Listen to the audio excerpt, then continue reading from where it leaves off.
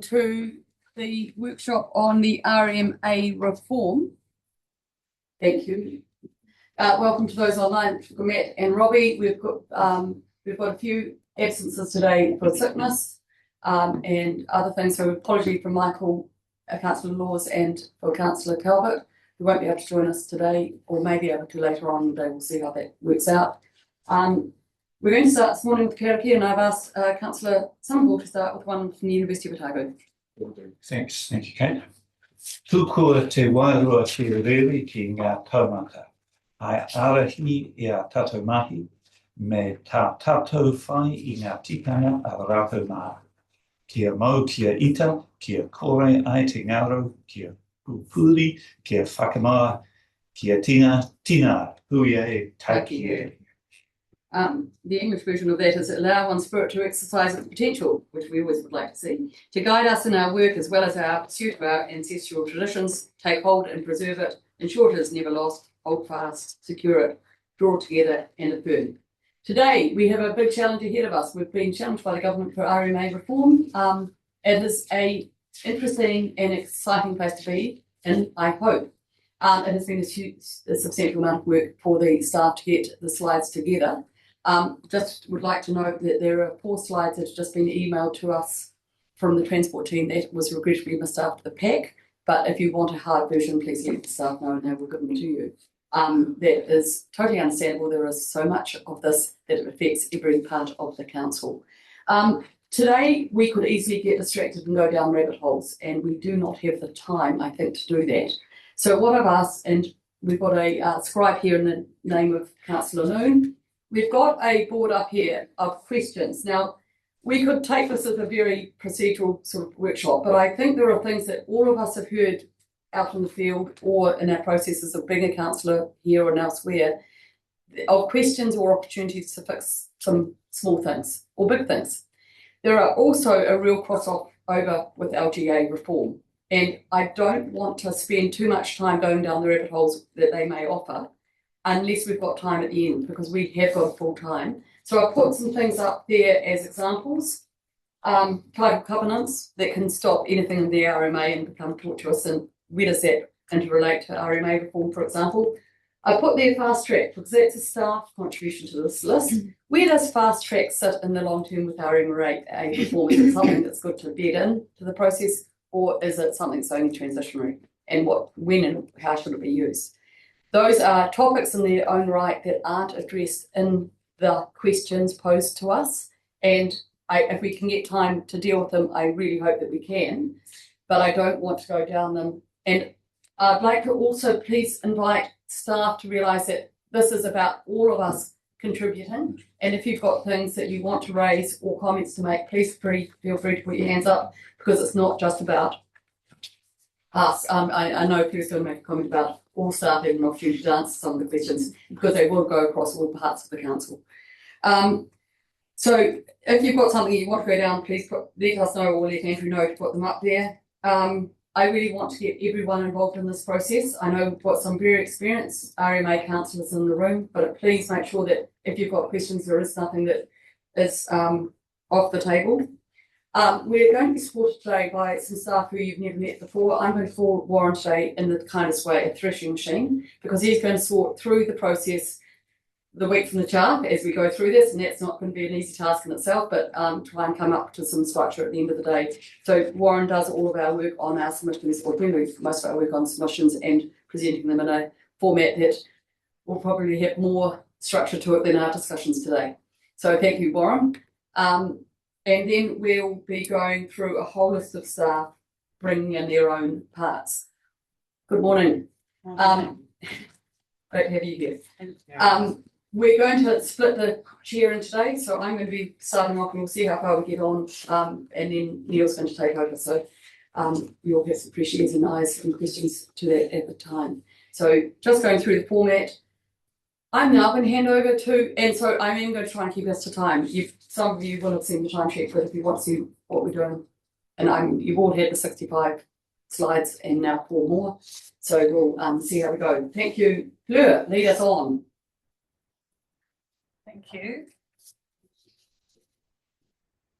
So the purpose of the workshop today and tomorrow is really to help you identify and develop some submission points that we can form the basis of the ORC submission. As we've said, Warren and I are going to valiantly try and distill what we hear into some points for you to consider. So the approach we've taken for today is to break the presentation into topics, and for each topic we'll do some recap on what's in the reform package for that topic, and those are generally the slides with the white background, and then we'll focus on the discussion slides at the end of each topic, and those are generally speaking, although not always, the slides with the blue backgrounds.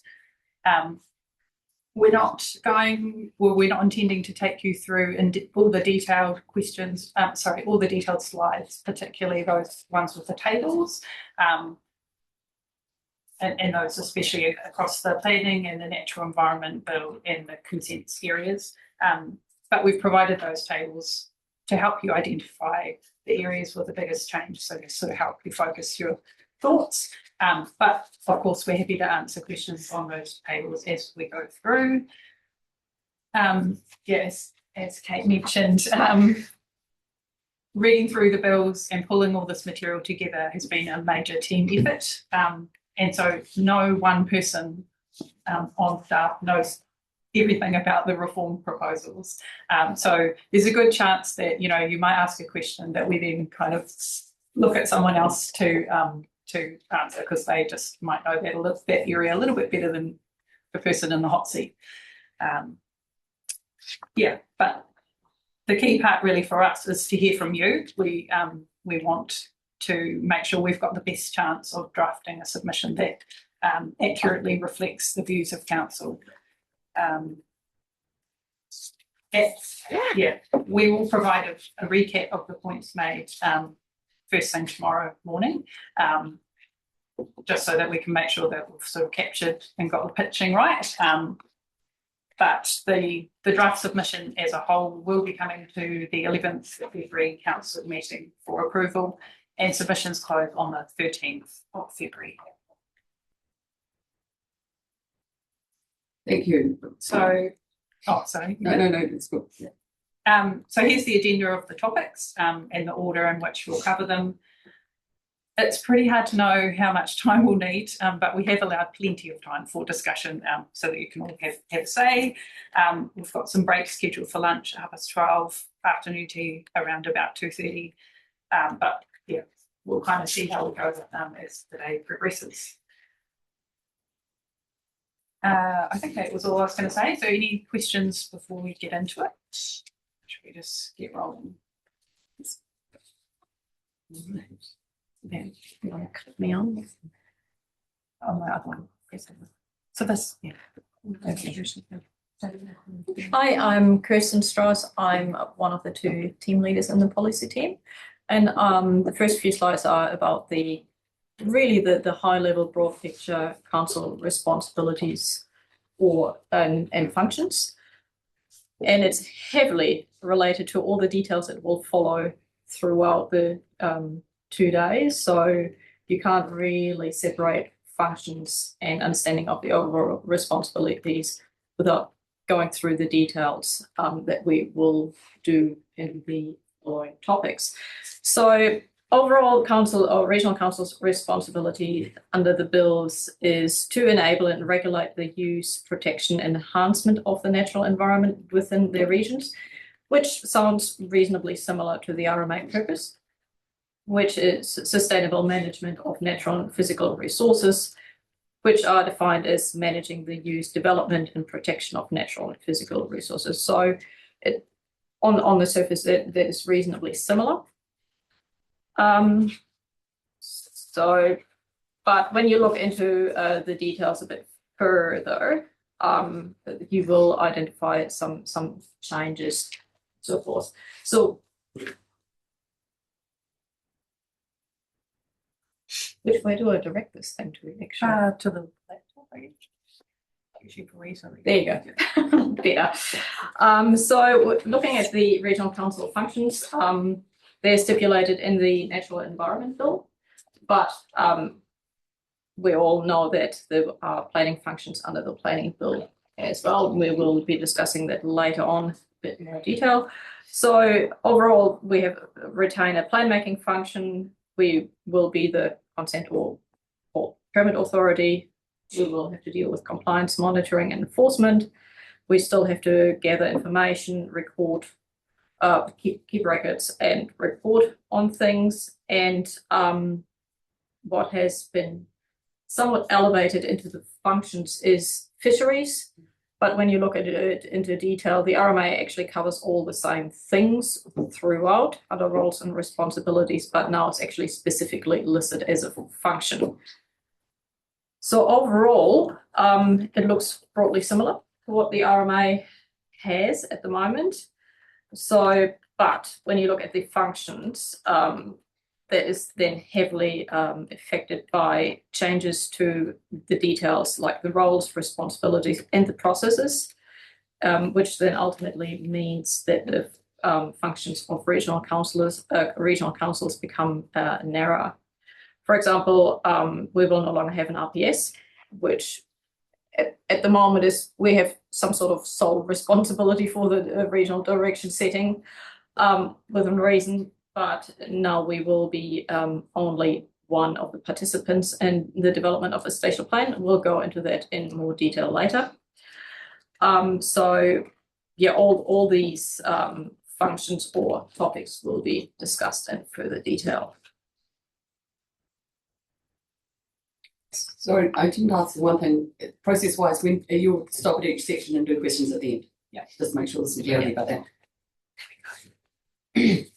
So when carrying out functions, all councils must seek to achieve the bill's goals, and all the functions need to be also carried out in accordance with new procedural principles that are set out here on the slide. They are a set of substantive principles to guide decision making and meant to embed good planning practice.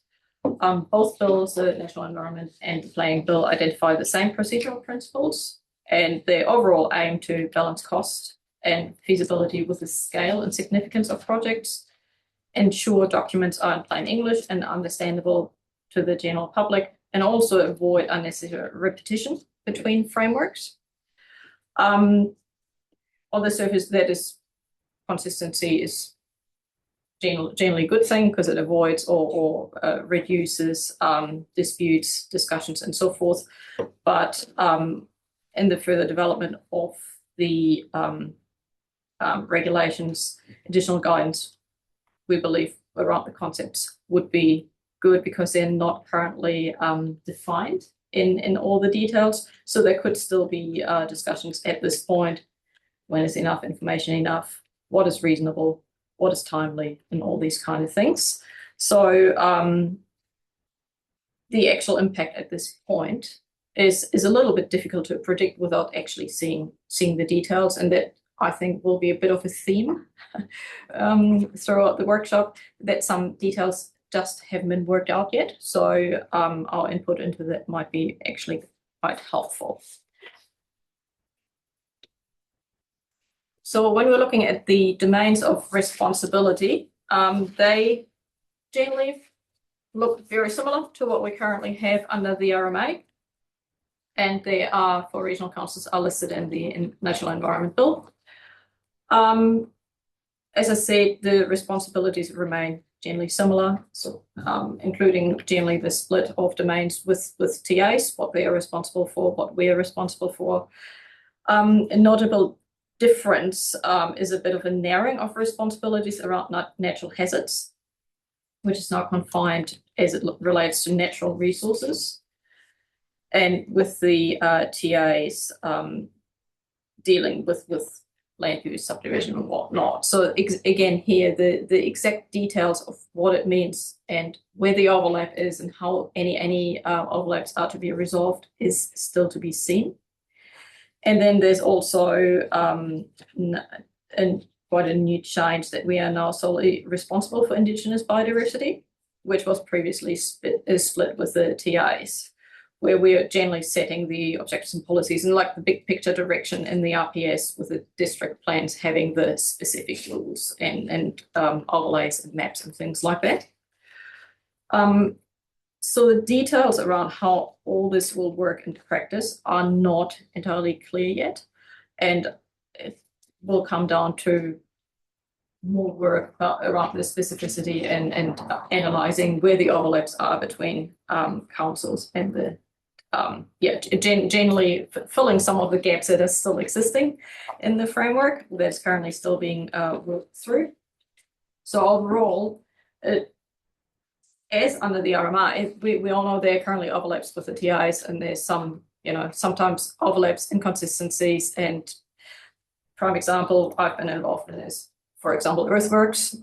Although our focus is on discharges, in reality, when somebody does land use, the TAs are responsible for that. We are responsible for the discharge from it. So there has been some issues around the overlaps and how to work together. And it's probably something similar will be happening here that needs to be resolved, those issues, either in legislation, additional guidance, or in practice while we're doing stuff in the future.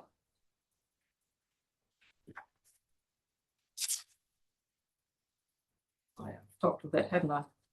I think I got ahead of myself a little bit, but that slide essentially says what I said.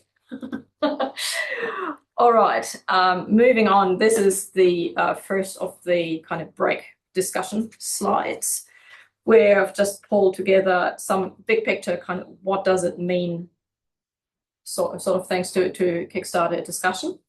So it appears that regional councils largely retain the functions and domains of responsibility, but there's a disclaimer to that. The framework within which councils will be performing the functions changes quite significantly.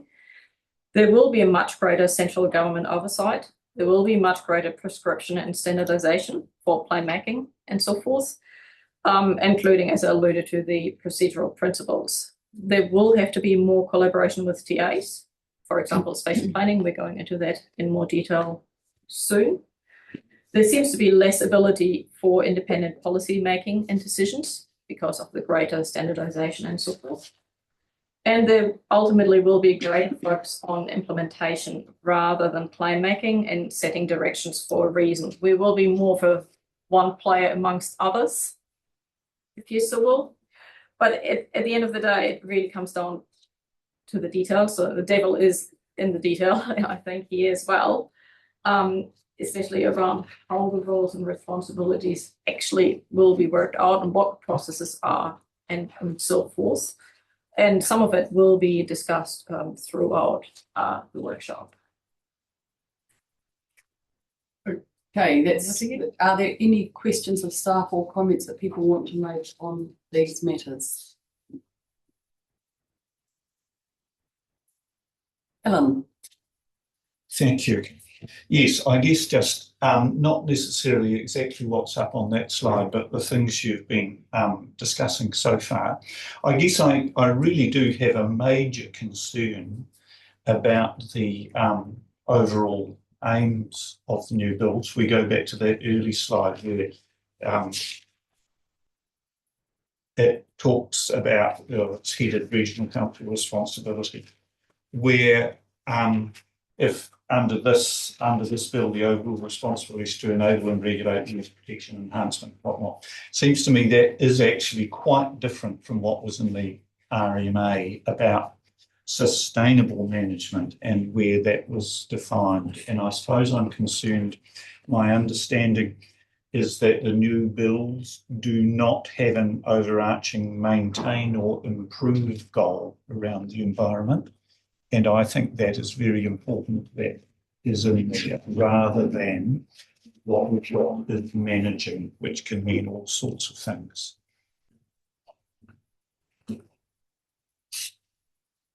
Yeah, I don't disagree with that. Anyone else? Councillor Newman? Thanks, Alan. I was going to mention sustainable management as well, but I have a slightly different view.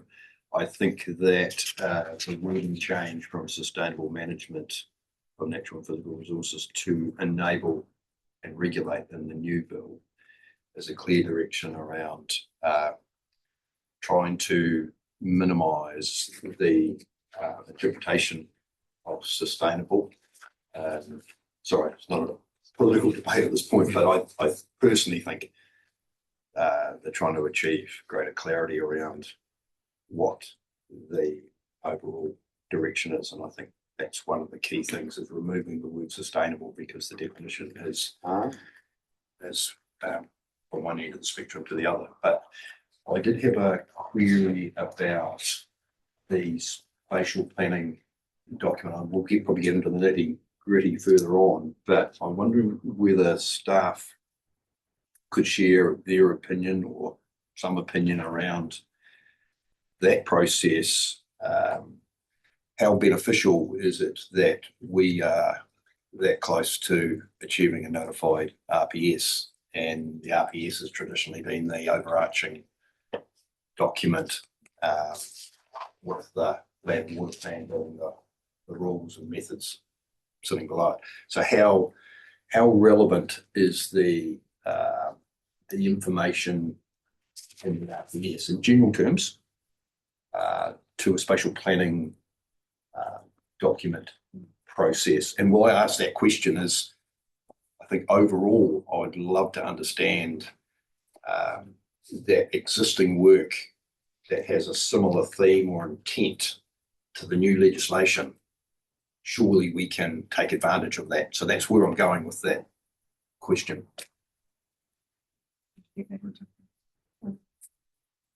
Do we want to answer that now, or Sorry, will Julia cover it? We're going to do spatial planning separately, but in a higher level, I think it's helpful to have that. Yeah. Yeah, I mean, in my opinion, it is worth continuing. Like, I think where we've got to with the regional policy statement across the region is an excellent starting point for what needs to be covered in the spatial plan. And I really do think that we should be drawing from the issues identified in some of the policies and objectives in there to guide what the regional spatial plan, the direction that that should be heading.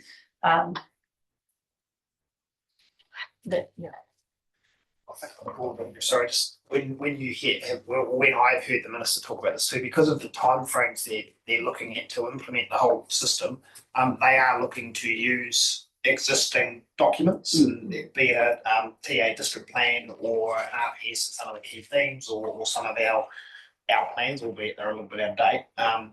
But certainly drawing on existing will be a big part of being able to transition within those timeframes that I've set. And the other reason why I asked the question is that we spend a huge amount of time with the TAs through developing plans. You know, right from day one, we start having a conversation with them well in advance of notification. So that's the other reason why I'm hoping that those conversations with TAs will be also easier and a bit more fluent, knowing that it's not 10 years ago since we had the conversations. When you review a plan. So. Gary. Thank you. To me, what I'm seeing, especially the wording around enable and regulate as both ends of the spectrum, is a total reset, and it's desperately needed because we had a continually elevating plane of planning that meant consent processes were just becoming harder and harder to achieve anything in this country.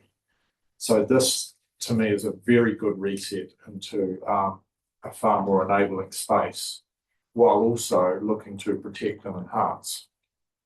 And if you look at the earthworks example that was raised before, the total double up that we are seeing, or that was potentially going to be brought to us under our planning versus where TAs are at, that's unnecessary.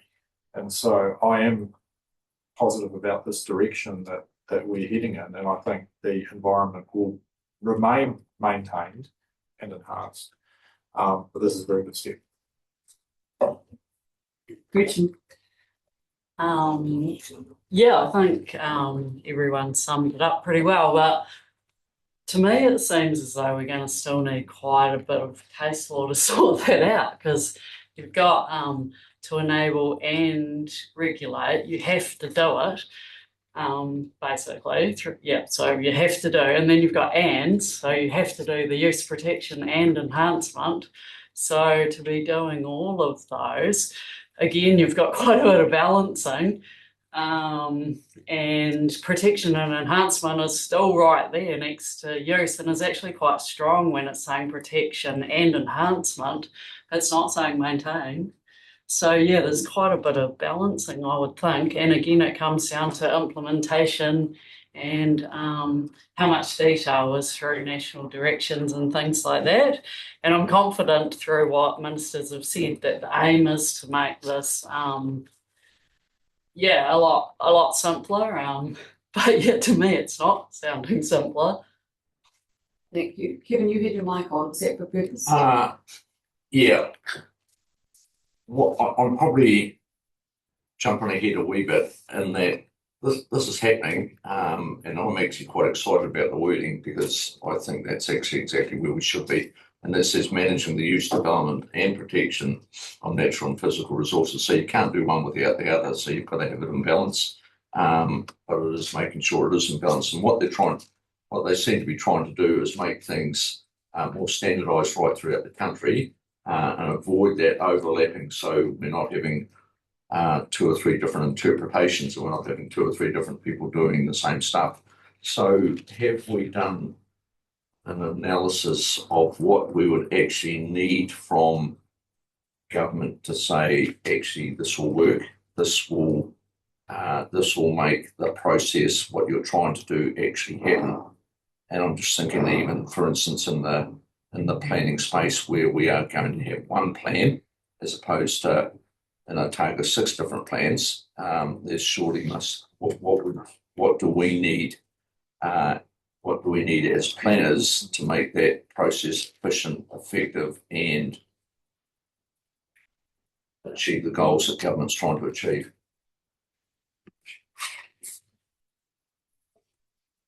A lot of the detail.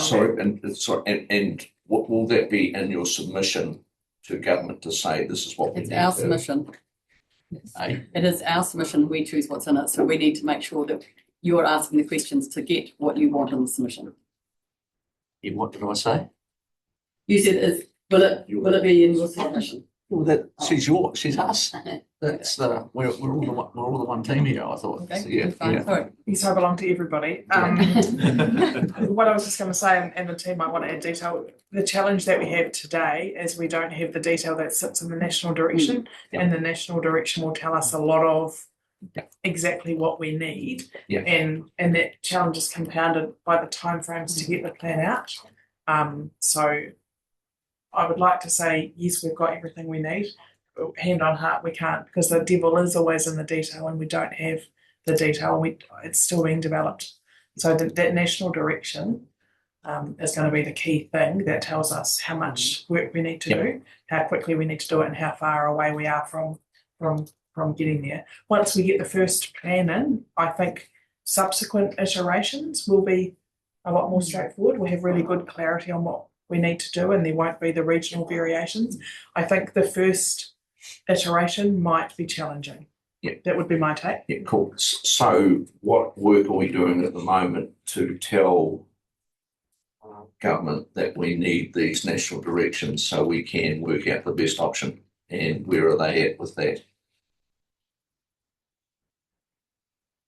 So the mechanism is probably through the submission, and as to where they're at with it, my understanding is they're sort of breaking it up into 2 or 3 stages. So the first stage, and this might be covered in Julia's slides, so I might get it wrong and then be corrected soon, but the first stage is the things informing the spatial plan elements, and then there's a second round which is and human health limits. And then the second round is more about, so how do you set environmental limits of the national environment and the planning, land use plan direction.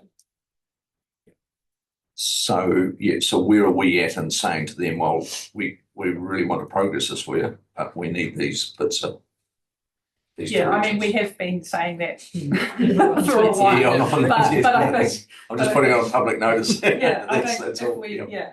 that is I'll something definitely agree. that I know that other submitters will be making those kinds of points. So if we can make a point about it's impossible to expect, I mean, along the lines of it's impossible to expect us to be ready to go with a plan if we only get the national direction, shortly before you're expected to go. So Yeah, so if we're comfortable with the intent that the government is trying to do, if we're comfortable with that, we will in the submission we will be, someone would say there's also our submission, in the submission we will be saying, is that the sort of thing we would want to be saying, is we're happy with the intent, but this is the information we need urgently to make it click into place. yeah. Thank you. And you would have a reasonable list of that you could give us. Definitely got, it's probably not a comprehensive list. We've definitely got. No, the type of things that are missing. Yeah. Thank you. So I think every submission is going to be better with examples, and if we can pull some Correct, of that, yeah, I think yeah, it's going to be very helpful. Yeah. I've got Matt with his hand up. Thank Welcome, you. Matt. So it's sort of similar to Kevin's query, but I'm just worrying about if there's a time frame that they say, right, prescriptions will be made every year or every 10 years. What contribution a council is going to be making or entitled to make to when these are set. If it's all going to be centralised, is there going to be sort of a network of communication between central government? Are we aware of that stuff, or is that all what you're sort of referring to there, Anita, in terms of the vagaries and stuff we don't yet know? I'm just sort of just wondering if that's coming on later on, or that's all just part of the unknowns. Yeah, what I will say is traditionally when legislation's developed, there is close connection with the sector, and that's continuing. I imagine that will happen. So I think that we will see drafts of things, and we will be asked for examples of things. We're working on case studies for the economic case study limits at the moment for MFE to help them shape the stuff, and so we're in a really unique position to be able to provide that information because our draft land and water plan was so far through.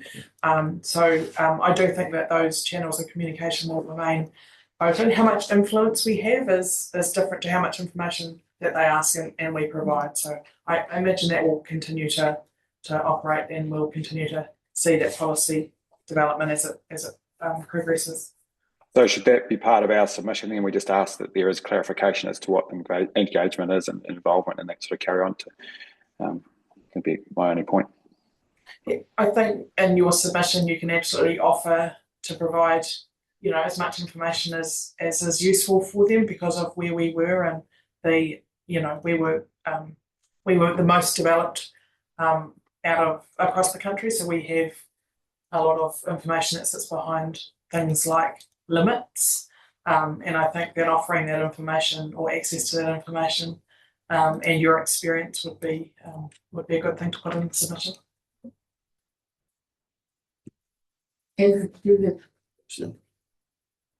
just had a question around, it's the second slide, domains of responsibility, slide 7. Second last bullet point, contaminated land is responsibility TAs and also regional councils under the soil conservation. We've had a challenge from our community or some community members around duplication with TAs and ourselves in this space, and I was wanting to understand under soil conservation, is that just focused on high class soils, erosion, that sort of thing, rather than dealing with contaminated land? I understand we've got responsibilities to have a schedule of contaminated land, etc. But I'm wondering, there's an opportunity to deal with this problem, and I'm just trying to understand why we've got the link with the soil conservation and whether it relates to the RMA. This is on the next slide, I think. The next slide shows that. Slide 7. That question's probably not that clear, but I'm just trying to work out. Is it an opportunity what are our to requirements get under what we soil? really want out under this?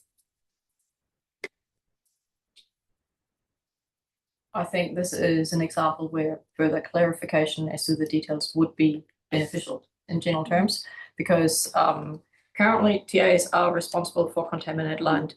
So are we to some extent, and that seems to continue. And at the moment there are some overlaps, and they seem to continue again. So if a clear separation of responsibilities around that is desired, then I think it would benefit from making it a lot clearer.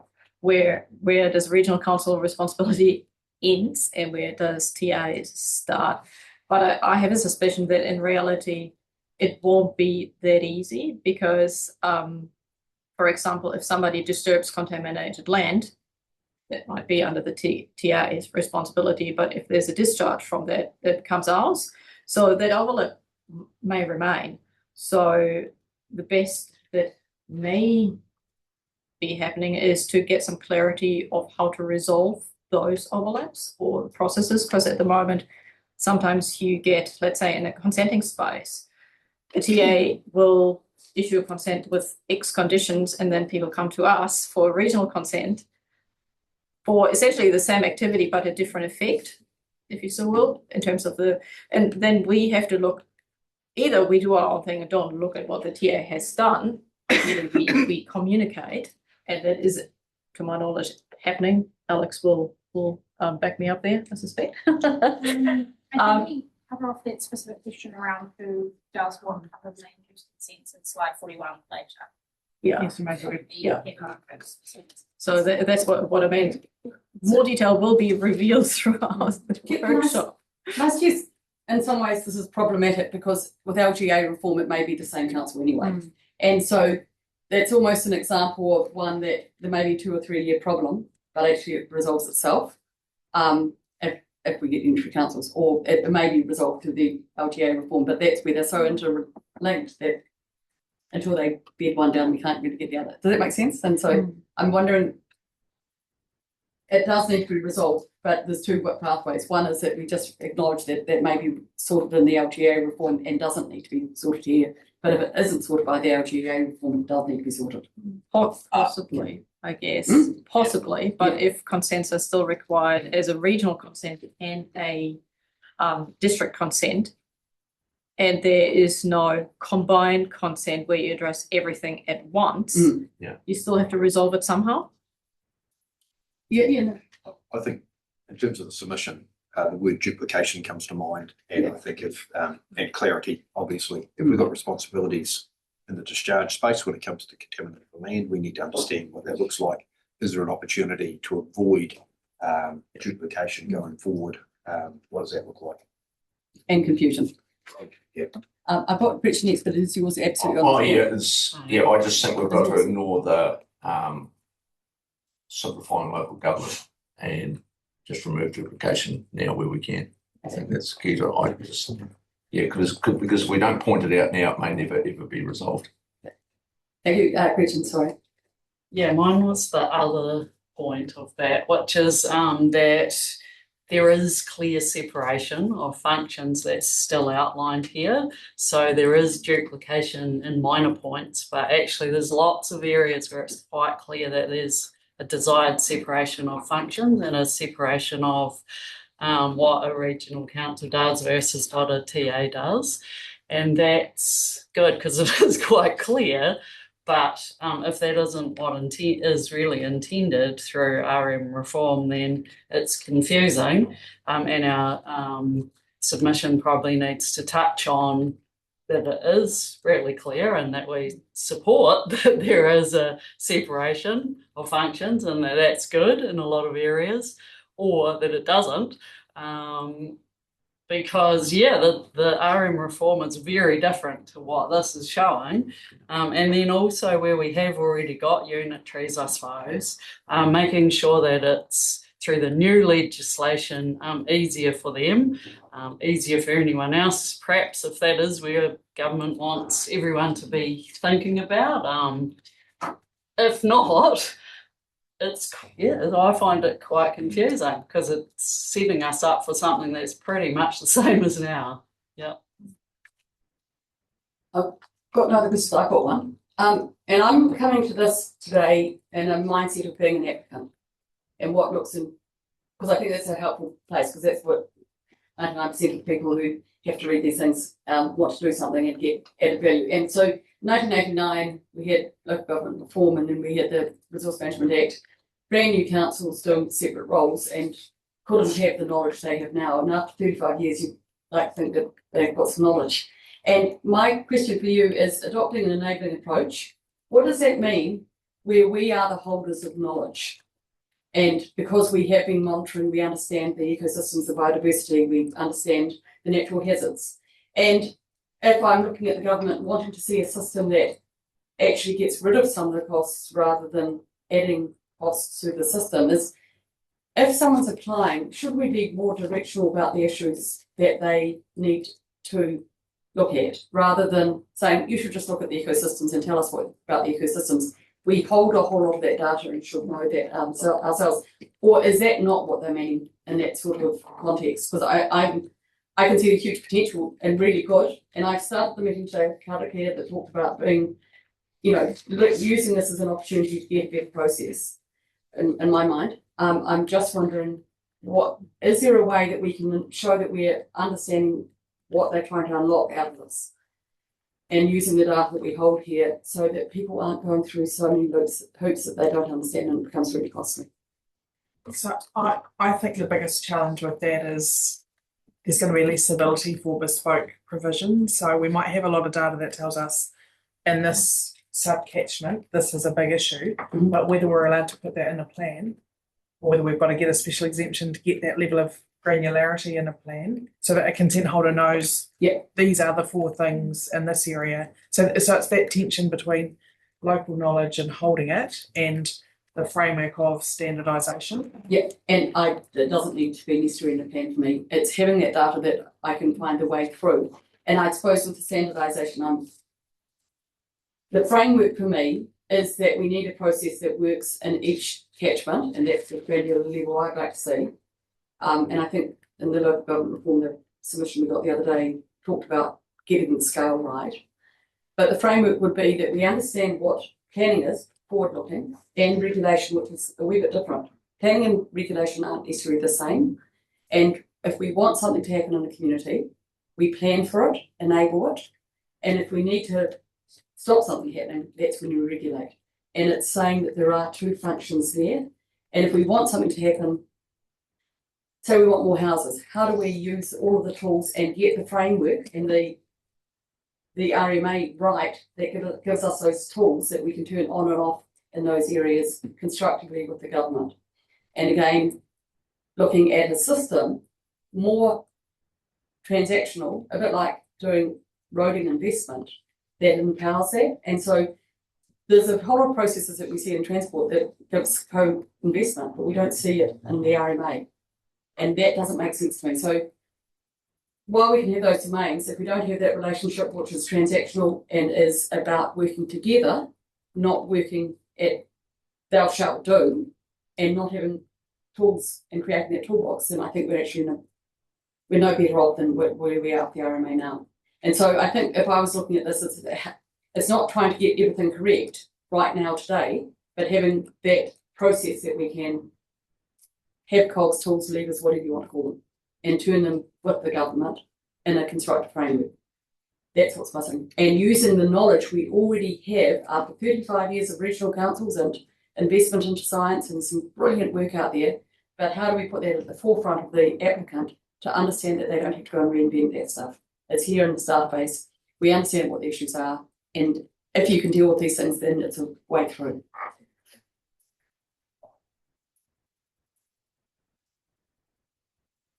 That makes sense? Hopefully that makes sense to Warren anyway. That's where I'm at, and I think there's again, I really think we've got some really good examples that we can give of what that would look like. But anyway, that is the end of the round for that. I think we're on to the next section, which I think is the planning bill. Are we up to the planning bill, or is it more regional council stuff? No, that's right. The planning bill as it relates to spatial planning. We've got Julia coming in to join us. And we're half an hour ahead of time, so we're doing really, really well. I'm not going to guarantee that that's going to continue. I think it was somewhat time taken out of other categories.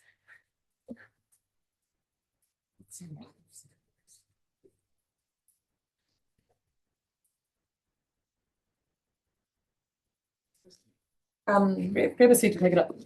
I'm just going to present a couple of bridging slides between the Regional Council roles and responsibilities in relation to plan making before we get into the spatial planning and the natural environment plan. Do you want to introduce yourself? Oh, sorry, I'm Lieutenant Thrall. I'm in first team office. And hi, I'm Julia Briggs. I'm in the policy team as well. Surrounded.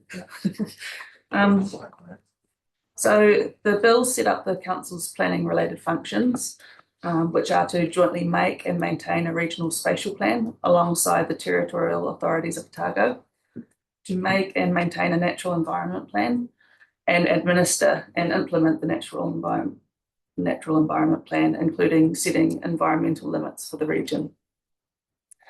Both of these plans will form a chapter in a single combined plan for the region, which will also include the land use plan chapters prepared by territorial authorities.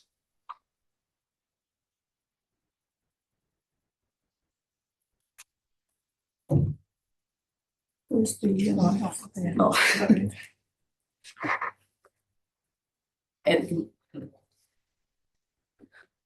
this slide provides an overview of what's the key changes related to plan making. So while national policy instrument direction plan making is not a new thing as it exists under the RMA, the new system has a much stronger top-down approach with a stronger emphasis on national instruments and national direction. This was illustrated by the funnel diagram of the new system in the previous slide. This approach sets up a system of more standardised plan making process and content, including environmental limits. Regional spatial plans are a new planning document to be made jointly. Natural environment plans are to be made by council. Regulatory relief framework where a regulatory relief framework where for relief when rules on specific topics impact the reasonable land use, and the bill introduces a suite of new tools and mechanisms to meet environmental limits and allocate natural resources.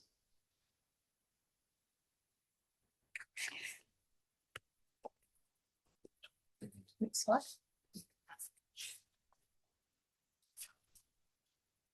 Okay, so this next section of the presentation focuses on the regional spatial plan component of the combined plan.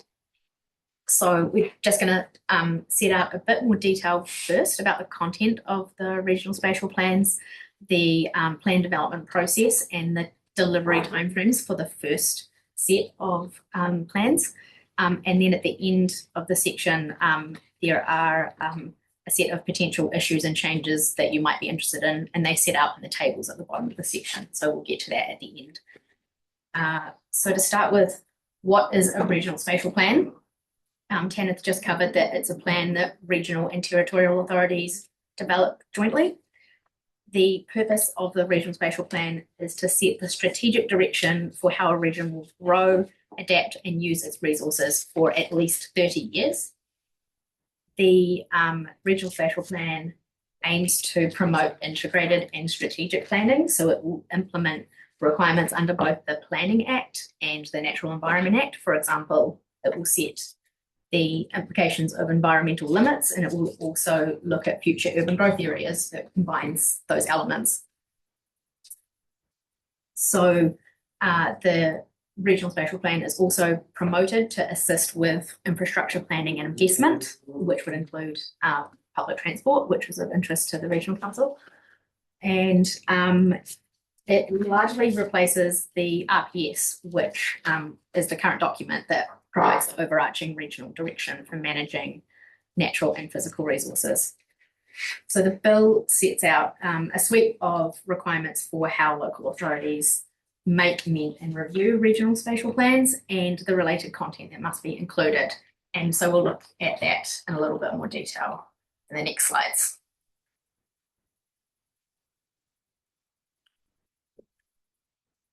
So the content of regional spatial plans. The planning bill sets out a list of mandatory matters that regional spatial plans must include. This is in Schedule 2 of the bill.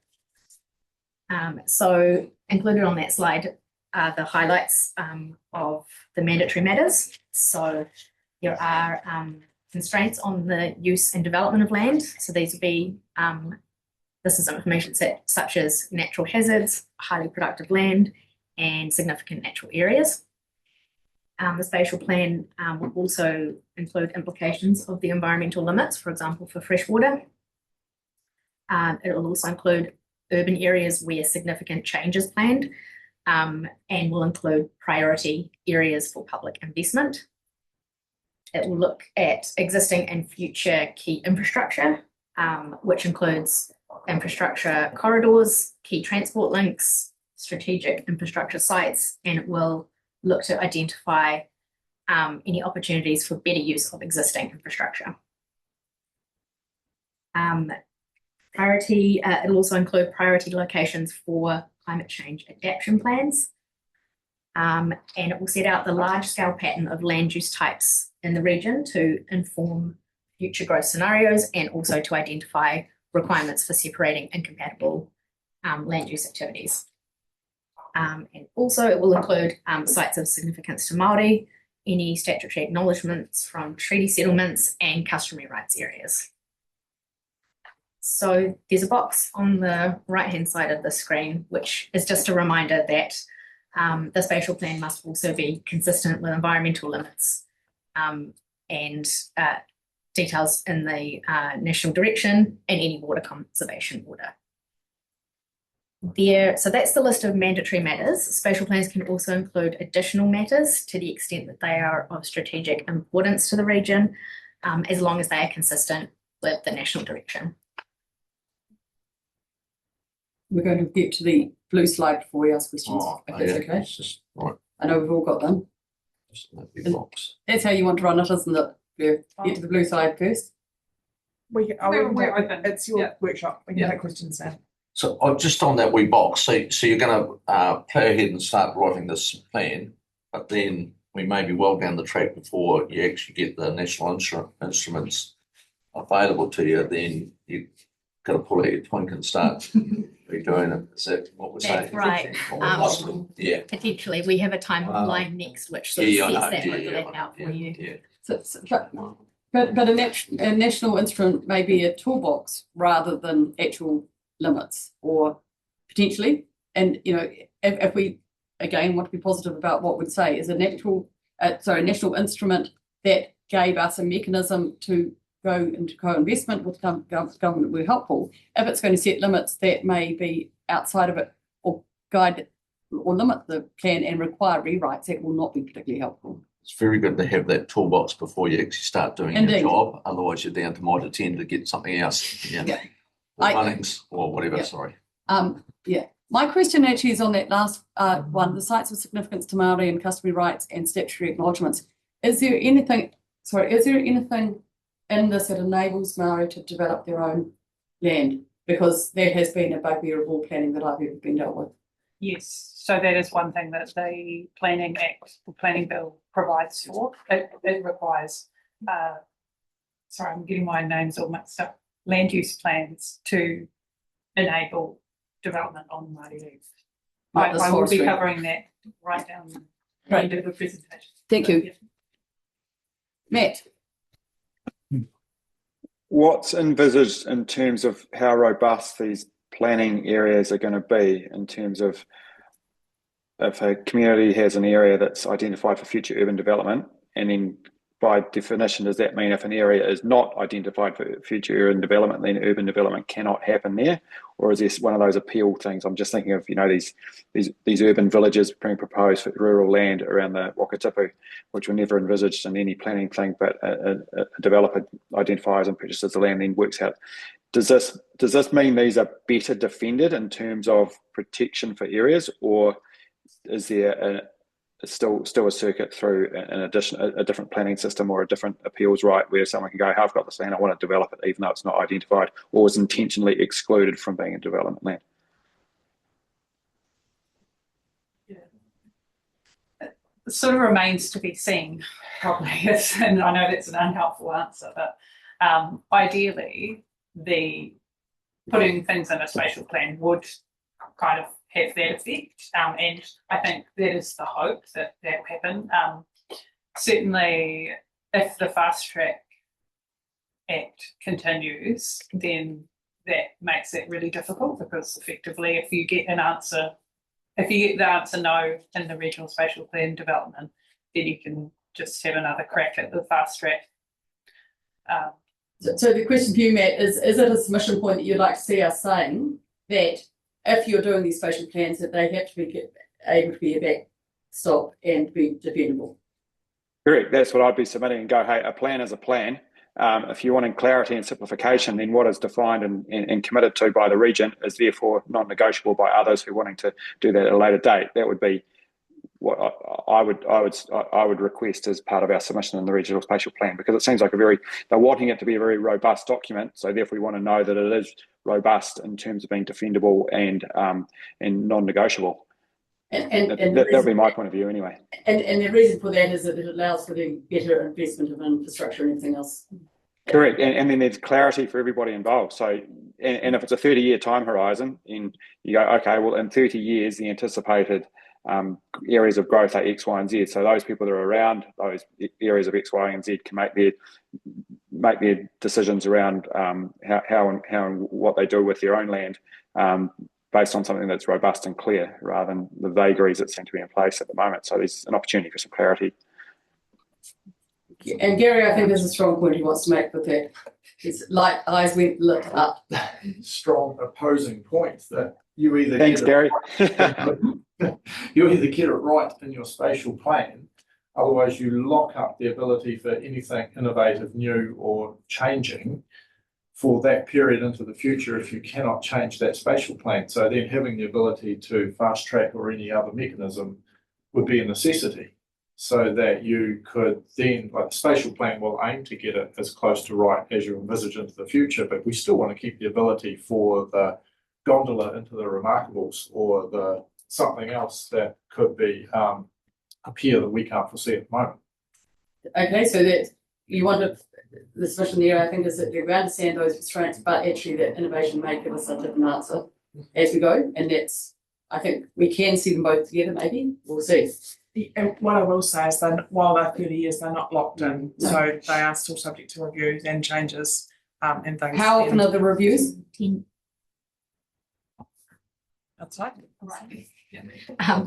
Reviewed every 10 years or as national instruments direct as well. Again, Yeah. perhaps in some certain areas we need to have more fluidity about these things. And some of the detail might be in activity status. So if an area is not identified in a spatial plan as appropriate for urban development, and it's prohibited to apply, doors shut, no flexibility. I'm not saying that's what it says, Gary. Don't. If it says it's further down the spectrum of consenting, then it doesn't close the door for it. So it actually, but again, it's that devil in the detail and that we just don't have. But it, the framework is, and these are definitely more. There's more stringency around this than an FDS, I would say. But the devil is going to be in the detail in terms of what happens if it's a site that's not identified in your spatial plan. And that can go the other way too. So there can be an area that you identify as appropriate, and then you discover there's a fault line running through it, and actually you don't want people. So it can go the other way, that you actually might identify an area that you thought was okay, that 5 years down the track you decide isn't. And so the flexibility needs to go both ways, I think. Good points. Thank you. And I think Warren's thought all of that nuance, I'm sure. We've got Gretchen and then Kevin. Yeah, that was the one. There needs to be some flexibility with the plan so that it's not locked in for 10 years probably. Yeah, so that needs to be spelled out. But yeah, whether you consider, I don't know, I haven't read it in detail enough. It locks out private plan changeability as well. So is it locked down to every 10 years and done only by the councils and no one else? We need to be clear on that as well. And then to Gary's point, would you rather have a change to the plan itself or the ability to go outside of the plan sometimes? If you come up with a really brilliant idea, you would need to be having a think about that too, because what he's describing is probably potentially a private plan change avenue, which I think would probably be better than just a random, because but I don't really like private plan changes either. But yeah, there's got to be some sort of thought to that. Well, the question is, so we're talking in terms of current mechanisms, but if the mechanism was one that a developer comes up with a really innovative idea, they get enough support, how do you do this stuff together rather than it being opposing corners? And so maybe the question there is that we need to have that fluidity of where there's a demand or a really good outcome being sought, we can develop that with people. And I think it's really easy for us to get into the doctrine of the existing stuff, but what are the mechanisms we need to get a better resolution, a cheaper resolution than the plan changes are inordinately expensive, and just adds costs, not always adding value. So what is it that we can get in the RMA reform that will fix that? Does that make sense? I think there is something there, but I don't want to just limit ourselves to how we do it now. I've got Kevin and then Neil. Slightly different tact on beating up a 30-year plan, because we say one of the things is getting things easier to be done and unlocking development capacity, enabling delivery of high quality infrastructure, but also enabling primary sector growth and development and agriculture, horticulture and the like. So one of the biggest things we see, and we talk about that with consents, and we know that with irrigation consents that people are adverse to the thought that we might have a 5 or 6 year time frame for a consent, and we're seeking 30 35 years, which we're all pushing for, yet you're asking me to develop on a piece of land an industry. Let's say I develop a horticultural industry, yet within 5 years you may rezone that because you've done a plan change to rezone that, and you find that $50,000 a hectare is now worth $200,000 a hectare because I can build a hotel on it. So there's a bit of a balance if we were actually trying to grow, and well, not a hotel, just say houses. So you're not making money out of houses, but you're making money out of that industry. So it's just sort of, I understand what you're saying, and with innovation, but I mean, for me to invest in something, I need to have surety that that's still going to be all right. The only thing I would say to that is the situation that we have today anyway. Yeah, I'm trying to improve it. And it's I guess it's the ability to participate in the spatial plan making process needs to be really available so that, you can preserve your horticultural activity versus Gary's hotel on the same piece of land or whatever. Yeah, and Applefields did that around Christchurch in the 80s, and that's what they did then. They developed it all into all of a sudden it was very valuable for residential land. So that was the plan all along. I think it may have been, but Neil. I guess one thing I've learned is you're a long time wrong, and 10 years wrong is too long. So it doesn't really matter what you have. You've got to have something that says we can fix what is wrong in a timely manner and in a way that people can be engaged. That's probably not as what's the word? Litigious. Well, yeah, as a private plan change, or wait for council to get the resources, time, effort, and money to go and do the right thing. And so no matter how it works, there's got to be an avenue that the changes can be made, and not to pick the winners now and find the losers. I guess the best example I can always give is a horticultural one, but nectarines are the next best thing in Central Otago. Didn't last very long, and the cherries. And that's not going to last forever either. It'll be something else. You've got to make sure that we don't have something that says, here goes the barrier to us actually making a change, and then you've got to clean the mess up later on. My contribution to this topic is it's fine to do all of this. If you haven't got your development contributions on the same page, and if you haven't got your title covenants on the same page, and you haven't got a mechanism to transition out of covenants, or if they're not given a maximum life, you're actually not. You're blaming the RMA, but all of that bad stuff can happen in the covenant. And we need to, and I'm not going to go and spend a lot of time on this, but I think we need to get all of this stuff on the same page.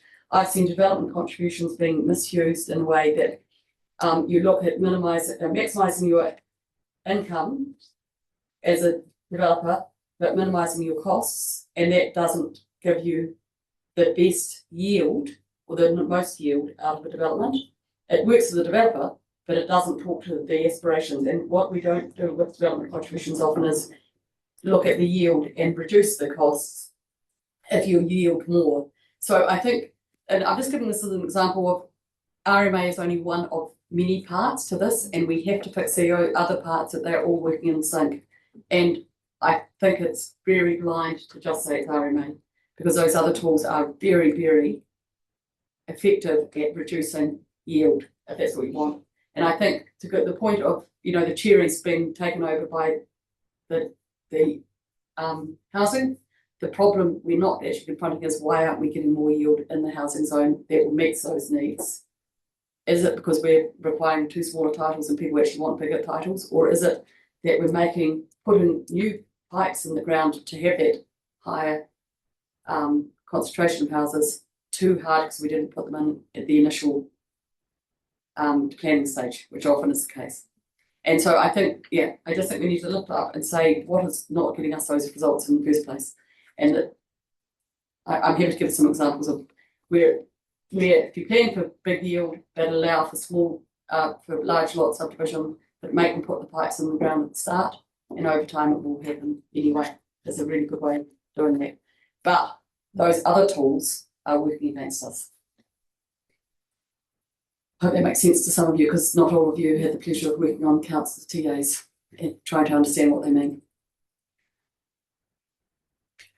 Is it just worth, I mean, Kate and Neil and Fleur and I talked yesterday about some of the covenants that we've seen around things like restrictions on houses and Heiser moorings. So a house can comply with the district plan, but then a developer puts something that's different on. Restrictions on in Sawyers Bay, not owning a cat or a dog in a subdivision.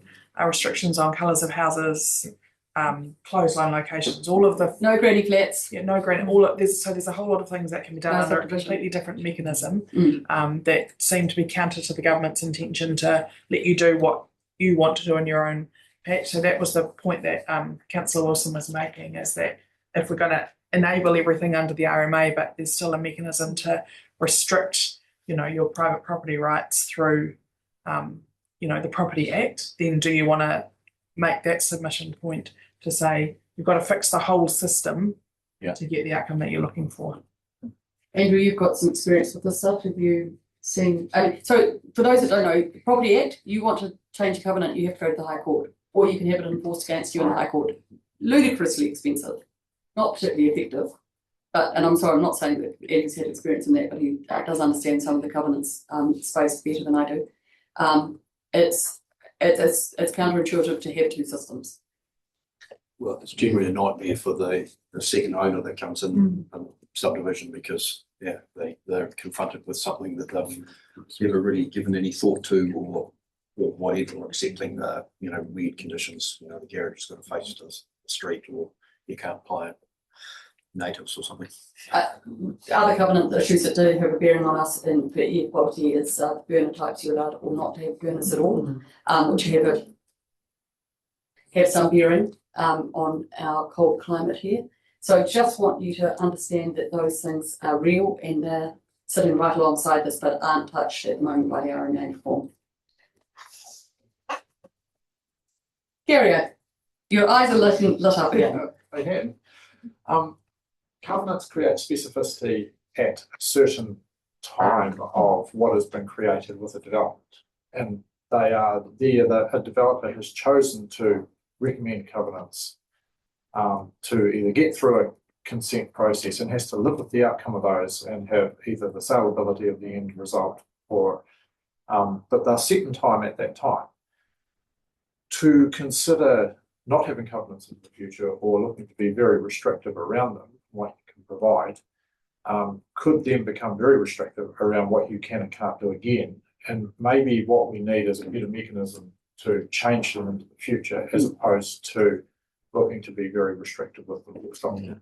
No, absolutely. And this discussion point, I don't want to go to. I've packed it up, and the questions we're going to come back to if we have time at the end of this, because I get that it's not a black and white, but we also need to make sure that we're dealing with them. And I should have probably said that's why it's up there. That Kevin. Example, Taradale, 20 hectare blocks split up into sections, minimum building standard provided that you have to build. All the houses are 2.5 million plus. So you remove that covenant and I can go put my house bus on there on the spare section. So that's why the covenant's there, to keep so you're saying you want to remove that. I'm saying that we need to have a discussion at some stage, if we have time, on covenants, where they should be allowed to be used, where they shouldn't be allowed to be used, where they trump RMA reform, and just understand it. We're not going to go down there. And I've said that the reason it's up there was not going down the rabbit hole in the submission until, and we've got time.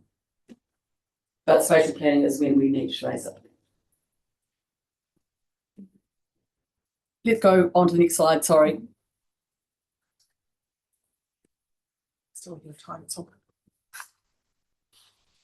Right, so having looked at the content of spatial plans, the next few slides are about the process of developing the regional spatial plan and the timeframes for delivering the first combined plan, which are shorter than every subsequent plan, because the government has a intention of how long it's going to take to get the first plans completed. So you can see that timeframe on the screen. It ends if the bills become law in June this year, it would end at the end of 2029.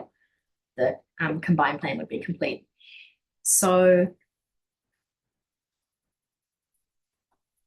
the timeframes are set out in the planning bill at Schedule 1, if you're looking for it.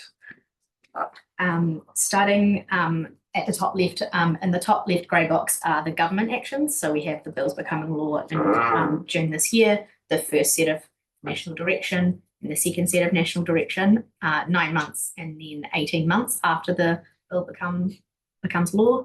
And down the bottom are the regional council actions, which we'll go through now. So just repeating that, the government has said the 2 bills will become law in June this year, with the first set of national directions released 9 months afterwards. Following the bill becoming law in June, the regional spatial plan must be notified no later than 15 months, 1 year, 3 months after the bills become law. And that is also 6 months following the first suite of national direction being released. So it's worth noting that the first set of national direction will contain further detail about the content and potentially the process of the regional spatial plan development. And so we've done a rough sort of calculation of the period for the development of the regional spatial plan, being that first box in yellow there, starting from when the bills become law. But it's obviously a little bit reduced because of the first set of national direction coming out 9 months afterwards, and that's that gives you 6 months between that national direction being released and the regional spatial plan having to be notified. Sorry, can you just go through that timeframe? Because I saw the 6 months. You get a national direction, you've got 6 months headroom. Is that date of mid-March the headroom date, the start of that process, that's 6 months, or the end of the 6 months? Sorry, so June this year is the start of the 15 months. And then March 2027 is a release of the first national direction. It's 6 months from the release of the first national direction that the regional spatial plan must be notified. That clarified? Okay, I had misunderstood what the national direction, how it worked, but now you clarified that. Thank you. And can I just have you reflect on how long it takes to go through the pre-consultation notification phases, which is about 6 months? It would be really helpful to have that in the same time frame. Yeah. Yeah. There's more detail. Yeah. Okay, just to that, is the expectation that that same length of time will be given for developing a new regional spatial plan? Subsequent regional spatial plans? Yeah, no, this one here. So you've got that pre-engagement that's still going to be 6 months. 3 and 4A stuff is the same. Is that? I don't think. Are there regulations around how much consultation you'd need to do and how long it would take? Yeah. We're going to have a little bit more detail of the process in the next slide. Right. Yeah, which might help answer the question. Sorry, but ask me again if it doesn't. Yeah, that's right. Andrew? Can I just check that? It's the clause 3 consultation that currently exists, Yeah. just the pre-notification with government departments, TAs, et cetera, et cetera. Anyway, does that still exist in its current form for the new bills? I'm just double checking. I think it's a little bit different. Yeah. I read it different, but that's all right. You keep going and I'll. Thanks, Julia. Yep. I think this is just an overview of the whole combined plan, and then we'll look in detail at the regional spatial plan process itself. So hopefully that will help.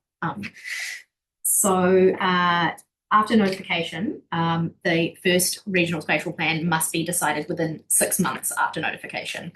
So the second generation spatial plans have to have a decision within 12 months of notification, but for the first one, it's 6 months. Counterintuitive.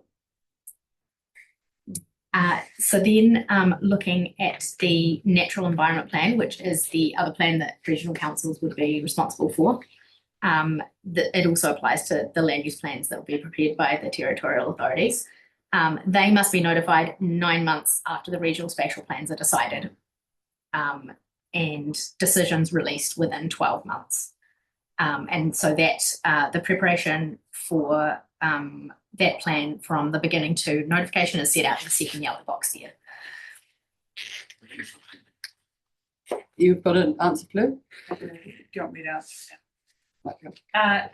It appears that actually the pre-notification consultation requirements are effectively the same as what they are under Schedule 1. So if anyone's not familiar with that, it's essentially consulting with the ministers that might be affected, local authorities, any customary marine title. It doesn't have the additional one that the current RMA has as anyone else you think might be affected. So it actually is just limited to those parties. So I suppose in a way that makes it easier. One thing it does have though is that if there's been consultation within 36 months before notification, you don't have to do it again. So although obviously we don't know how this is going to play out, but potentially that means you could avoid it. Thank you. We won't look at just the context, we'll look at the context as well. And so just that other point I think Fleur made about doesn't have any other party, you'll recall you wanted us to go really wide for the plan development, like much wider than our obligations. That ability's been removed. Yeah. So that might be something else you want to think about in terms of when you engage in this.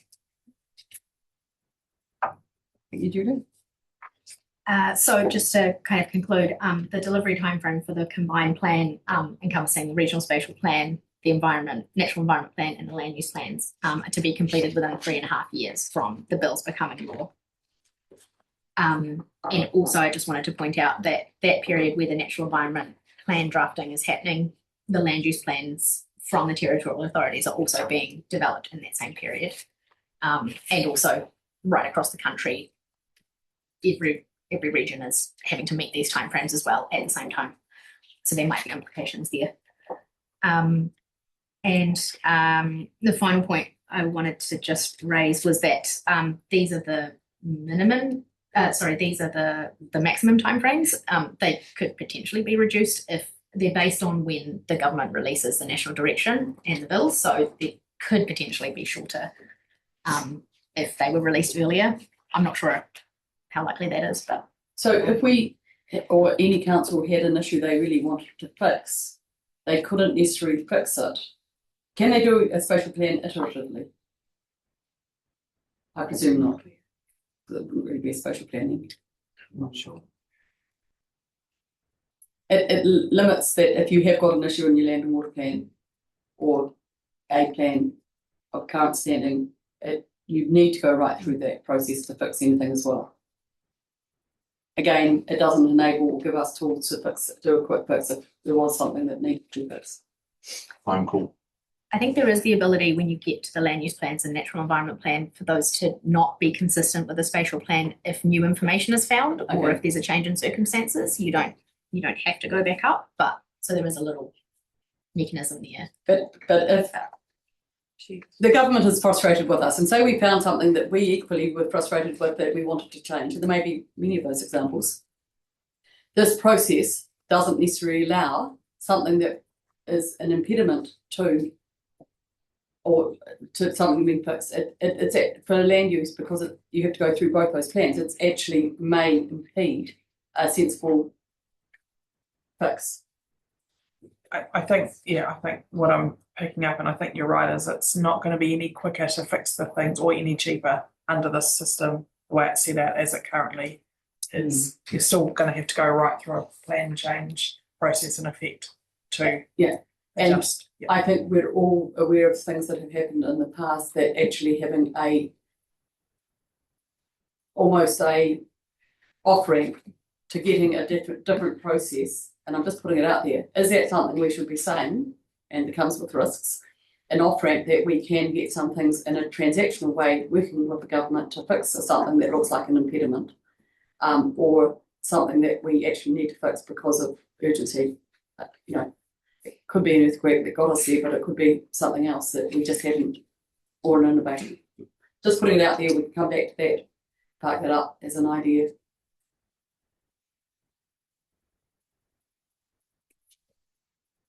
No other questions as far as I can tell. Carrying on, Julia. We're interrupting you lots, sorry. Sorry, Kate, could that also be an unknown opportunity? Absolutely. Yeah, I think I'd couch that both ways, is, Maybe innovation that gives us a huge demand for, gas is going up at the moment. We find gas or an alternative like hydrogen. What is it that we can do to enable it? Innovation appears and we have to react to it. Sorry, I'm interrupting. So having looked at the high level timeframes and process, this slide then looks at the more specifics of the regional plan, spatial plan process. So I think there were a few questions about this. So there's two boxes. I've just split the process up from starting the process to notification and then from notification to decision making. And just to reiterate, for the first regional spatial plan, 15 months from to notification and then 6 months to decision. So there are some elements that are similar to the RMA process, quite a few elements that are similar in good plan making process. And the main differences for the regional spatial plan arise due to the plan being developed by all local authorities jointly.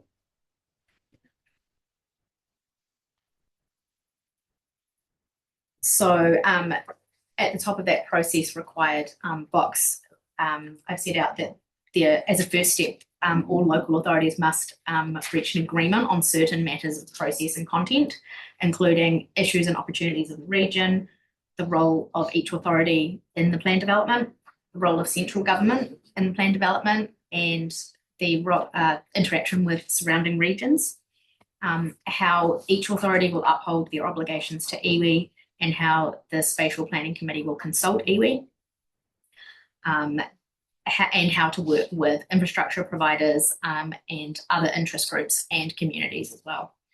And the little box on the right is just to note that this also must be consistent with national direction on content and process, this agreement. So that's sort of one of the first steps in the process for regional spatial planning. And then other significant steps are the establishment of a spatial plan committee, which would run the development of the regional spatial plan.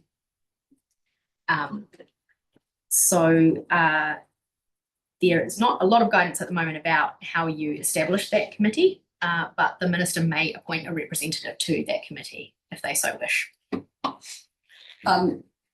My comment on this slide would, I welcome government having a role in this, and I also see it as an opportunity of investment in the area that I think we're going to have the biggest issues on spatial planning, and we've talked about them already to an extent as Queenstown, but followed by Wanaka and Cromwell pretty quickly behind. If we're going to be planning, we need, again, I'm going to reiterate something I would probably say is a broken record. We need the mechanisms in the toolbox to work with government, that they can give us the tools to do what good planning looks like in that space, and really welcome it as long as it comes with the tools and the investment. So if it is about bringing new investment into roading and or to services or any type of infrastructure, it has to come with their investment and their mechanism for them to commit to that investment. And whether it be schools and whether it be transport links, all of those things. Like we need to be clear about that. Thanks. Then you can see that in the process there is drafting the spatial plan, drafting an options assessment report, which is sort of a similar report to what we might know as the Section 32 at the moment, consultation, pre-notification consultation with iwi, and then at that point the Spatial Plan Committee makes a recommendation to all local authorities to approve the regional spatial plan, and all local authorities must make a decision on whether to notify before notification can happen. So that's the process to notification.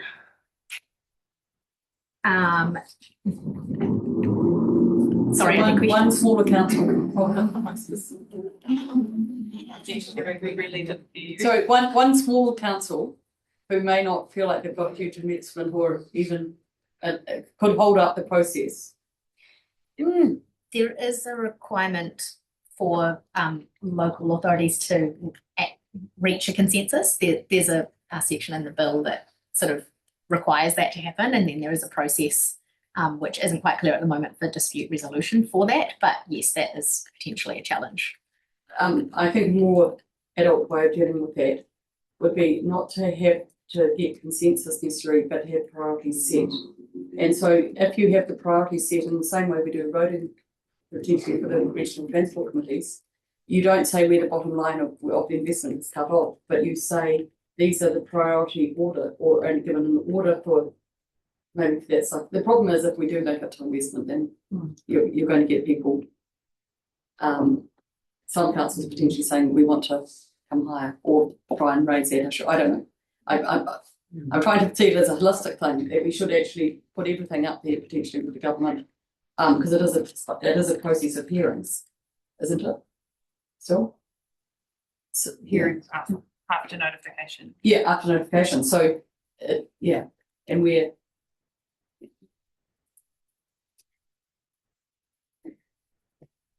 the lower box sets out the process from notification to decision, and it is largely unchanged from the RMA process. But the differences I wanted to point out are that the submission period is reduced from 40 working days to 20 working days. And then when you get to the hearing panel, they have 40 days to provide the hearing report after the hearing finishes to the Spatial Planning Committee. And there's no, I don't think there's an equivalent timeframe for that in the RMA, so that's a change. The Spatial Planning Committee receives the hearing panel's report and again provides advice to all local authorities on that hearing recommendation report. Local authorities must all then make a decision on the hearing panel's recommendations. And so that's a difference if you're comparing it to the RPS process where it's only ORC making that decision. I wanted to also point out that the minister can step in and make decisions on the panel's recommendations where they have significant impact on infrastructure or other government-owned or funded assets, and matters that impact national interests set out in the national instruments, government policy statements, or national plan or strategy. So there's an opportunity there for those matters to be decided by the minister. If only their land ownership and dock was considered in that way. Sorry. So just a point for you to ponder on is, in theory, these spatial plans will all come out in a very short window of time around the country. And if you think of your, nationally led submitter groups, Beef and Lamb, Dairy NZ, Fish and Game, across the spectrum, they will be doing this 15, 16 times at the same time, roughly. Just in terms of some of the feedback you get about a 40-day submission period, and that's not long enough.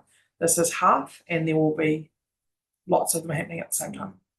Just if you can put it in your brain to think about them. Lovely.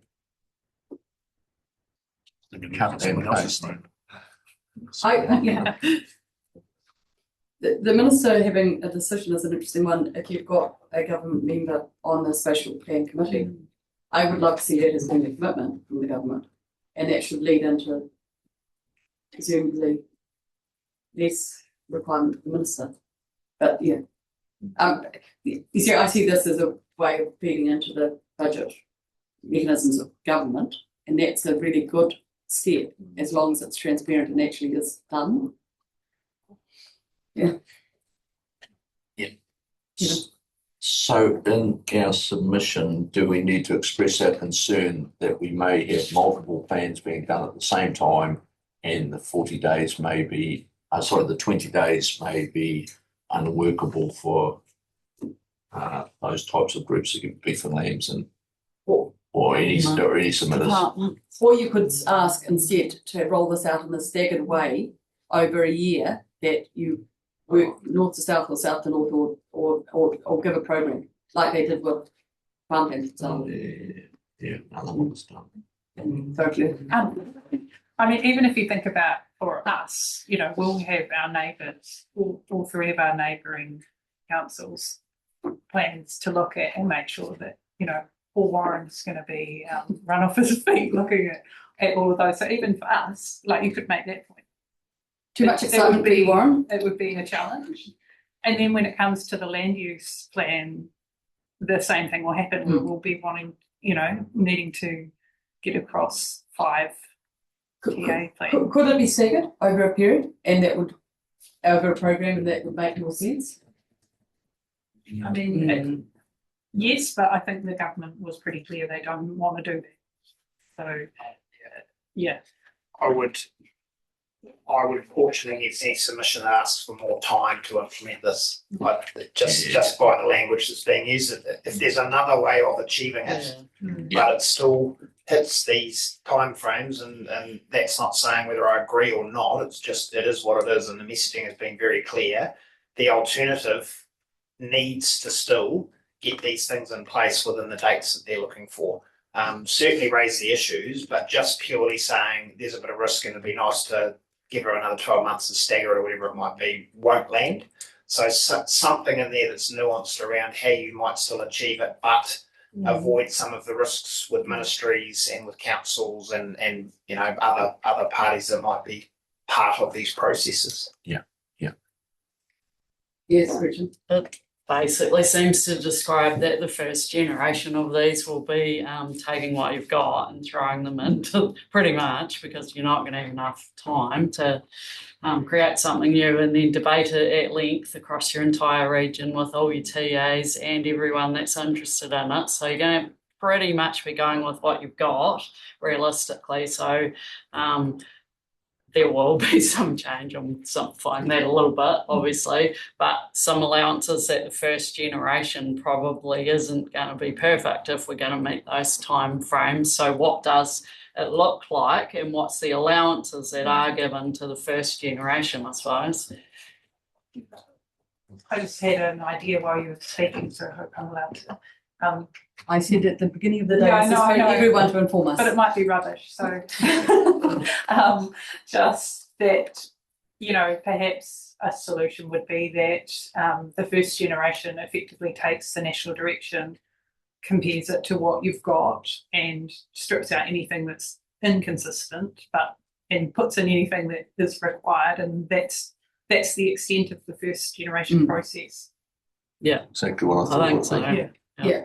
So if I go back to spatial planning, the difference between an RPS and a spatial plan, if we take that as context, it's really clear about opportunities, which I'm not saying wasn't in the RPS, but it's possibly going to be focusing attention on the opportunities more. Is that right? Is it? It did have the word opportunities in there, which I'm not sure we've, because the others were led mainly by issues than opportunities. Am I right, the RPS? Problem I think the identification. policy frameworks are very similar, actually, or the intent of them. I think the opportunities still exist in the RPS and the FDSs. It does in the FDSs, but I wasn't so, okay. It might be the language as well that's being used, but yeah. Alan?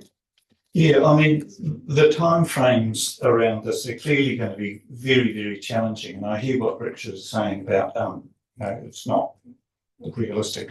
From what the government messaging, they are very wedded to those timeframes. And that is a bit of a worry. And I see that there's further information on further slides around further challenges to those timeframes. And I guess the concern is that if we are to be fitting this in with these timeframes, and perhaps this is what we're saying, not in quite so many words, that we're not going to be able to come up with something that's very good.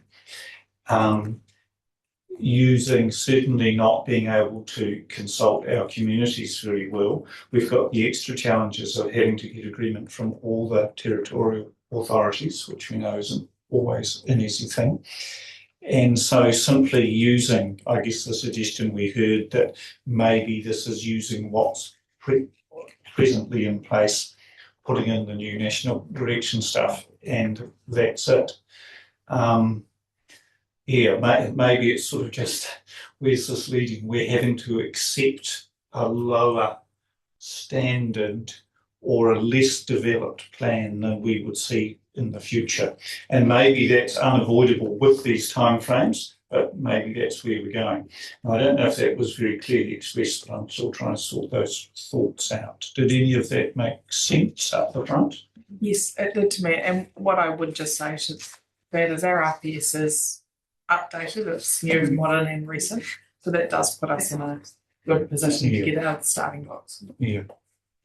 The other points raised about how this affects other organisations seems really important too, in that if there are 17 plans being consulted on at the same time in those national organisations that will wish to submit, the pressure that puts on them may effectively prevent them from, taking part in the democratic process. And that's is a concern too. And that is caused by the timeframes that the government is putting in place here. Now, I'm not saying we can do anything about that, but I guess I'm just, the concern about the effects that it's having. Thank you, Andrew. Oh, sorry, see, you wanted to say something. No, I need to cover it off. I would see not see it as a poor product, but a product that will be developed. You never, a system change never delivers something perfect from day one, because if you aim for that, you never do anything. I think it is getting it as good as it can be, and we're lucky with the new RPS and our TAs. Some of them are reasonably well developed in the spatial planning space. But it would always have to be an iterative process to bring in an entirely new system. Thank you, Andrew. And then Kevin. The only part of the time frame that we've got any control over is the period between now and later on in June. And I'm trying to think of beneficial conversations that we could have with the TAs in that time, whether we could make any formal arrangements, whatever, I don't know. But from a governance perspective and from a staff perspective, there's probably a 3-month window, March, April, May, for example, that maybe we should think about what we could do to be better organised for the challenging time frame ahead. I'm not sure the answer. Yeah, so we've got it on. We've got an initial discussion on the agenda for the Otago Seas meeting. What day is it today? Friday. So we're just going to have an initial, just to make sure that we're starting to talk about how we might use any time we have available ahead of sort of the process kicking off formally. So definitely aware of the need, and that will have to also occur at the governance level, but we'll have a chat first and then take something to the Mayoral Forum. And I'm sure that will have to be that will follow on into the Mayoral Forums and Mayoral Chairs forums to ensure that same process is happening. Just needs to happen.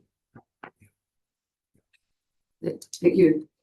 Julia, you're on. Yeah, can I just on this process, we've had something major happen in New Zealand. What's major to me that the All Black coach has been sacked, and now we've got an All Black coach coming in to only have a 2-year period to win the World Cup. Well, he's actually not going ahead planning that he might not have enough time to do it. He's actually planning to win the World Cup. So we should be coming into this process with a mentality, and I know we will be, that we'll have the best plan possible available in the time frame that we have got in front of us. And that's really, to me, that's the approach that we need to take with it and ensure that we as governors give you the support and the support mechanisms to make sure that happens. So we will still have the best plan at the end of this process. So just please keep that trajectory in mind and make sure we give you the support to make that happen. So, yeah. Thank you. Could be netball, cricket too, really. Karen.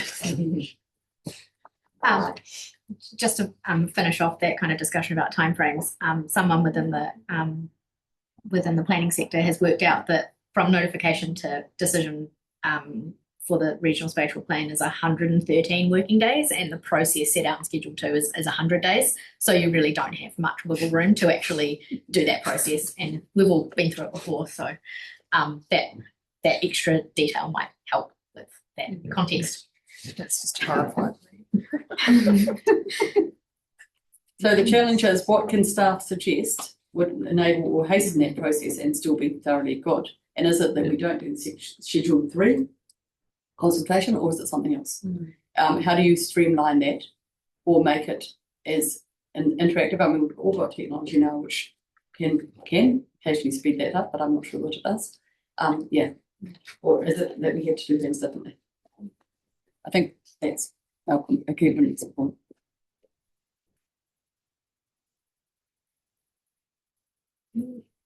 So we have sort of gone over this in a few times now, but this slide is just here as a comparison for the first generation regional spatial plan against the RPS 2021 to look at the delivery timeframes. It is about half the amount of time from starting the regional spatial plan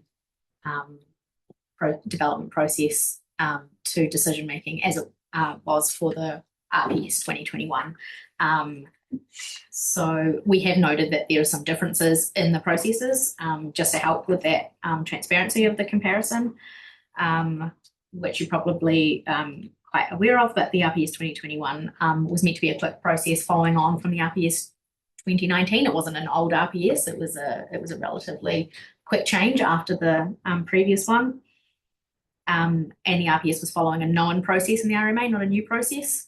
However, the RPS did require some extra procedural steps when the ruling regarding freshwater planning documents came in, and it had to be split. And the just to note that the regional spatial plan will be under a new system and require those extra procedural steps that I just talked about. Sorry, and the other appeals from the process. Sorry, this doesn't.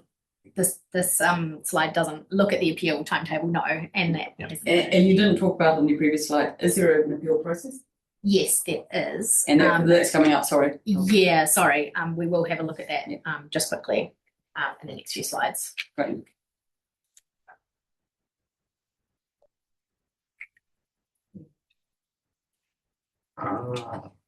So we have set out some tables of mostly all of the issues that we've already discussed, but they're just set down in a table in case that was helpful prior to coming to the workshop.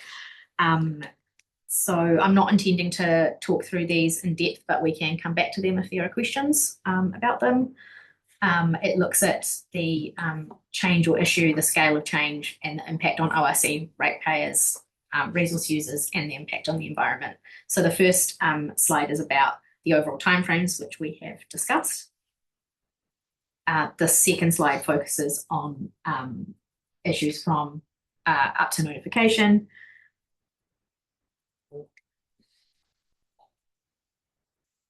Sorry. The main changes being the establishment of the Spatial Plan Committee, and the Spatial Plan Committee having to agree on process and content matters, the additional procedural steps, and the option for MFE to be able to audit the plan prior to notification as well, which I hadn't mentioned previously. Sorry, if we can, I'm just going to go back, sorry, and ask a question. If I propose time with plan delivery, is what we actually need is in order to do this work quicker, because it looks terribly hard if they're going to come up with national policy directions and standardised zones, especially considering there's a lot of work we've done over the last 5 years on this.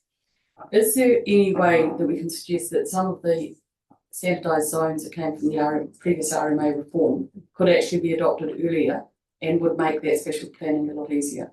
I mean, a lot of this isn't particularly new stuff, even the ideas, and if we got those standardised zones sooner, what is it that would make our job easier? It just seems very hard to do if the national policy statement is coming halfway almost towards the end of the project process. And could we be asking constructively for standardised zones early based on the previous ones? Again, to be light touch, that you change adoption, maybe second generation. Yeah. Yeah, so my understanding is that MFE is using as much of the existing material as they can. And that's one of the reasons why they went ahead with some of that national direction that came out late last year to try and, I guess, send the signals that they could. The difficulty, yeah, I think they are a bit reluctant to kind of share things before it's finalised. And so, you know, they have said that, I mean, there's been talk about, you know, 14 zones instead of however many there are at the moment. I think the planning standards zones are more like, I don't know how many, but much more than 14 anyway. So, and at this point, I don't have a sense of how, what's going to be changing. So, I suppose, sorry, if the government wants to do that, I think we should say, and I think we should give an indication, yes, we can jump, but it's going to be much easier to jump if you do this step sooner. Yeah. And I think we should give that advice that we're there to work with them. We can, but seriously, that if we don't have that stuff at the start of it, it actually makes it a really problematic process. And I think it's a timing thing that I've just clicked to, and I'm sorry to go back on slides. But, you know, let's say we can jump, but knowing which direction we're jumping is going to make it a lot easier. And and I think it's a really good conversation that some people may come up with some bits that make that more sensible. Sorry, mine's a slightly different wavelength, but the two different elements, the spatial planning and then the natural one. I can't quite remember, sorry, I might not have been listening well enough to that, but about whether they come out separately or the time frame, so they come out together. Going back to the timing slide. Yeah. And then also just thinking about how we started with thinking about balancing again and then constraints. But how do you think about planning effectively if you're not doing the natural bit of it with the constraints? So they both come out together. Well, how does that work? Do you mean the natural direction coming out together? Natural environment plan drafting. Yeah. And the spatial plan drafting. They're two separate things now. Yeah. Yeah. So there is a mismatch there. So Yeah. the spatial plan is required to have constraints in it. Yeah. But you're right, that the limits aren't going to be set until the natural environment plan Yeah. is done. And so it effectively means that, well, one option is that the spatial plan is very conservative because you know, because you're not sure yet what the limits are going to be, or you have to go back to the spatial plan after the natural environment plan to kind of put those constraints back into that system. Yeah, I'm not trying to be, I'm just, I mean, it would be really, really important for pretty much everything. Like, I want to have urban growth here, but I do need to have thought about how much water I've got or stuff like that, Or a polluted airshed, you know, if you're already in a polluted airshed. Yeah. Given? So I don't know what the solution is here, but there is a problem, definitely, I think it's really important that we highlight problems and we can come back to them, because I think we're going to have enough time. It's not getting, it's those points that are going to make me really helpful. Thanks, Gretchen. Kevin. Is that, when you really think about that, is the better option to actually flip those and do the natural environment planning first? Initially. Still with it, keep the timeframes the same. Keep the timeframes the same, but do it the other way around. The issue with that is that the methodology for setting limits is going to be coming out in the second tranche of national direction. So if you flipped it, you wouldn't have that direction in the national direction. Or they should flip the they national flip the direction time as well. Well, yeah. Yeah, that's what I'm saying. They'd have to. Everything would have to be. But it could still fit within the same timeframes, possibly.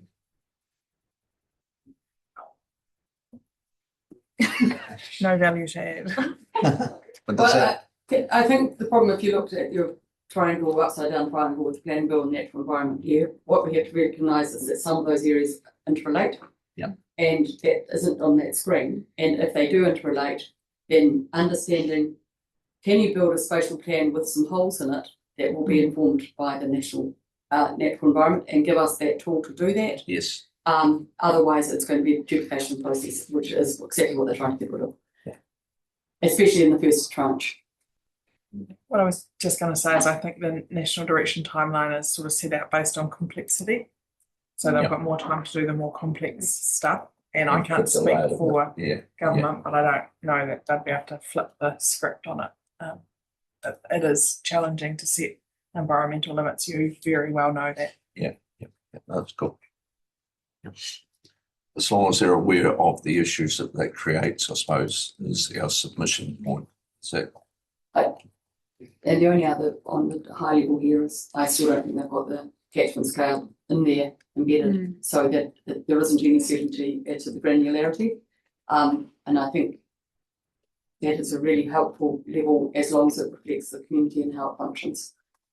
How you put that into a plan, it's going to be interesting, but and it relates to Roby and catchment and yeah, I mean we've had those problems with the filter, and I think we need to articulate that. Again, that's one of the tools they need to give us. Sorry, carry on. We're now on to the slide for regional spatial plan process changes and issues. Back to that one. And so these colours, remember going back to Fleur's introduction, these colours are sort of alarms or complexity. And degree of change, I think, Yeah. from in the system. Yeah, that's right. So this slide is about the notification and submission steps, with the biggest change being the shorter submission timeframe, which we've discussed. And the last row highlights an additional step where the Spatial Planning Committee provides advice on the panel recommendations to local authorities. So we talk about that too. And finally, the decisions and appeals part of the process.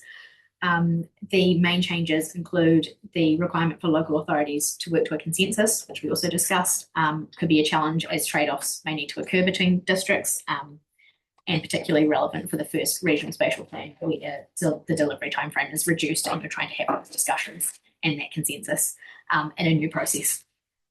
After the regional spatial plan is delivered, a spatial plan coordination document must be drafted, and we don't know the details about this yet.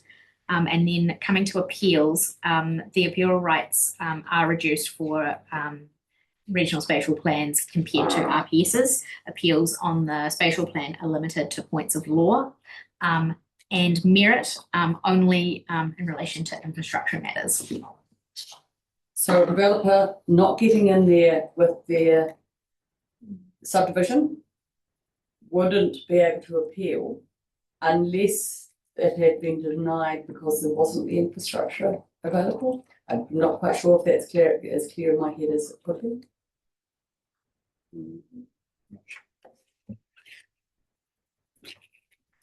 or you can appeal because you're not allowed to do the infrastructure. Yeah, that's. Shall we answer that after that? Yeah. We might come back to that one. I'm thinking that Fleur's just in fact she's hungry, and I know that Warren's had to listen to us without giving us any input and write a reply. So have you captured everything that you need, Warren? 100%. Yep. So you're going to do that next slide, the blue one that finishes that session, or? Yep. You have to do the blue slide? Yeah. Question about this. I think we've done a lot of the discussion on this already. As we've gone through, Julie, you've been very tolerant of us interrupting you. Are there any other matters that you want to raise as questions, the key issues for the discussion that we haven't raised already? I think you've covered them all up.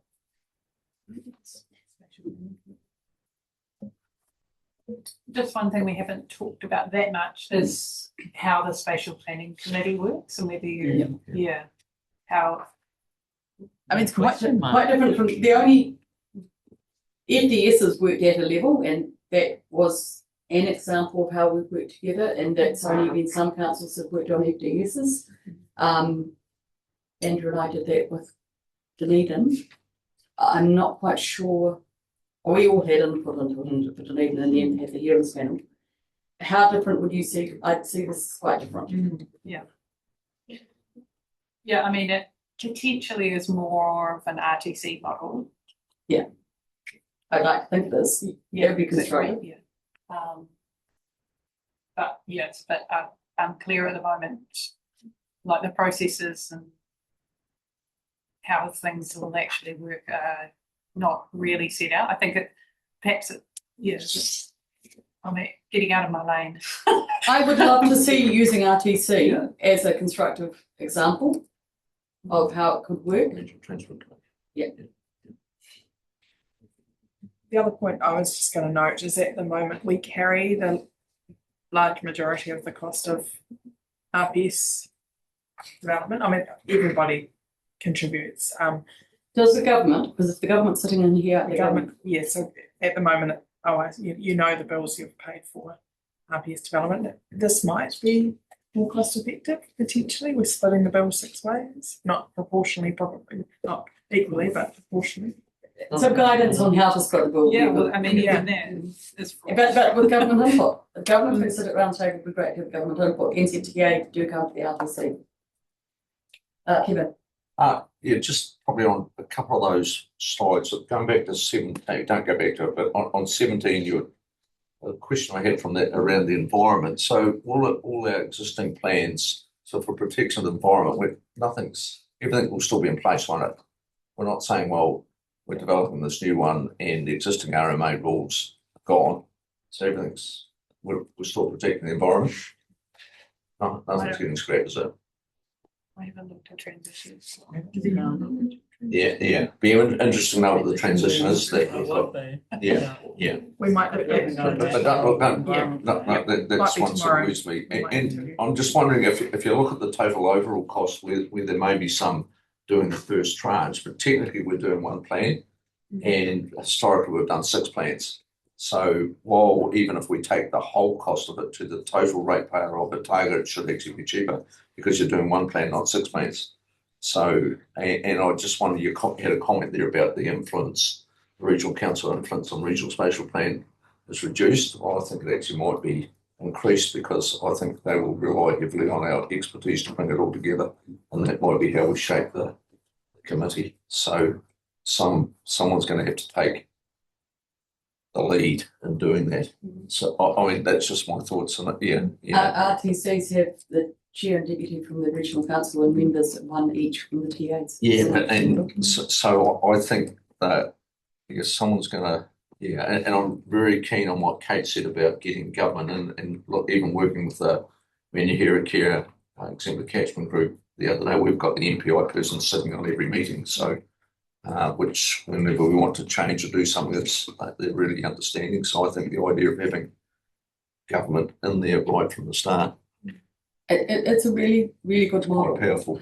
It's a really powerful model, and instead of it being competitive, they're helpful. They send messages up the line, things that aren't working, and they bring back consistency across the country. It's I think we need to develop a model that is constructive. Neil. Yeah, the risk of traversing back over some ground we've discussed is that have we got any feel for where the TAs are at with what they've already got that's going to contribute to that? Have we got a stock take of what might help us to when we put together this joint territory authority, the spatial planning committee to move? Have we got something going to say, well, you can jump in? Now we know from ORC's point of view, we've got some good stuff, but have the others? Yeah, so we are actually working on a stock take and have been for a while about what spatial data we have and what the TAs have to help inform that discussion. From what I kind of know, what I call anecdotally, is that it's a bit mixed. So there's some TAs that are really well developed and probably a better place than us with a lot of their spatial data. And then there's other TAs that have probably very little. So it's going to be variable across the region. So with that in mind, should we be thinking, and this is not relating to a submission, but going forward, should we be getting ahead of the 8 ball by putting our own committee together now to start this process and get ourselves in a better position? Because we just talked about timeframes, they're short and sharp. Can we, is it the right thing to do to try and get ahead of the 8 ball by saying, well, it's going to happen, detail will come, but actually can we get ourselves together already and can we actually put that in place? Should we? So that's probably not for today necessarily. No. It's not for this mission, but I think going forward, I think it's another discussion to be had. Yeah, and I think, sorry, I think that's the discussion Rich is talking about now within the CEs and within Yeah. Mural Okay, Forums. so That's that's starting there and then that's come back, exactly, right? yeah, 100% doing those correct. dots, yeah, thanks, Kevin. It is, Yeah. and at my level, like I've got a meeting scheduled with all my counterparts in February to kind of go. Where are we at? What do we think we can work on now, kind of to get ourselves as ready as we can. So No, thank you. yeah. Can I just circle back before we finish for the day? I think, sorry, finish with the morning, sorry. Just some clarity, is this the end of the planning bill and we're going on to natural environment bill after this? Yeah. Not quite. We've just got the transport. Oh, transport, sorry, I'll do transport and then it'll go to, so I will come back. I just want to reiterate that if there are other things that you guys have had a real issue with, this is your opportunity to get them in or out of RMA reform. I'm going to put out the definition of bed for a river. I think it's really an oxymoron. I think it's possibly carried across. If you want something changed, today's your day to start putting those things on this list. They're not necessarily about discussion here, but if you want that reform, please use this as an opportunity. The only other bit that I'm going to add, there was one other, going back round to what is going to be in here. There was something else I was going to ask about that. When are we going to? Yeah, we're doing this tomorrow. Those points, and we'll kind of pick them off somehow. That's something else. I'll come back to it after lunch. I know, but I do want you guys to please. And if anyone out there in the staff have an issue that they think that this is a chance to fix something, please do try and put it on the list. Thank you. Definition of bed. Definition of bed. And it's not one that we're going to sleep on. Thank Oh. you. We're going to be coming back at 1:15 for lunch. Enjoy.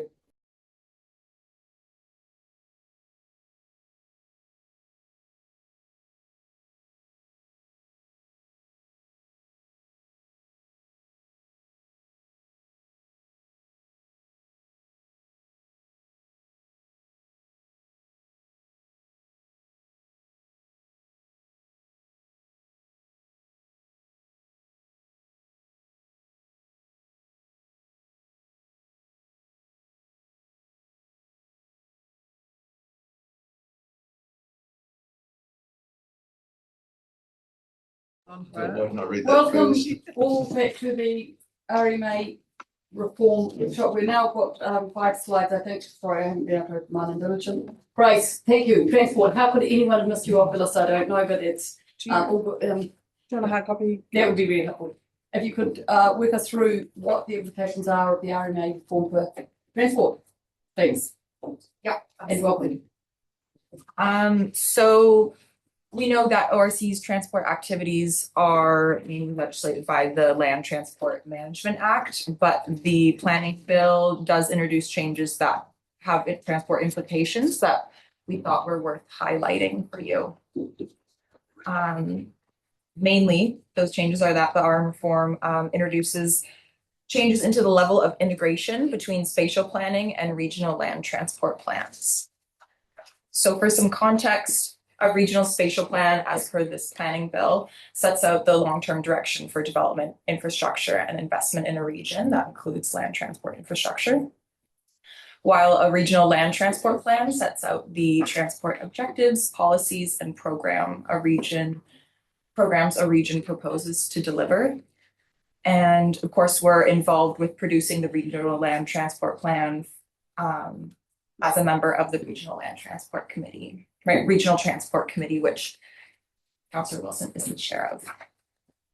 The government policy statement on land transport is a 10-year strategy that is required by the LTMA, the Land Transport Management Act, to be reviewed and updated every 3 years. And it reflects the strategic direction of the government in power, which often leads to significant shifts in investment priorities when leadership changes. This is something we experienced in the last 3 years. So taking a look at this slide, under the RMA, the Regional Land Transport Plan was only informed by, not directed by, the regional policy statement. In this way, the risk of misalignment between spatial planning and transport investment.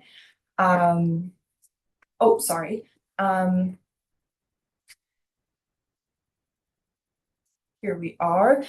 So planning documents such as the regional policy statement, a district plan, or a future development strategy were not required to have regard to strategic transport documents such as the government policy statement on land transport or the regional land transport plan.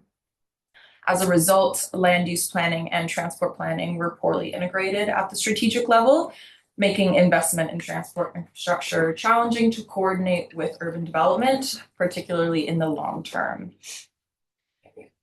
The notes on this slide are a written version of this visualization for reference. And that goes for this slide as well, which is outlining the situation under the new system, the planning bill, which the planning bill improves the level of strategic integration between spatial planning and transport investment, as you can see by the increased number of arrows. By requiring the regional land transport plan to be consistent with the regional spatial plan, transport investment and planning will be better aligned with planning and development processes. However, requiring central government to merely take regional spatial plans into account when producing the government policy statement on land transport is insufficient from our opinion and risks misalignment in funding decisions. There's also the issue of those two black arrows competing with each other, those two direct arrows. If the Minister of Transport sets out a government policy statement that doesn't align with the region's regional spatial plan, then what happens?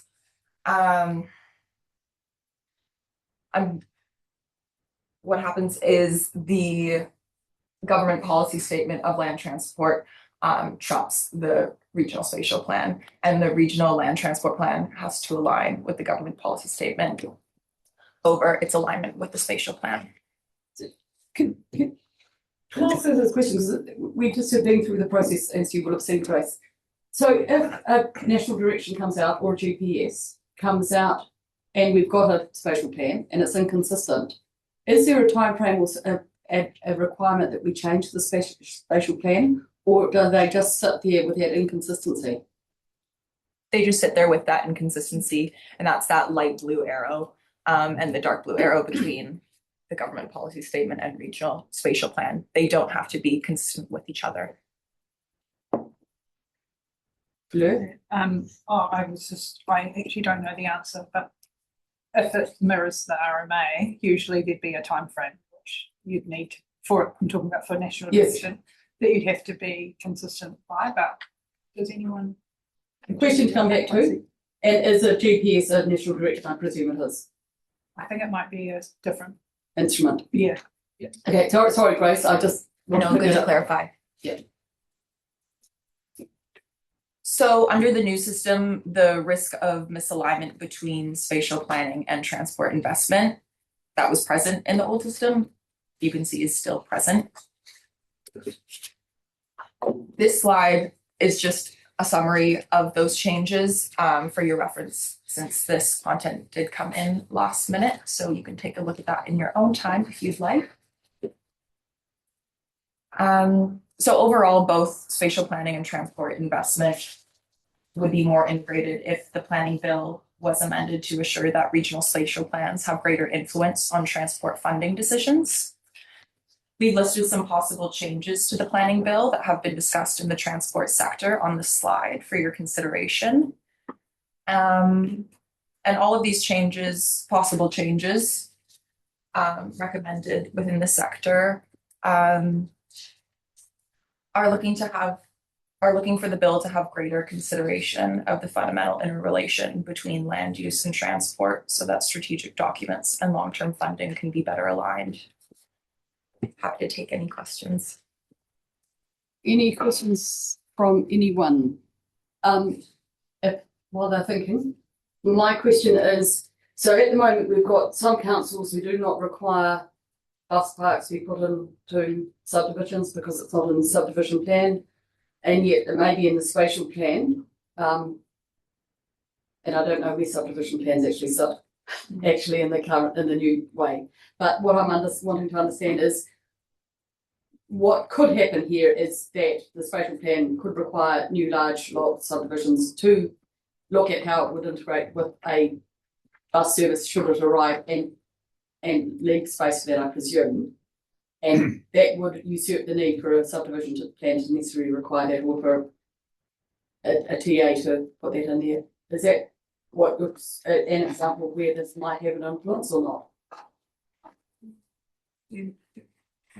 So it would still come in on the subdivision plan, but it would almost be a not negotiable. It would just be a given if it was in the spatial plan that you needed to provide the PT infrastructure, that it would come down in some way. So it makes that process a lot less challenged and a lot easier. So you're right, we have really good bus stops in Queenstown. So Kia ora set aside bus stop space in all of their subdivisions. We have to do it a bit more retrospectively in other places. So that would reduce some of that conflict in terms of where we're setting up future bus stops. Thank you. Any other questions, or has Grace no, thank you, Ellen, and then Evan. Thanks. I'm just looking at your recommendation 3 there, that require a GPS on land transport be consistent with the regional spatial plan. So is that suggesting that government, before changing a GPS, has to be guided by what's in the 17 regional spatial plans? Is that the implication of that? That's one recommendation, yeah. Yeah. Okay. Yeah. Good. Just clarifying that's what that means. I'll think about that one, but they make good sense. Kevin? And it's probably just aligning with that. So presume what you don't want to be having is government coming down with a plan to put a new road in from A to B when actually your spatial plan says it's going from A to C. It's the best option already decided by the community. So you want that aligned, which sort of makes sense, doesn't it? Especially but the spatial plan's approved by the minister anyway, by the Minister of Environment or what? Who approves that? The regional spatial plan, did you say? Yeah. Who approves that? Whoever approves that needs to be just handing it over to the desk and say to the transport fella, this is a spatial plan, does that align with our thinking? Surely. That's what we're trying to get, isn't it? Yeah.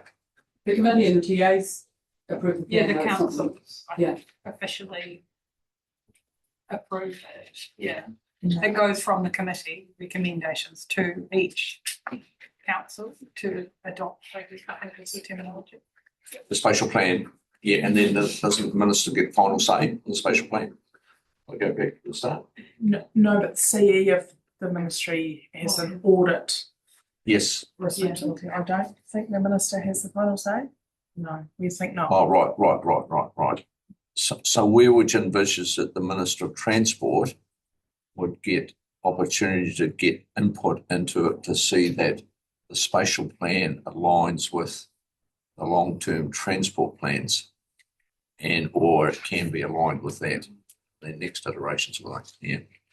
So that would be a stakeholder, like other stakeholders are, and be involved in the development. Right. So is that where we need to put emphasis on, that we need to get them aligned? Is that what we're saying in 3? They could also be a member of the planning committee if the government appoints to Just the transport person. teach them. Yeah. You don't want it just as a 4-page add-on, do you?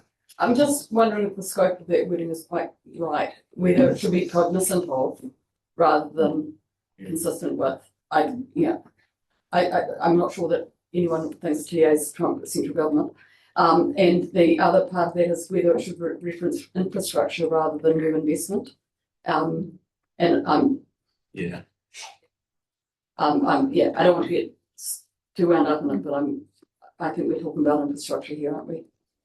What new investment you're talking about? HU bus service, maybe. Both. Okay. Well, yeah. Anyone wanting any strong comments about any of those possible recommendations, or since we haven't had them shared earlier, I'm happy to have that discussion tomorrow as well. Yeah. If we have that discussion tomorrow, if you've got any strong. Sorry, slow apologies, not great hearing. Can I just come back to the process? Because I want to understand, we've got a very vastly different Otago where I can see a spatial plan needing to be upgraded for parts rather than all, and understanding if that we can have chapters on Queenstown, for example, that may be able to be, or the flexibility to change those more quickly. Planning in that sort of environment is particularly hard, and leave the spatial plan because that here the roading issues in Queenstown and the innovative solutions that are being looked at may require, if we had a spatial plan now, to change that spatial plan in light of those innovations, and then trying to get a GPS cognizant or even consistent with would be difficult. So how do you change a spatial plan if you need to in that situation? I hadn't quite got my head around that, and whether you can do it in part. The process to do a new one is the same as the original one. Sorry, to the vote. And you can't do a variation.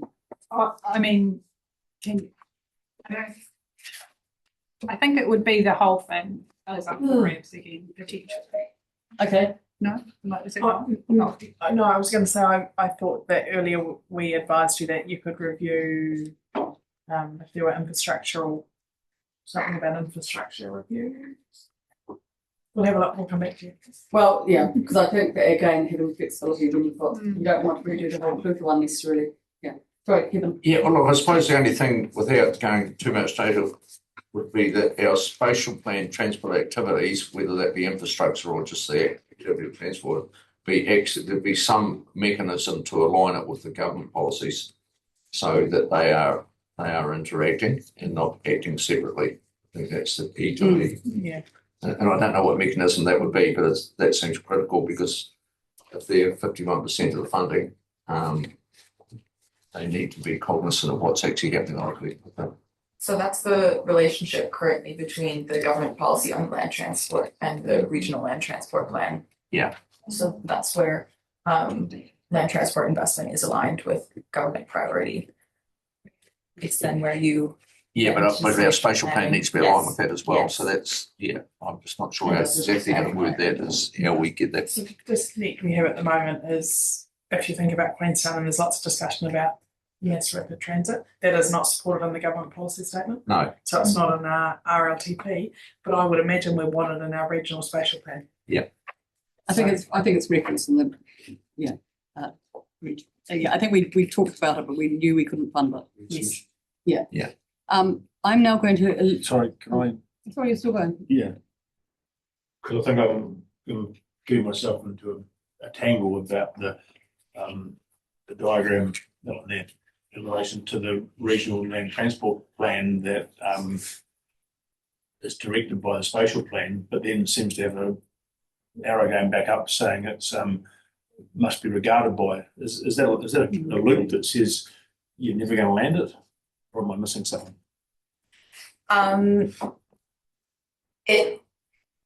That light blue arrow back up refers to in the development of the regional spatial plan.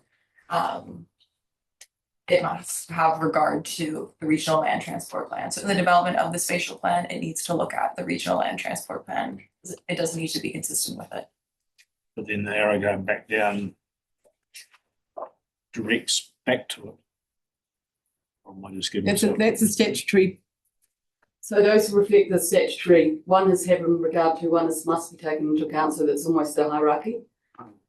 Yeah, it's the direct one that's got me confused going back from the spatial plan. It says there the spatial plan directs the regional land transport plan, and yet then it actually, the spatial plan has to be regarded by that. It just seems to be a loop that. It's a different relationship depending on which direction you go. Yeah, Okay, you're right. I'll leave it at that. I'm just happy to be confused. There are no other questions, so I'm going to hand over to Neil to come and chair the rest of the afternoon. Thank you. Yeah.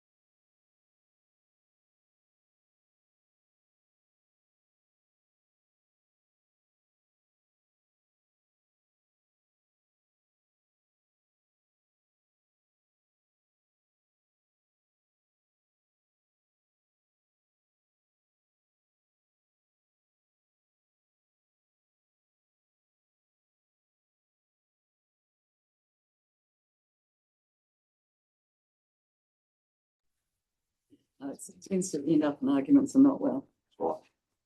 They use this one. There'll be more to think about this.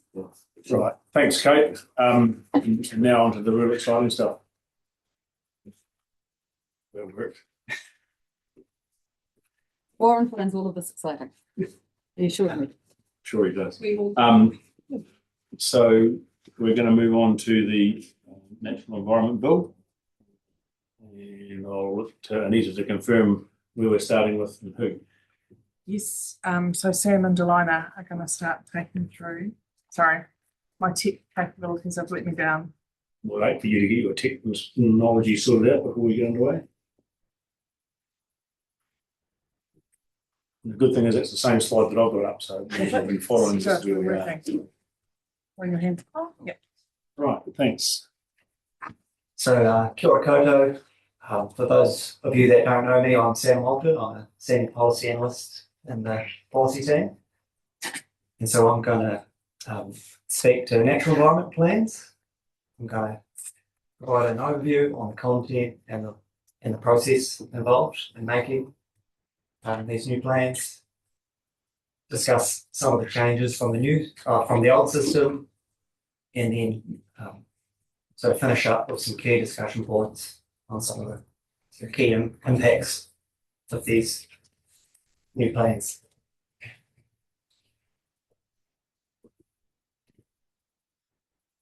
So a key change for council in relation to our planning functions under the Natural Environment Bill is the requirement to make and maintain natural environment plans. So as we heard earlier, a natural environment plan will form a chapter of one combined plan for the region. And once this first generation natural environment plan is operative, that will replace our current regional plans that we have for water, coast, air and waste. So just to quickly touch on the purpose of a natural environment plan, is to enable and regulate the use, protection and enhancement of natural environment and assist regional councils in carrying out their functions and responsibilities under the Natural Environment Act. So as we've already heard today, under the new resource management system, there'll be a much stronger emphasis on top-down national policy direction and more standardised plan making. And a natural environment plan, it must implement any of the national policy, direction, national standards, and any relevant provisions in a regional spatial plan. And so the bills, they set up a much more narrow scope for council to develop bespoke provisions in the plan. And these bespoke provisions are only going to be allowed if national instruments allow for it. And when developing these bespoke provisions, there's additional requirements for council, such as justification reports. So it sets a much higher, bar to create these bespoke provisions. So the Natural Environment Plan, it will include environmental limits. And so these are set out as two types of environmental limits. So we have human health limits, and they'll be set for fresh water, coastal water, land and soil and air. And these will be set by the relevant minister. And it's for the Natural Environment Plan to meet these limits and set out how that will be done. The other type of environmental limit is what the bill terms an ecosystem health limit. And so these will be also set for fresh water, coastal water, land and soil, but also for Indigenous biodiversity. And these limits will be set by council in the Natural Environment Plan. And so the methods for setting these ecosystem health limits, they will be set through national instruments that are still to come. The bill does also say if there are no national methods, council can determine and follow its own methodology. And so the natural environment plans will contain rules for allocating natural resources according to these limits that will be set in the plan.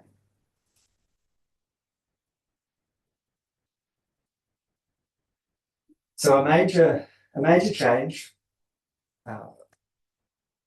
for these natural environment plans is that the bill introduces the requirement for council to develop a regulatory relief framework. And so this would apply if a specified rule in a plan or a proposed plan has a significant impact on the reasonable use of land. And so a person is eligible for relief under a regulatory relief framework if they own land and it is impacted by these specific rules when that natural environment plan is made operative. There are also some exceptions in the bill where relief may apply to some existing plan provisions. It's important to note that the rules where a regulatory relief framework would apply, they only apply to specific topics. So under the Natural Environment Bill, those would be rules that control a significant natural area, sites of significance to Māori, or land-based Indigenous biodiversity. So this is quite a major change. And the impacts of this relief framework, they won't be known until council starts preparing these new plans. But there's potential for it to result in very significant costs to council and ratepayers. Some of these impacts on council will be financial. They sort of apply to developing the framework. So there's quite a bit involved in doing that in terms of identifying impacted land, quantifying the value of that land and any potential loss. And then, of course, there's the cost associated if compensating affected landowners would be required. So that's an overview of some of the content of natural environment plans. I'll just move on to the next slide. Look like it works. Oh, that might be my fault.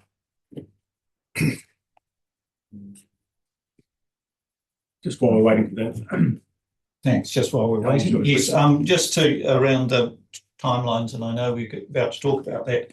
So those environment limits, human health limits, ecosystem health limits. I know we've discussed this. When are we expecting exactly to see those documents? We had some times for various national documents in the earlier slides this morning. So my understanding, and someone correct me if I'm wrong, the human health limits that we set by the ministers, they will come in some of the earlier tranches of national direction. Which is early-ish 2027 or something? 2027. Yeah. That's as soon as next year. Yeah. And the ecosystem health limit? So ecosystem health limit, my understanding that would come out, it's a little more complex to, I guess, implement that. So that's been forecast to come out in the second tranche. Right.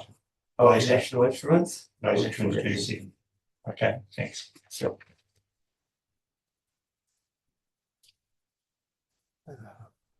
So natural environment plans, they're covered by the Natural Environment Bill. But the process for developing these plans is covered by the Planning Bill. And so this slide here is providing an overview of both the proposed timelines for delivery of these plans, but also the process for making the plan. So the process for making a natural environment plan, it is similar to the RMA process for making a regional plan. However, there are some key differences, particularly as the bills, they're aiming to have much more standardised plans and a much faster plan making process. So some of these key changes include that submission and decision making timeframes for notification are shortened, essentially halved. So the timeframe from notification to a decision being made is now 12 months compared to 2 years under the RMA. There's also a reduced submission period from 20 days down to 40 days. That's right, we got it. Well, He's just testing us. and so the bills do provide for public participation. It's still available, but it's a much narrower submitter status and timeframe. Hearings are also not required in the plan making process, and it's up to the hearing panel to decide on that. There are also some additional requirements for bespoke provisions or provisions on a specified topic. And so council, if developing bespoke provisions, must provide a draft plan to the chief executive of the Ministry for the Environment at least 3 months prior to notification. And the ministry may decide to audit the draft plan.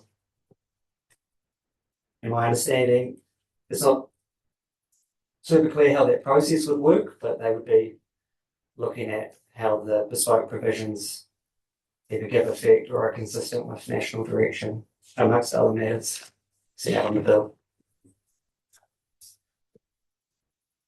And so in terms of timeframes for delivery, as we've already heard, they're pretty tight.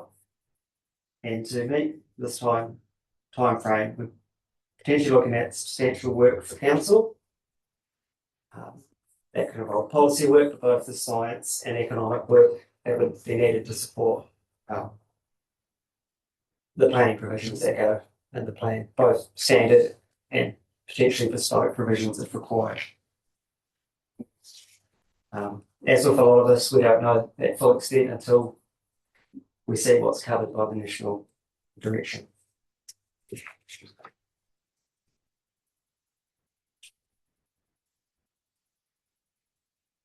So the next few slides very much cover more detail in terms of the process. I won't speak to them, they're there for your reading. But of course, happy to answer any questions that may come up. I'll start with one move. I've heard the terminology national instruments, national direction, one and the same or different? That's we don't know. Yeah, it's a good question. There's the bill sets out, I guess, a few different mechanisms for national, I guess, direction, for lack of a better word, to come down and inform how the plan making process works. And so that could include a national policy statement, so similar to what we have under the RMA, which sets out how councils are to manage. But it could also include national standards, that would be the rules. It could include national regulations, which themselves set out how, I guess, activities are being managed at national level.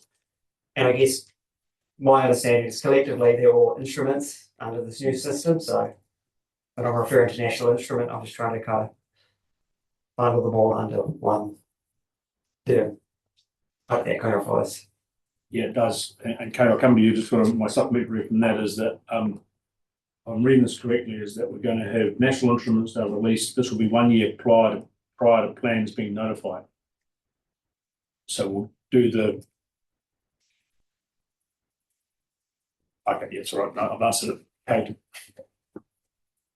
I like the use of the process that they've started to add some tools into our toolbox, but I think this is unfortunately missing some of the biggest natural environment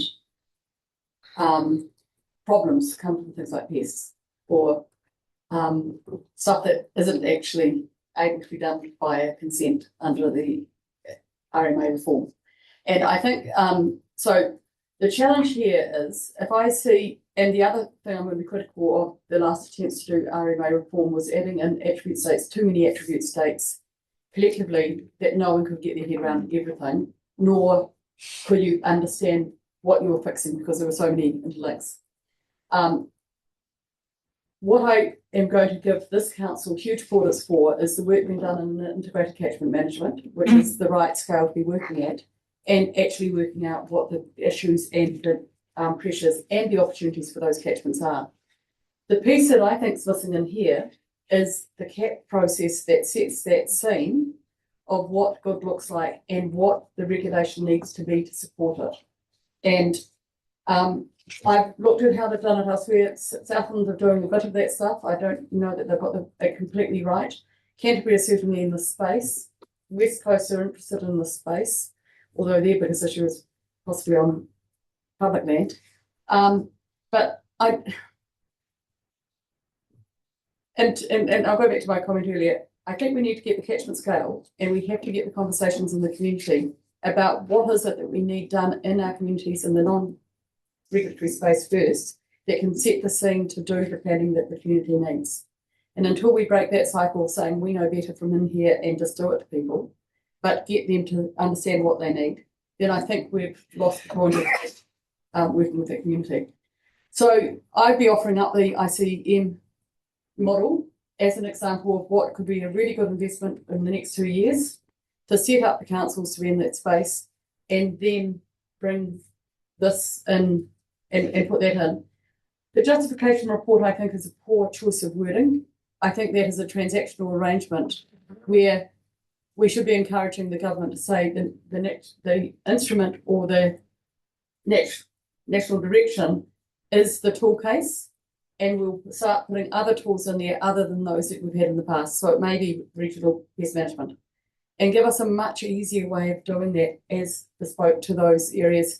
With the report, a bit like a investment plan, an investment business case in roading, we're giving the example of regional transport committees going, this is why we need these tools to be turned on or to be turned off. You may be entirely, you may not agree with me, but you may suggest that the commercial forestry is turned off there because there is a water shortage area. And yes, it may be justifying something, but justification shouldn't be the case. It should be a partnership and a working together collaboratively with central government. So those are the way I see that this being could be a really good way, and also being on a five-year basis. Pick 4 or 5 things in each catchment that they need to fix and give them a direction. You can't try and fix everything overnight. And I think that will embed a much better process if it's done well and done collaboratively with councils. Does that make some sense? I hope. Should I check with Warren? Yeah, no, I think captured the essence of what you're looking for Great. on the scale. So we'll draft that up, test it with you. Others may not agree. Gretchen and Kevin. Yeah, Pat's got some really awesome points there around catchment management and prioritisation through there. I think also though the picking a few different things to concentrate on is important for what's important in a catchment, but also so is the bottom lines that's required for the environment really, because we just can't drop the ball on them or think, oh, we just need to concentrate on a few things for simplicity, because it isn't simple. And before we know it, we've got a, I don't know, whatever consent application we never thought of, and we haven't got what we need in there as well.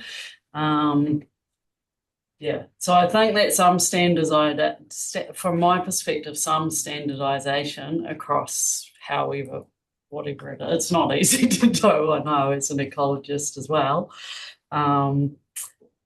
But wherever we can make it simple, if we know it's going to bugger up the environment, we might as well be putting it in there. Yep.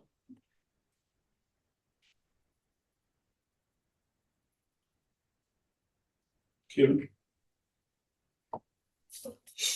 Yeah, it does say that one of the much narrower scope for bespoke provisions, potential less ability to address specific issues, and that can be in any, but you do have that justification, and that might not be the right word, but you have that opportunity.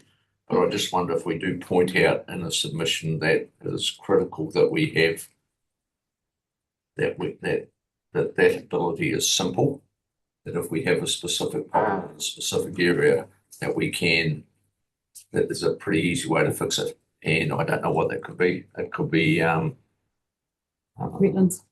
Wetlands. Yeah, it could be wetlands, or it could be something actually quite specific to it. Yeah, so we need I was going to say fast track, but that's the wrong word. But we need a simple process that gets those that ability, because the whole of New Zealand, when we go standard, the whole of that will cut. I'm really happy with the standardisation, but we need that ability to act quickly and be nimble. And just following that through, does that also mean that we've got to make sure that the logic of one cap fits all doesn't come down to say that there are differences? Is that part of what you're referring to as well, Kevin? No, I'd rather treat the difference by exceptions, because I think we spend far too much time in the plan writing space probably trying to capture every possible outcome, every possible hiccup. Whereas if we have a plan that is nimble enough to grab whatever comes along, So achieving the same thing but with a different way of doing it. So The stand. I think the more standards we have right across the country, the better we are. Really, but we need the nimbleness to be able to adapt to individual situations. That's the ones that fit. Thanks. I'm going to go to Matt and then Andrew. Thanks, Neil. I'm curious how the standardisation of natural environment plans might work with, say, conservation land. You know, if it's a national park, is that going to be standardised in terms of how national land that's within a national park is treated versus a scenic reserve versus a recreation reserve or a heritage classification? So I don't know if there's a need for clarification or some way to make some sort of coordination with that type of stuff. If that's provided for somewhere else in this. And I agree with you, Kate, about that. The justification, when it puts the word report next to justification, sounds complicated and sets up an argument. It'd be great to have flexibilities, built around whatever it is, whether it was a catchment or some other criteria that is clear and simple to implement and easy enough to defend if needed. Thank you. Andrew. Read the bespoke provisions. I feel it's in the same space as the timeframes where the national direction will pretty much say yay or nay where we can go down this path and develop a report and put our case forward. And I would think things like something that was nationally significant. You think of a landscape where you don't want to put wind towers on, for example. So I imagine that bar for those bespoke provisions will be very, very high, and it'll be should be clear in the national direction. So I wouldn't like us to get our hopes up here, is what I'm trying to say. Yeah. I'm going to go Chanel, Gretchen, Kate. Just around the bespoke provisions, what is the exact word for those? Because is it bespoke provisions in the bill or is it something else? That's the wording in the bill, yeah. Thank you. Sorry, I was just going to say for us, it's always been the alpine lakes, deep water lakes particularly. And then they may not have an actual status, but they're really, really important. Yeah. And they probably do have quite a similar sort of capacity. You probably chuck as much into them as any other lake, but actually would we want to? So what's that mechanism for ensuring that we can put in bespoke provisions that the communities want as well? Yeah. The other part that I see is about, and I don't think it's picked up well enough here. In fact, in my head at the moment is you've got planning which is forward looking, what does that community need and what are the opportunities it needs to invest in? You know, it may be more housing, it may be, you know, how do you enable housing, how do you enable industrial development or whatever. And on the other side, the regulatory space. So planning has two roles, and I think we need to make sure that we're providing for both. So in a catchment, you heard about it, I think, in the social plan about opportunities, but it's not in the, and it sort of talks about it in the natural environment, with use of resources. But I think there are some opportunities in Otago, and I'll give Falls Dam as an example of probably regionally significant investment required and how it gets enabled despite what's in the, it's not despite, it's that they can go and look at the investment in a way knowing what good looks like. You know, if it's meeting, is it going to provide for investment? Is it going to provide for the environment by what does providing for the environment look like? Is it going to develop more wetlands, for example? Is that an opportunity that we've got with that? And I think that's where the RMA has failed, and is getting some of that investment or those big infrastructure projects ahead by saying, if it does this, this and this, then actually it's got a bit better pathway forward. I hope I'm making sense.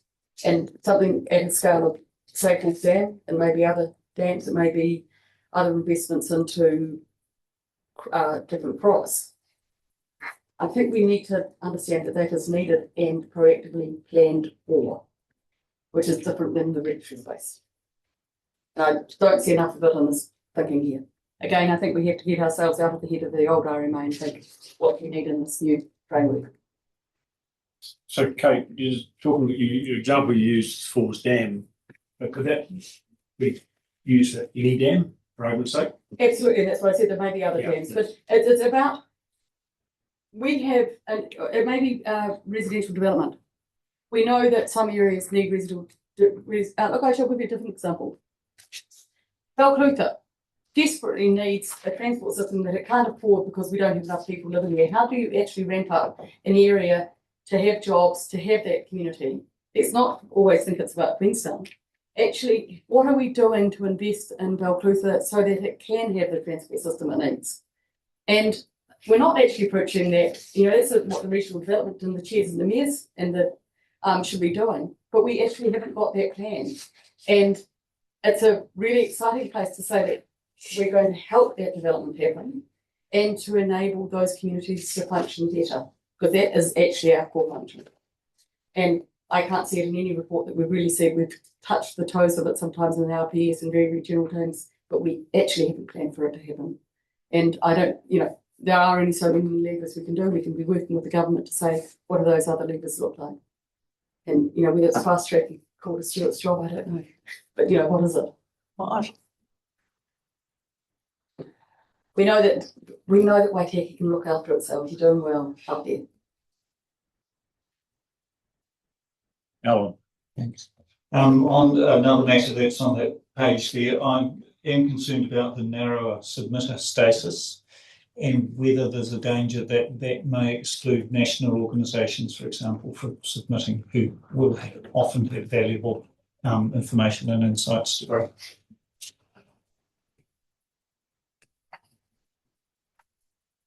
I was going to add that the same issue that applied with our discussion on regional spatial plans and consultation and involvement applies here, where it's all happening at the same time. Yes, that's right.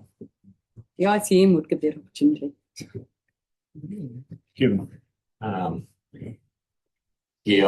Actually, I'm probably just agreeing with you there, Alan. But I think it is about time that we went to a stage where locals sorted local areas out, as opposed to influences from above.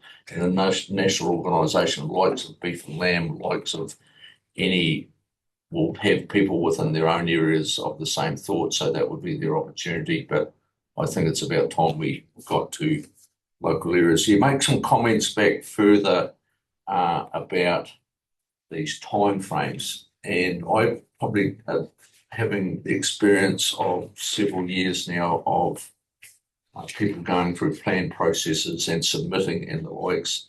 I think this is a quantum change in increasing participation of people in these processes, because a process that could go to 2 to 3 to 5 years will now be condensed and done. So people that have initially, and I go back years when people have started in a process and said, well, we're sick of this, it's taking too long, and then they don't go in the next process. So if we have these processes with condensed timeframes, providing we do them correctly, I think will be a greater incentive for more people to have a crack and put their voices into the system. So I actually see it managed correctly as a real positive.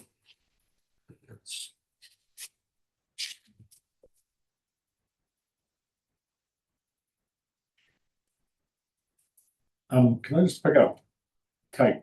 When you mentioned the Falls Dam, you also made me write down regional deals. Yep. And I'm just wondering, I don't know if this is the right place or time, but what is the impact for that sort of process that we know that's there now for the new process going forward? Or do we not need to be worried about that type of thing? Quite a good question of how everything links up together so that there's real impact. And it is a good point. It's probably a bit outside of I know, this, but I think it's just you need to go up the board areas, regional deals going to go. Comes in and just I'll put it on there, but just something to think about and go, well, actually, is there an opportunity somewhere to pick up that sort of thing? Yeah, and that is exactly that sort of thing. There's quite a lot of opportunity though, I think, as well, and it comes back as well to what Kate keeps saying about making sure that we have government involved rather than seeing it as an issue. There is a lot of opportunity to link things up, and we've been quite lucky in this area to be able to do that in this scene and see that it actually working all right. And we're both learning a lot. So that's a good point. I don't think why I want to drag it into it now, saying it might be something that in terms of the submission itself, there's an opportunity to use as an example to try and provide for something that otherwise would require legislation change or something like that. And I don't know if that's the case or not. Kevin.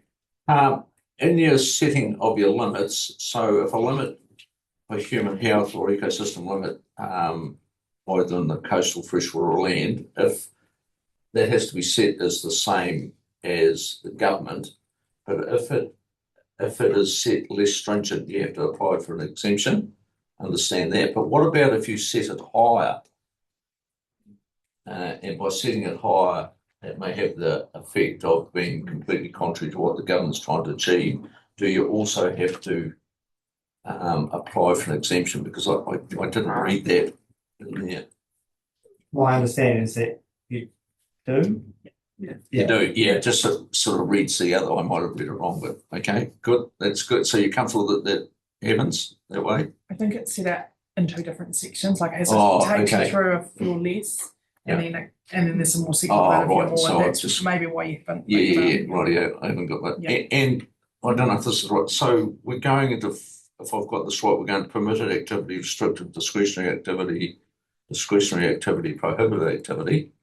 So where will the meridian, the consents held up in the dams that are controlled activities fit in?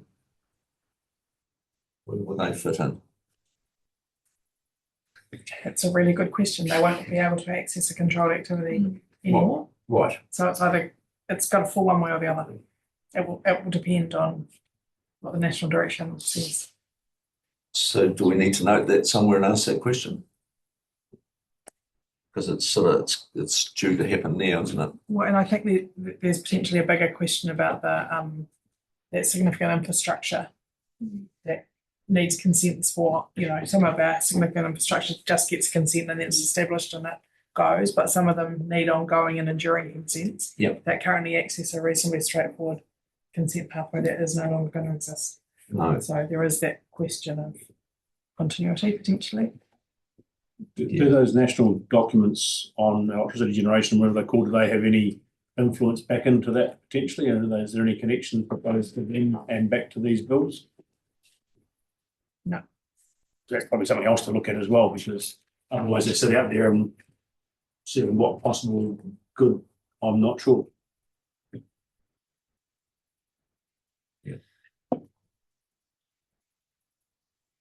just, I don't want to upset Mr. Meridian, but, that sort of needs to be answered somewhere, so. I'm sure they'll be thinking about it themselves. Yeah. Gary.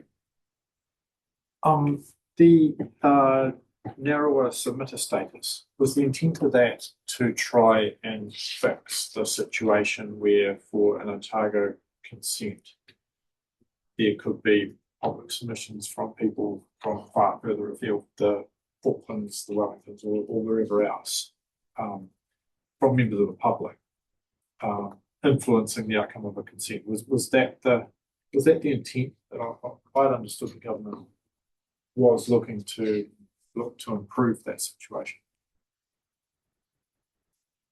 Well, I guess this particular narrowing relates to the plan making process. Or as I understand, I guess the intent applies in the consenting process as well to try and narrow the focus of who can submit on a consent. But it's the same situation, whether it's plan making or whether it's individual consents, that individuals from far further afield we're having equal status. Yeah, sorry if I'm interrupting, Gary. The team's covering that in the consenting slides, but there is the same limiting of scope of who can submit in the location as well. But the team will be proactively speaking to that when we get to the consent slides. Thank you. Thanks, Steve. Well, Andrew, anyway, thank you. I just want to pick up on Kate's point before about economic development and use Balclutha example. And ORC, we don't have a strong focus in that space. The TAs generally all do. So correct me if I'm wrong, as we move towards a spatial plan, and if you haven't got an economy, you're basically an economy and an environment to thrive together. I imagine in the spatial plan, but correct me if I'm wrong, there will be some economic umbrella type comments around building resilience, encouraging population growth in regional towns and stuff like that. Am I on or off track? I think you're on track there in terms of the role of the regional spatial plan playing a bigger role in terms of setting that economic direction. Yeah, and I suppose what I'm saying is I don't want us to head down a pathway where, we're looking at developing a whole lot of work or commentary around that, because I think, the TAs will have plenty of it to support us through the process as we work together with them on the spatial planning process. Okay. That goes back to that stock take, I suppose, doesn't it? Just thinking about the hearings are optional and the 20 days down from 40. If you were making a submission and you only had 20 days to make it on something that's relatively, very important and relatively complex, usually you would put into your submission, it wouldn't be perfect, and then you'd come to your hearing and you'd present it, but you'd need to be really well organised if you weren't going to be having a hearing to come to. So I think probably that would be a problem for some submitters. Hearings are, I might not have been listening to hearings are optional probably before on whether or not who got to decide that, and there'd still be a hearing panel that makes the decision and they'd probably be independent. Don't know all those details. We probably don't yet. We don't know whether there's going to be a freshwater panel like it's going to be, like it was, or how that works. But hearings are optional seems a bit weird to me. But could it be in the detail whether what triggers a hearing? Is that what we're trying to find out, I suppose? That probably needs was to be a probably point. true. We all want it to be smoother and not last forever. We don't have to have one. But we that want just triggers quality it. info for the decision-making panel, I suppose, is my point. So that if you didn't have a hearing as well, you had everything you needed there.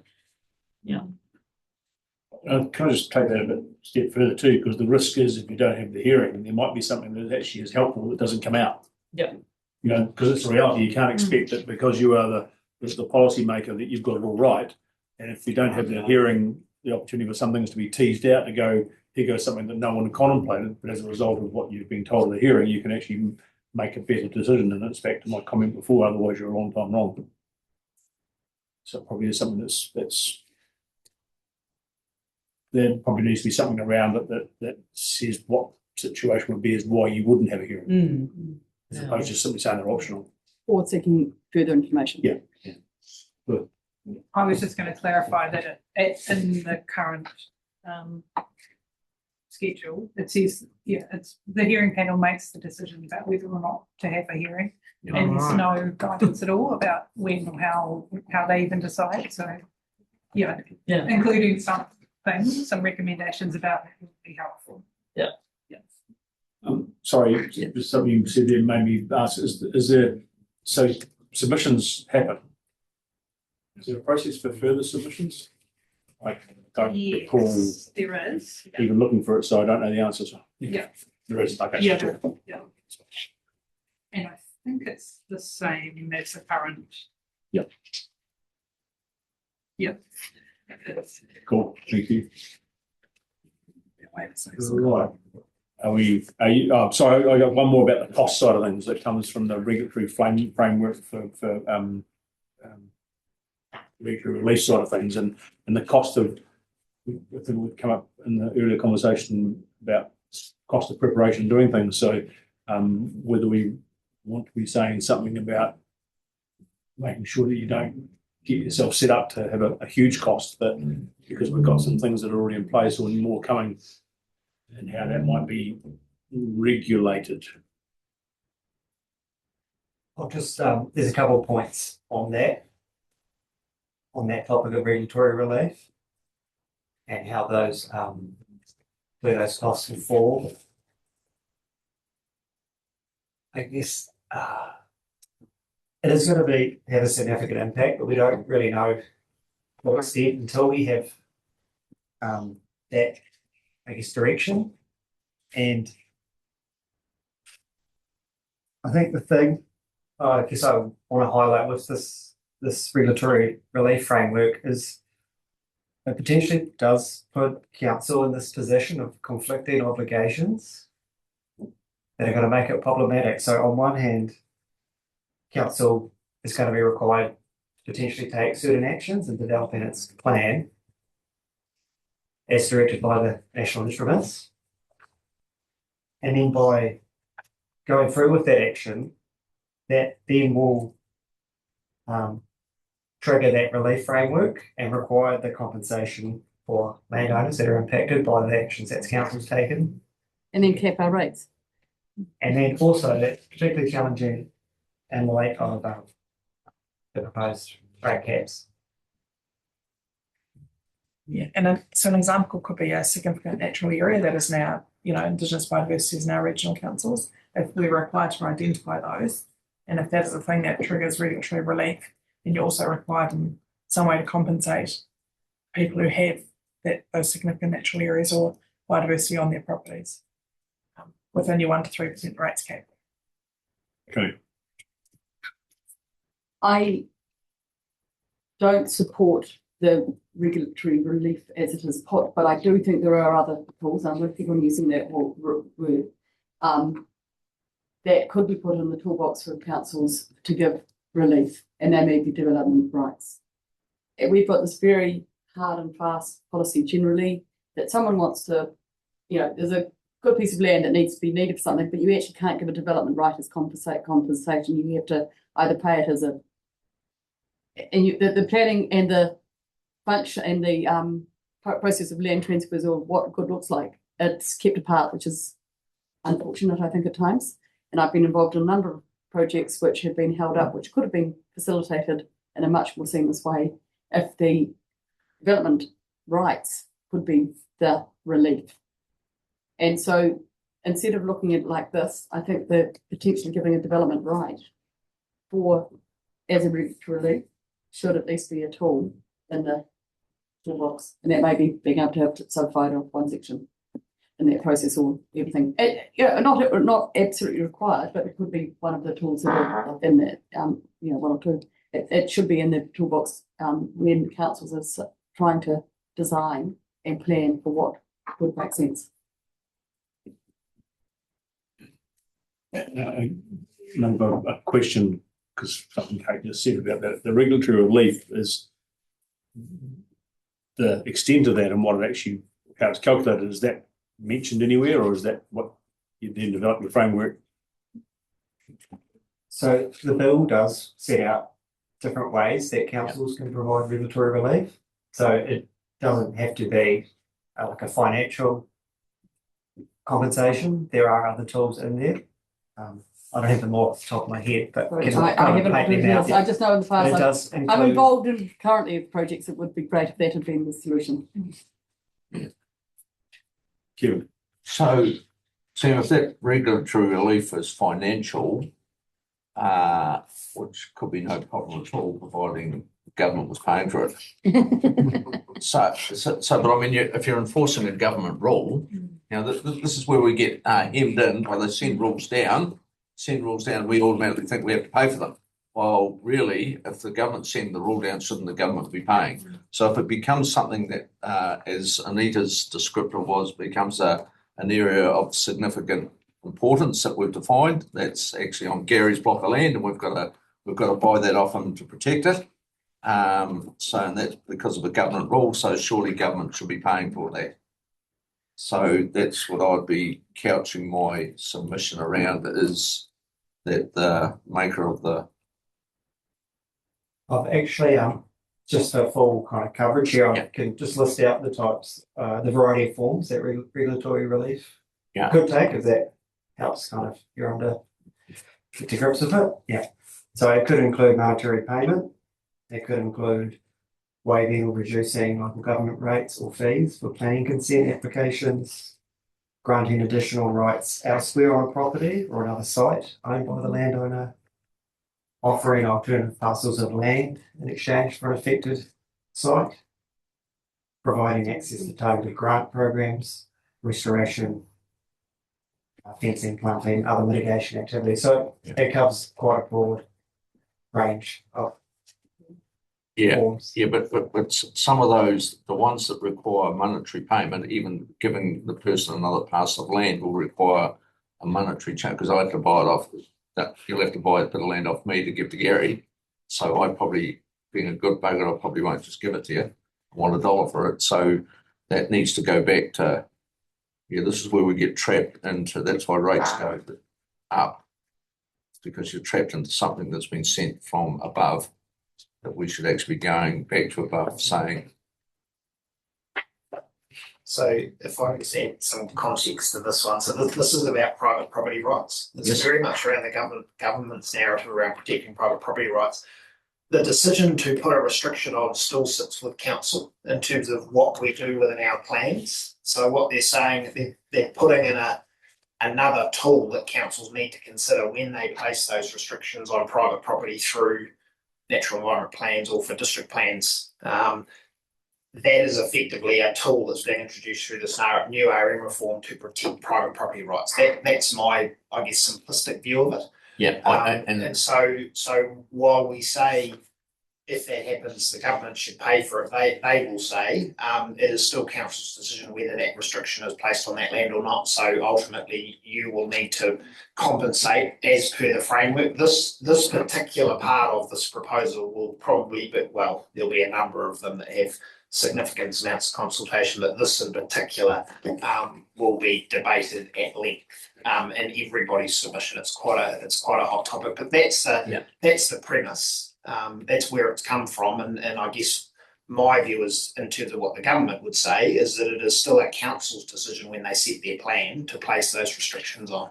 But I have to put those restrictions on if it is from the national direction. Yeah, correct. So that's the difference. If I take relief to do something greater, I would understand I should have to compensate. But if I'm applying the national direction, it should be a national fix up. I think that. Thanks very much. Matt.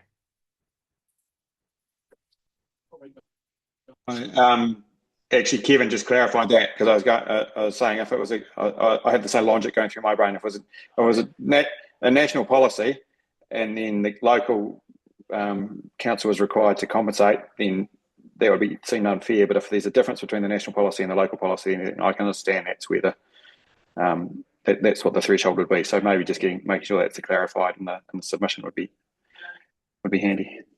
There's nods from the far end of the table. I think they've got the gist of what we're talking about. Yeah. Okay. I'm really interested in understanding, and maybe your discussions with Edward on local government reform, you could add this one, how this would affect Maori land. I mean, Maori land has a significant Indigenous biodiversity value, so it'd be one of the first sites in Dunedin that I'm looking at, the land in Taieri Gorge, for example. But restricting it, it's problematic. It may not have a high value to each individual Maori who has an interest in that site, but collectively it could. And the reason I just want to understand how that would affect or not affect their rights and their development opportunities, actually. I think it may be quite different from Maori landholding just because it's been so complicated for years about how to use their land. Can I ask a question to that one? No, well, yeah, that one and then Alan, yes. So, but if we're looking at a piece of land as a piece of land under the National Environment Plan, surely regardless who owns it, the environmental standards should be the same. So how we use that land, if the ownership complicates use mechanisms, that's up to the owners, but I'm talking about. The complication there is the land ownership has been fought by legislation for years and the lack of ability to develop them, whereas those may be opening up now. I really like to understand if they feel constrained or empowered by that provision. And it is much more complex than anyone just Joe Bloggs owning a piece of land. No. They haven't had the development rights on them because they couldn't get everyone together or to get a mortgage to do it. I understand that, but you're not saying that they're going to be given different environmental standards to any other bit of land. If they wanted to do development to do Papakanga, I think they should be allowed to do that irrespective necessary of them having the highest Indigenous biodiversity standards. And I just think there's a conversation to be had with them about that because it is tied to the land. Just wondering out loud whether that will be something we picked up as part of the process once these new legislation's in place. The conversation is if we are talking to our mana partners, I'd like to understand what their reaction to that potential is. I'm really happy that we don't go there, but I want to understand because I think they're in a very different position. And I don't want them to be foisted into a position necessarily of having the only, I just think it's a conversation that we should be having with them. Gretchen, your microphone's on. Oh, No? sorry. Oh. No, I didn't mean to. That's all right, just like polite way of saying, turn your microphone off, please. Yeah, thank you. Oh. Really. Yep. Look, I'm really very concerned about these regulatory relief provisions here. And as noted up there, there's still uncertainty about exactly what it will mean. We won't know that. I think there's real dangers that it may be opening up the council to a whole lot of costs that can't be avoided, as well as potential for ongoing litigation. There'll be a whole lot of lawyers pretty happy about this. But also really importantly, what's described, this chilling effect where councils see that prospect of regulatory relief is there, that may be an incentive to steer away from taking important environmental actions. And I think that's really, really dangerous to have there. And I would like to see those provisions in their current form gone from this bill.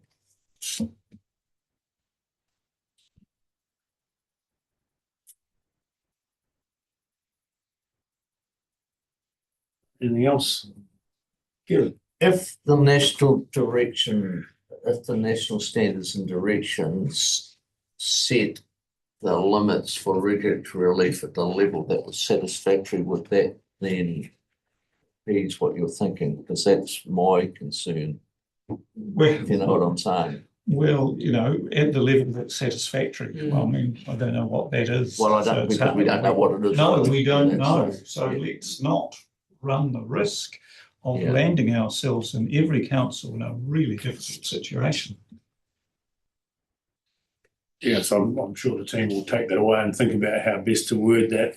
In the extent of saying, we don't think this should happen, that it has any cost on ratepayers or something in between that and. Can I just You can try. encourage to the point Alan made around not having a go at lawyers, so they will just be responding to the system, but anything in the submission that can encourage clear definitions, because when you see words like significant impact on reasonable use, we will spend tens of, if not hundreds of thousands of dollars arguing about that before we even get to paying out regulatory relief. Yeah. So if there is going to be a system, it needs to be really clearly defined for councils. Yeah. So maybe that just encourage that as Yeah, a that's supplementary, very good along point. with an opinion on what the system generally. Just on submission points that we capture, there may well be not exactly opposing, but not entirely consistent points that we'll try and capture, and then it will be for the table to tell us whether they want to include both, some hybrid of the two, or one or the other. Right. Yes, Kate. I think something, if we stood back and said, when would a regulatory relief be used? It may be that someone wanted to put in a gondola and it was going to infringe on people's lands. And the regulatory relief, wouldn't be used. Significant natural areas, significant Only- historic heritage, outstanding natural landscapes, and areas of high natural character. Okay, that's only for those, it's not for doing the other compensation. That's most of Queenstown. As in, no, I was going to say, none of them were in Queenstown, but. It's not relief because of a project you consent or something else, it's restrictions placed on it. Okay, only on that, okay, I thought it The was. whole of Taggy on their last plan. Yeah. Okay. Matt, do you want my attention with your cameras on or not? We like seeing him. I know that. But I noticed last time he was at no camera and the camera come on and the hand went up and I just thought I'd just get ahead of it. Right. It's really not. I can't be predictable, Neil. You know I'm going to mess with you. I can't try and make a pattern here.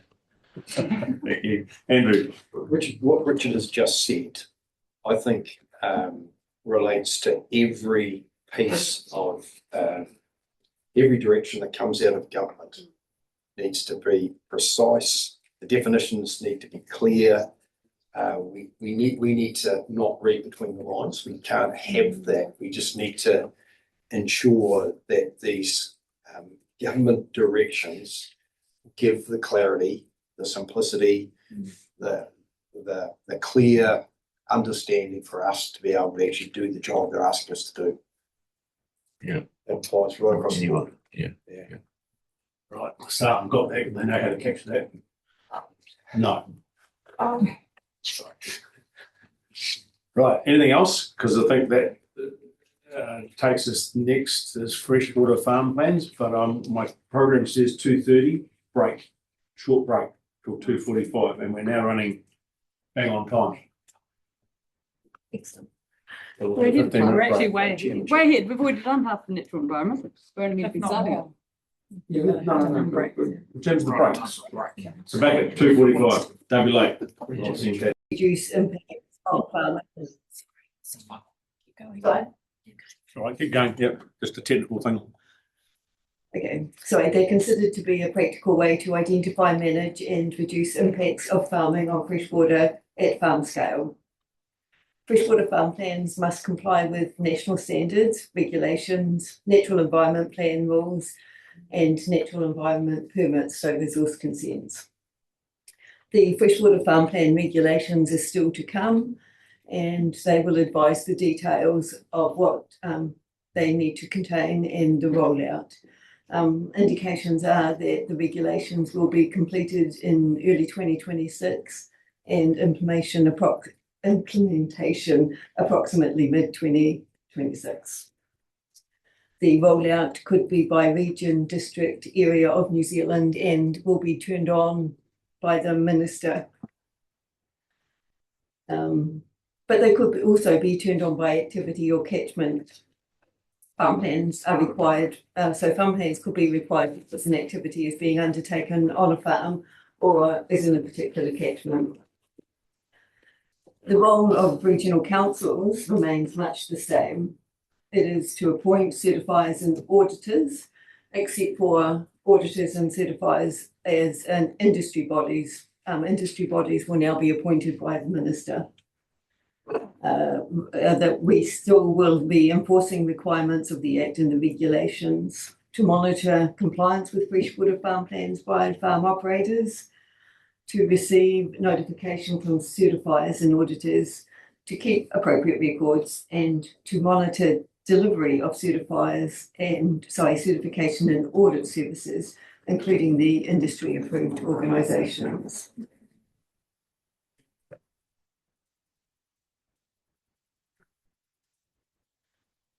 So freshwater farm plans, the provisions have largely carried over from the RMA with only a few minor tweaks. These are freshwater farm plans must identify whether adverse effects will cause a breach of human health or environmental limits, as well as other adverse effects. And this is just consistent with the rest of the Act or Bill. Freshwater farm plans can also now provide for, as well as avoiding, minimising and remedying, can also provide for offsetting or compensating for adverse effects, but there's no details on what that might look like yet. Another couple of minor changes are a clarification of the thresholds for mixed land use and definition of specified instruments, but they're just really minor changes that clarify what was already existing. Sorry, can I just, a quick question, because it talks about, you talk about human health or environmental limits. Is the environmental limits the same as the ecosystems ones from the previous conversation? Is that the same thing? So, yes. Thank you.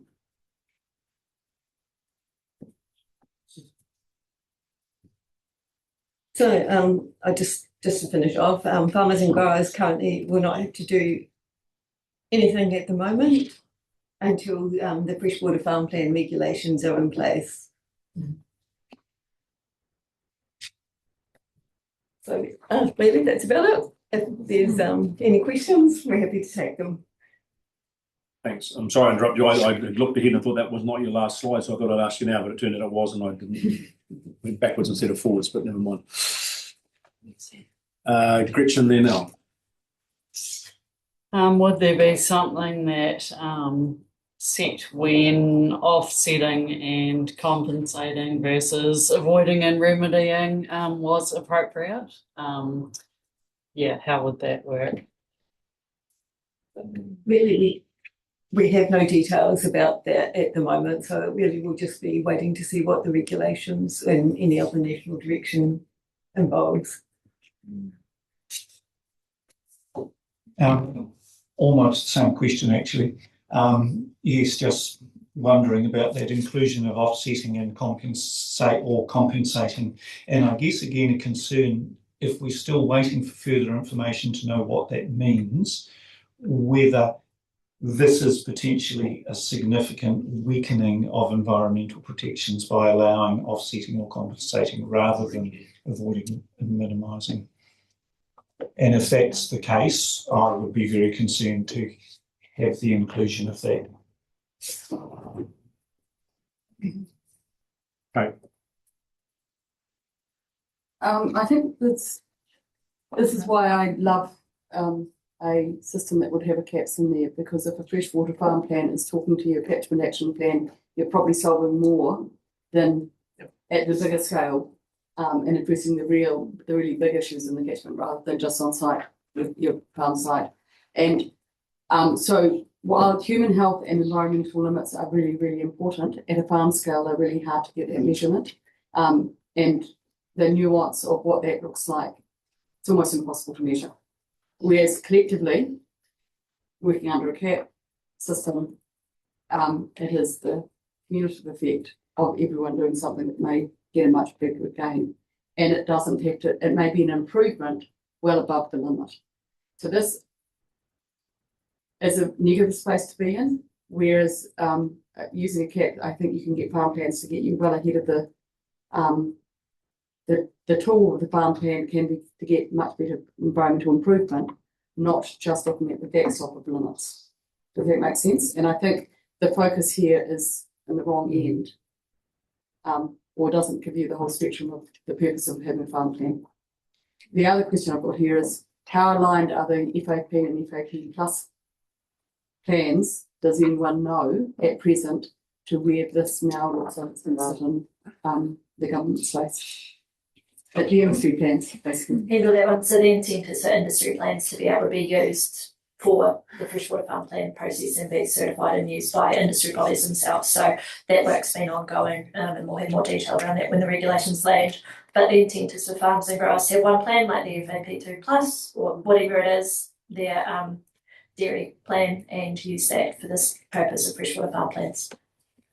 Yeah, I think again, regulatory space, planning space, they're a spectrum.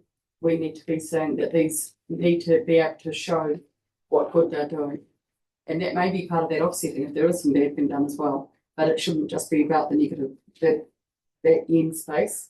And if they're working towards a much better outcome and improvement well above the environmental limits, because that is the problem in that catchment, then I think we should be telling that story. Our role when we're monitoring the stuff isn't just about whether we're avoiding going backwards, but whether we can tell a story of going forward and improving the environment. We should be capturing that information.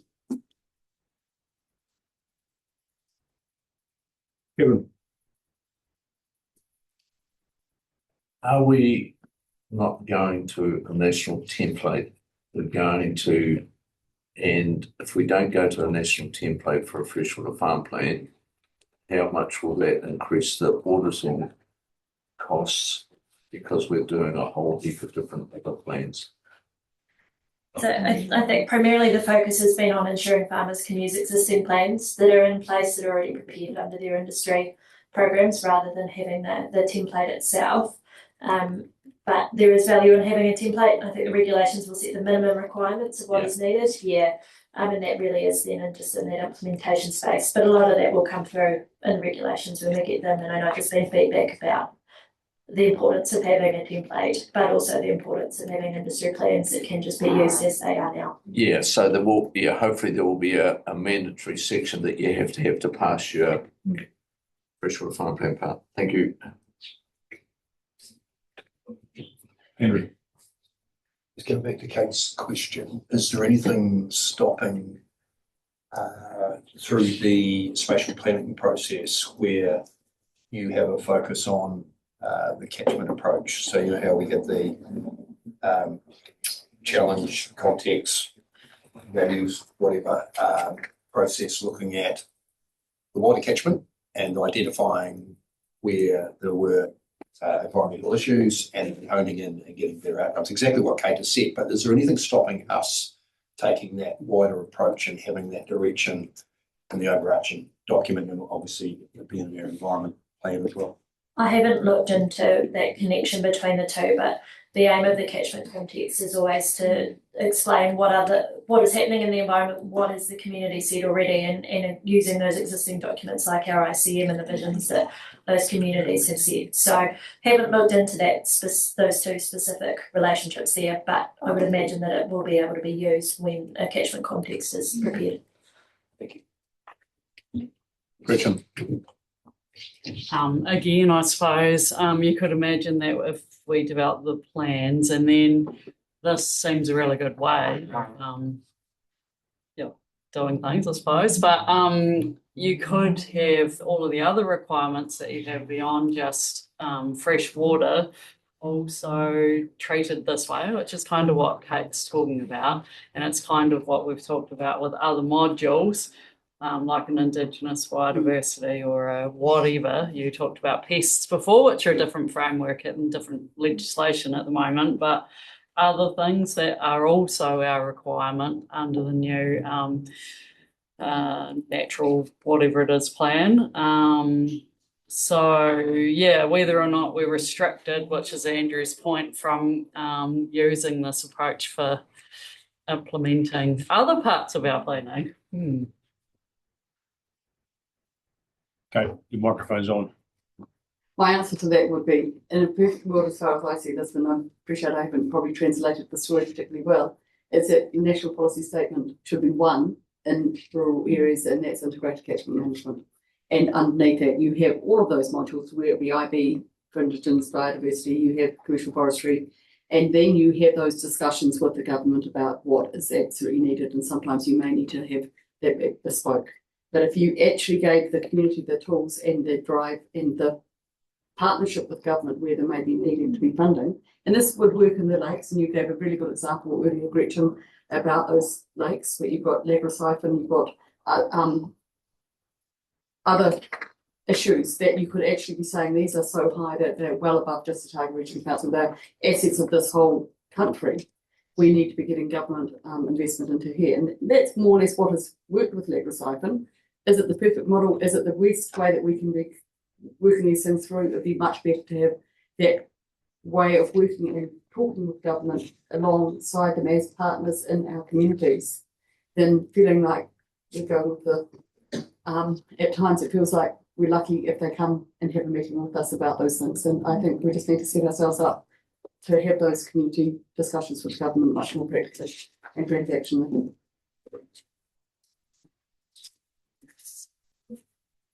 Thanks, Kate. Anything else?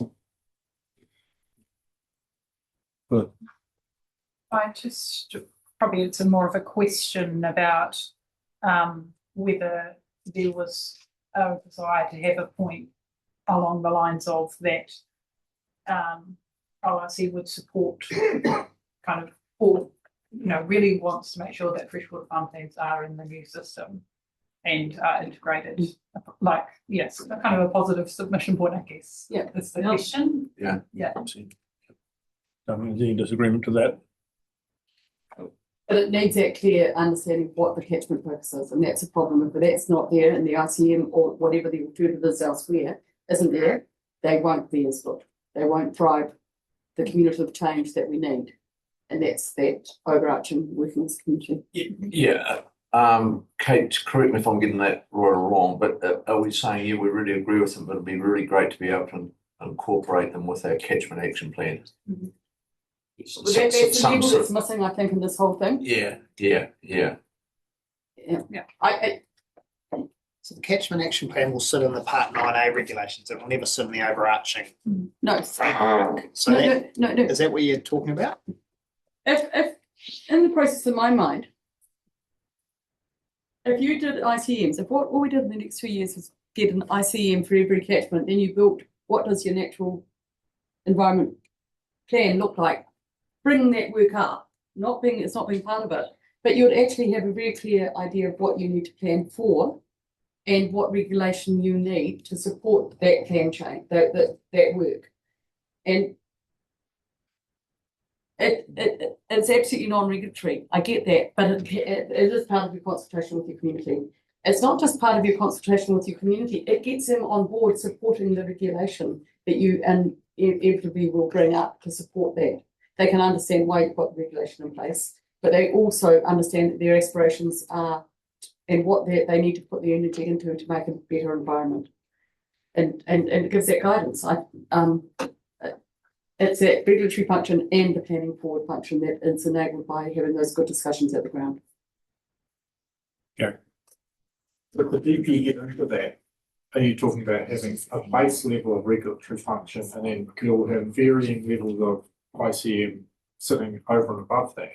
Or are you talking about tailoring the regulatory function to suit whatever level of ICM arrives at per catchment?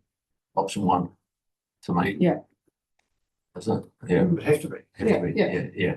Yeah. Otherwise you have totally different rules. Yeah. Yeah. It has to be option one. But that's not stopping a catchment from deciding to be better. For want of a better word. I think one of the shortfalls of the draft land and water plan is we tried to put all catchments in as if they were equal and didn't recognise their differences. And nor did we recognise their highest priority for change. And so I do think there's a bit of both needed. But Anything else you? Yeah, I got it, yeah. I was just gonna check with Fleur and Warren, are they happy with where that got to? Yeah. About some of those, and I don't think about Robbie's number 32 on the list. Robbie, welcome.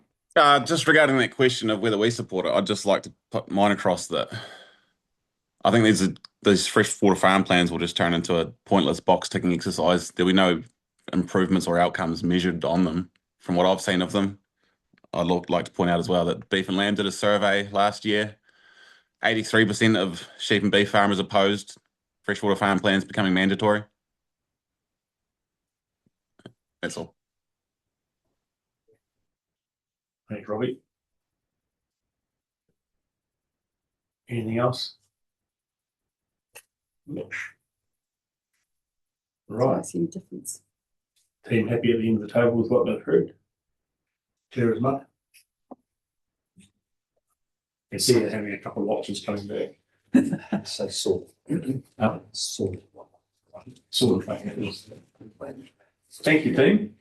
According to the program, that wraps up day one, but I suspect we're not going to wrap up day one. We're going to keep on going. What's that? I've left the spherical. I'm sorry to say that we do just. You're not leaving here until the five. About navigational natural environment. And these are kind of more towards not necessarily the first one, but the future kind of things. But this should be relatively quick. So are we now going to consents and permits? No, we're not. Not yet. I missed something. I think we've got one or two or so slides about. Oh, okay, sorry, I was looking down there, I should have been looking at you. Tough job, this. Right, next, carry on. Yeah, cool. I'm back to speak on some of these other matters that the Natural Environment Bill introduces. So the bill, it introduces a whole suite of new tools and mechanisms that may need to be included in a future natural environment plan to meet environmental limits and allocate natural resources. Or they may be tools that sit outside of the natural environment plan that accompany these actions taken to achieve limits and avoid breaching those limits.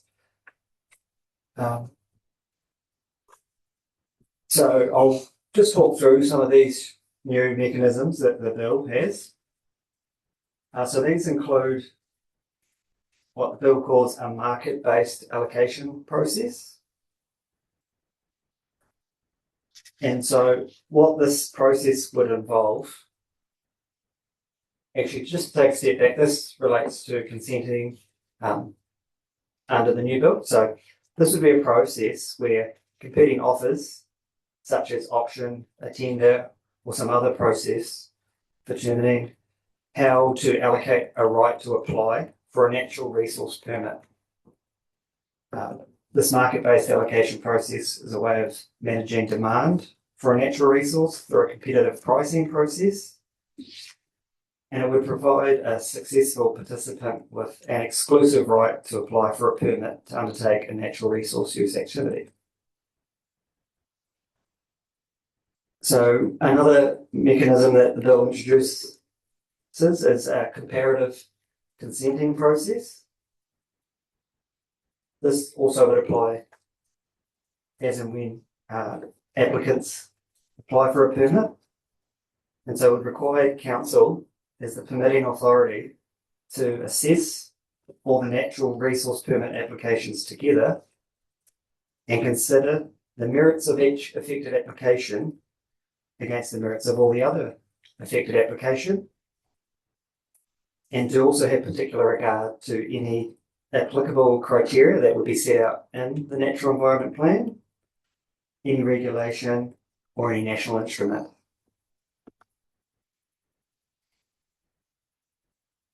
The bill introduces what it calls tools. And so these tools are for managing natural resources that are subject to environmental limits. And so those tools are caps on natural resources, It's a little unclear how these caps are going to work. Just in my reading, they read similar to how I think of a limit would work.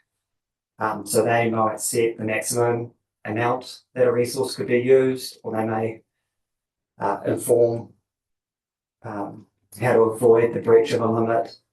They could be a land use control, an input control.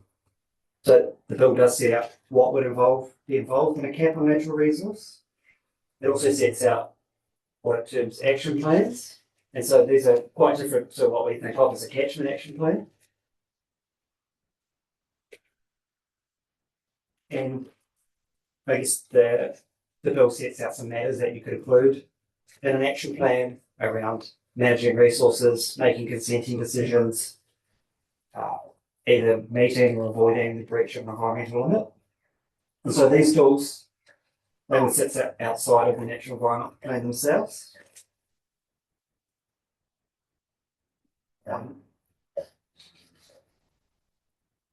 The tools aren't that bad.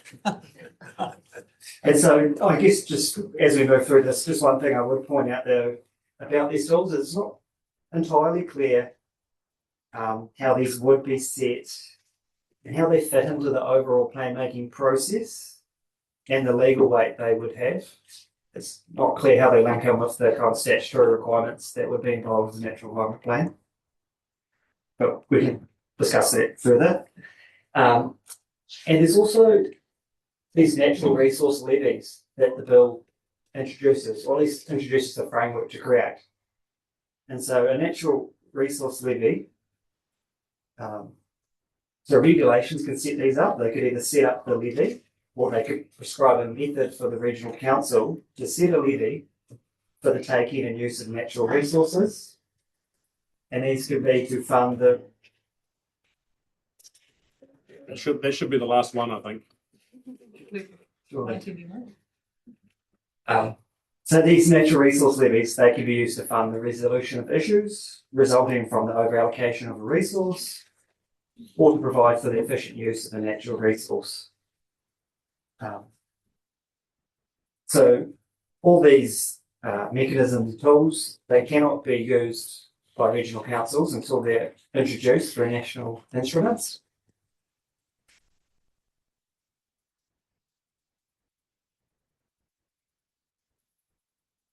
So I'm just going to sort of talk through some of the kind of key impacts or potential impacts, discussion points that relate to these tools. So like a lot of what we discussed today, the scale of impact will depend on the national direction to implement these changes. They are intended to make resource allocation more efficient, especially when resources are in short supply.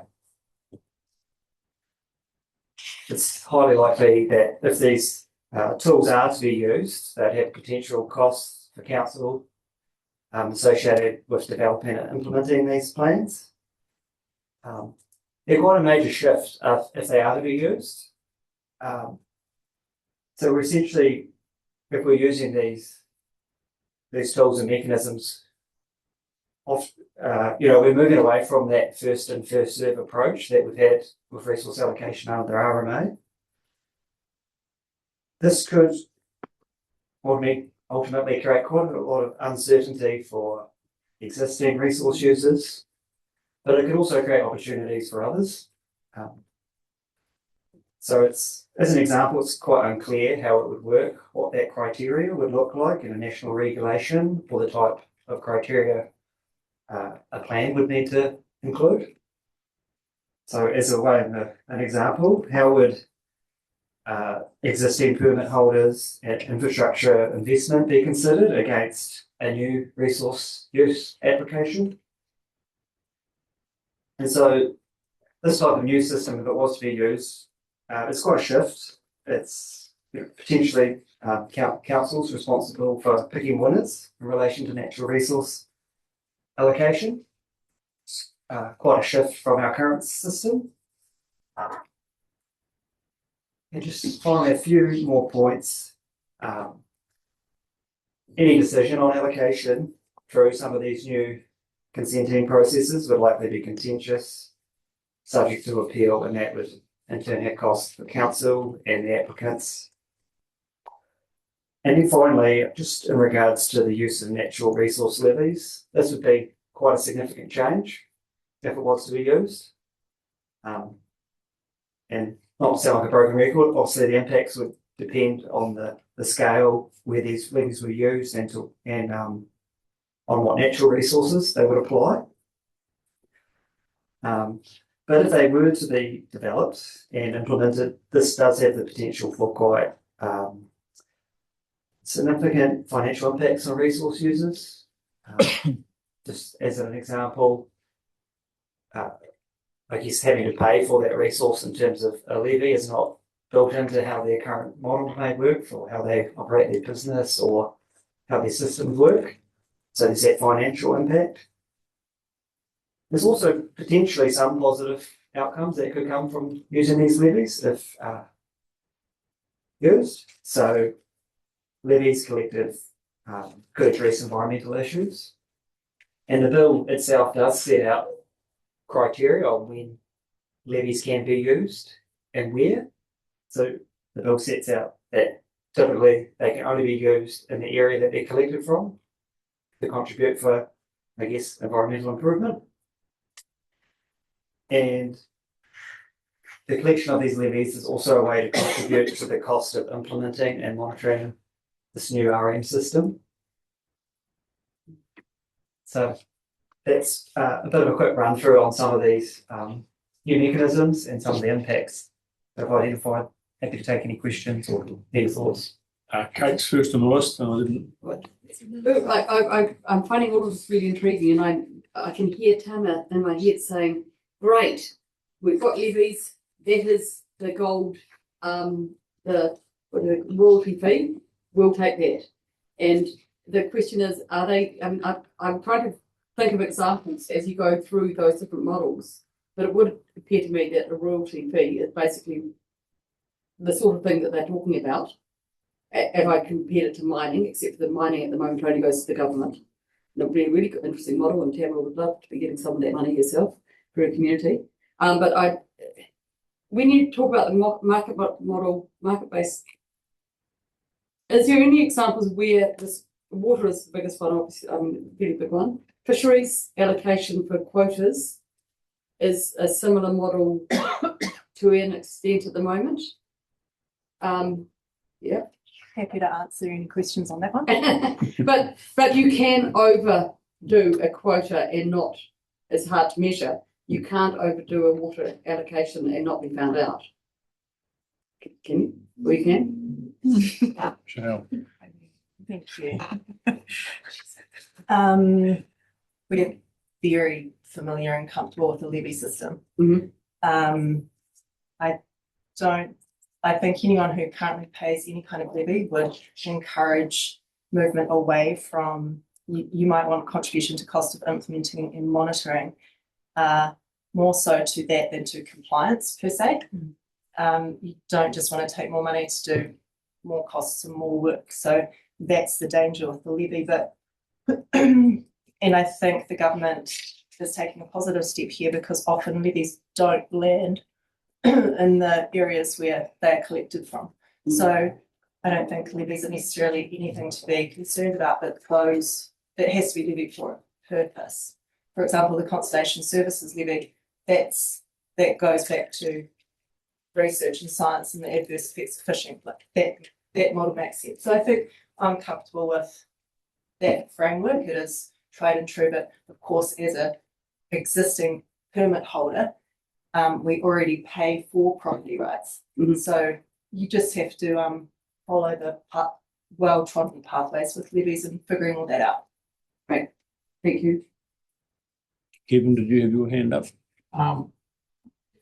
So is this levy going to be used for the government to make profit, or is it a levy to ensure that things where a resource is taken from remain in a good state? So if you look at water, is this now going to be a levy on every litre of water I use? So government's going to make a tidy buck out of it, or is it going to be to ensure that environmental standards are upheld within that space?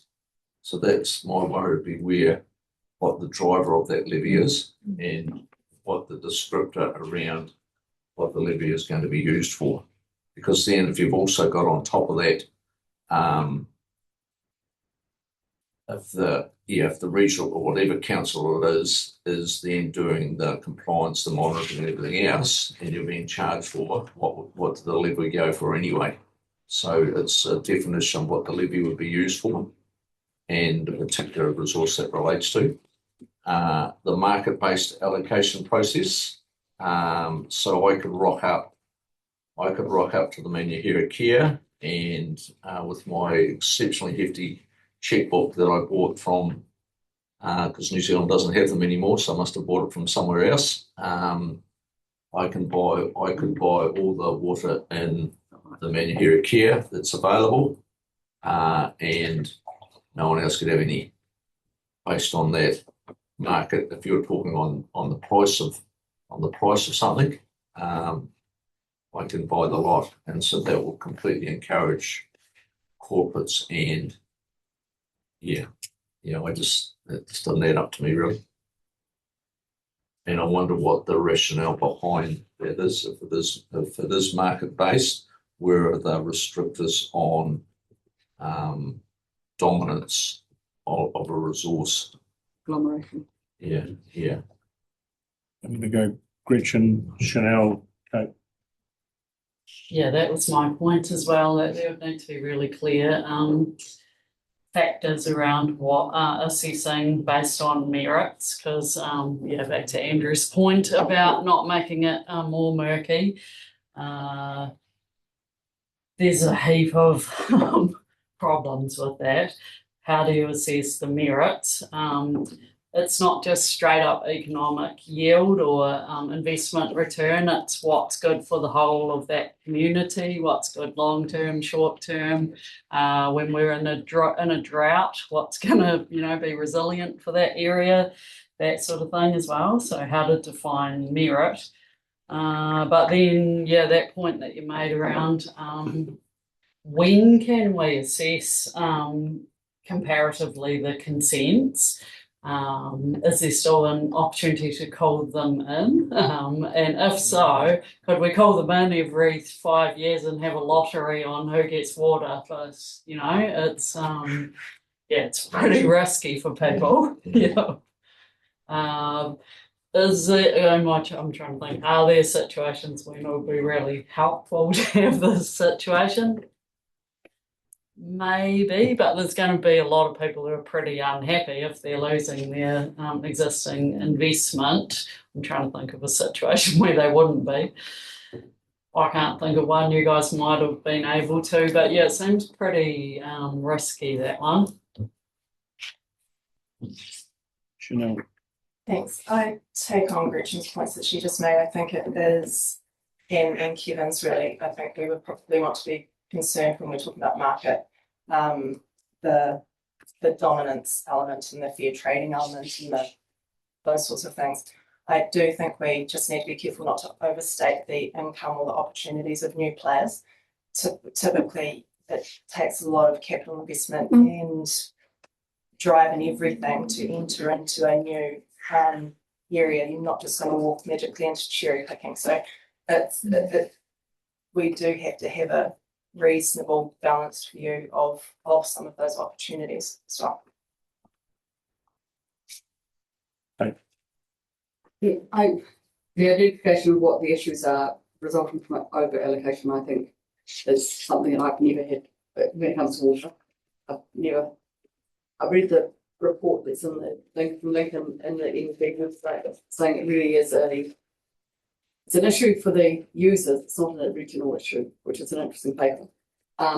But I think Brian Martin said once that his biggest regret was not getting that no area be left dry. And that is a principle that I would like to see embedded in Otago for our water, rather than being driven by a ideology, because I think those That's great, but here I am saying I want to have more tools, but I'm not quite sure I want these particular tools. And I'm happy to acknowledge that hypocrisy. It's the agglomeration of those things together that could give you a very, very distinct different type of community and different end results. Then you really could be careful. You know, if I think Michael Laws has given the example in the past of it being a bottled water supply to China. What does that mean if we don't have farms functioning well in the communities that they support? And it is those perverse extremes that get you to realise that sometimes we have to be careful about what that means. Yes. Yeah. Just, yeah. I appreciate there are other resources, natural resources than water, and that I think, you know, the gold, the water, I think we need to be looking at all of them and what model looks best in our environment. And I think it would be much better to say, where has this worked well, or where is this working well? Without having those, I find it really hard to have that discussion unless I understand, you know, that's why I asked about the fishery, how it works. So, Is that in the paper more than I've read? Or are those just words that have been put up here without examples? Do you mean in terms of the resources that it applies to? Or? Yeah, or where they work well as models or tools. In terms of where it works well, I can't really say. I know like the Ministry of Environment is working on this, and this is in terms of like the tranches of national direction that's going to come out. This is setting up the framework. The national direction is going to come in the third tranche because it's really hard to do. So I don't think they necessarily know how it's going to play out. And I understand that they're looking at models that do work to kind of inform what might happen. But sorry, I can't speak to any specific ones. But in terms of other jurisdictions where they've used these different rules.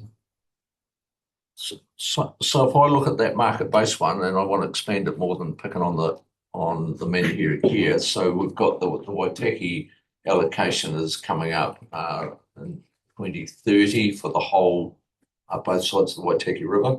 There's another one up there, I think it's at 2027, 29, the dams. So under that market-driven model, you could have some great conglomerate come in and buy the rights to the dam water. Then they'll probably have to buy at the dams as well, but that's all right. So they've done that, and they'll pay a margin, they'll pay a price, and then they'll collect that margin by your electricity will become exceptionally expensive. So if you're doing it at a smaller level, on a small tributary of a river somewhere, it has to multiply up through the whole system. And I just think it's we did that when we sold the shares in the company. Yeah, it's quite, yeah, that's got huge ramification on the whole impact of our society, really. Yep. Yep. Yeah. I mean, these are just kind of enabled in the bill. It doesn't mean that you will be required to use them. It's this would at least, and there's no indication that you would be. So, yeah, I mean, just it'd be good to just think about how we can put this in a submission as, like, I mean, yeah, potentially you wouldn't want to be the first one to give it a go, I suppose, and see how it works in other places. Historically, policymakers only put these wordings in things because they have an intent to use them and they have a reason behind them. And the sooner scuttle would be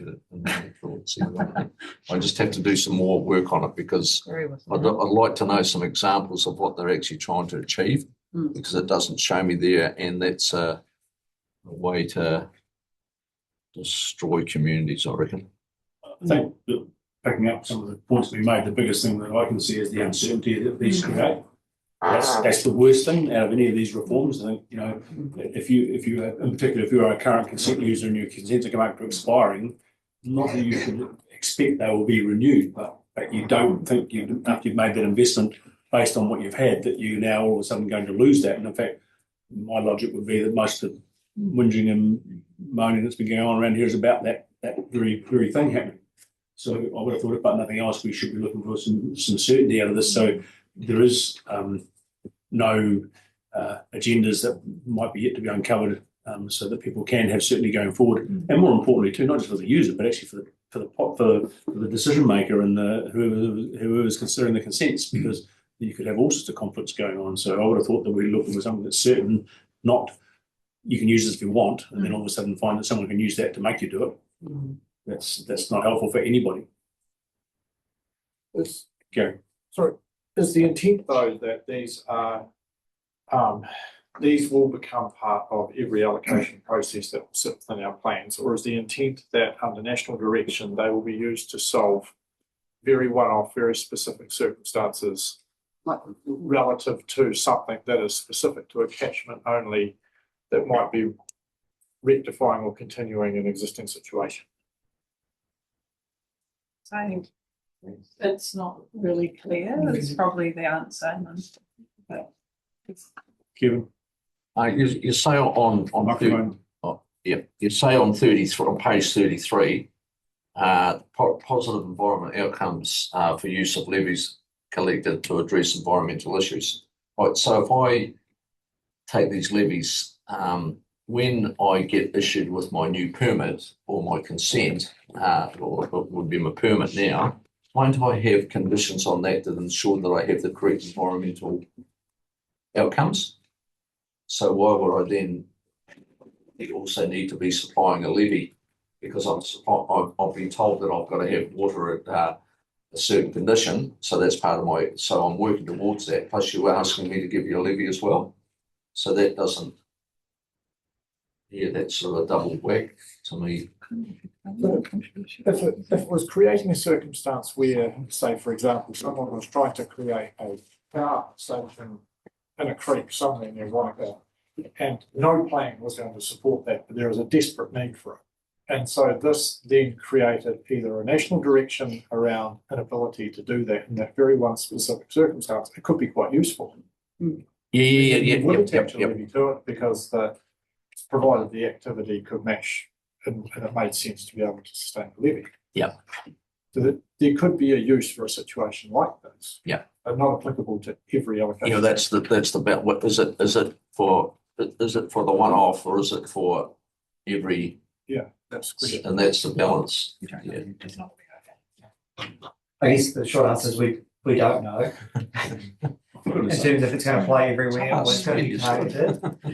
I know that in some of the supporting documents, like the regulatory impact assessments, when they're developing the bills, part of the rationale for levies is to fund the system in terms of implementing new controls, especially if we move away from these consents more to a permitted activity kind of framework and how we monitor that. And I guess that funding in turn can help support actions to support I guess the improvements that are needed within the area that the levies collected. So that is some of the rationale that I've been able to pick up. But in terms of the extent to which they plan to use it, we just don't know that from what we've seen so far. Okay. Yeah, I'm trying to think about the positives, and we have to be careful that we're not forgotten. And it's interesting you've got the line in there as well, move away from first in, first serve, which is a issue possibly in other, and not in all Otago catchments. What the problem is, who's first up the river that gets to use the water, that isn't necessarily first in, first serve. It's you've got the first take in the river and you leave the play hole, as I call it, coming out of Waikiata for the rest of them, and that's a different balance. But if I turn this around and said the opportunity of getting higher productivity with better type of storage, you've all heard me parade some of the storage we've got at the moment, and requiring a levy to plan for that, then I actually think that there's possibly a really good mechanism to get the best environmental outcome. So I'm not averse to it. I think the content, the discussion, and how that is driven is the devil in detail. And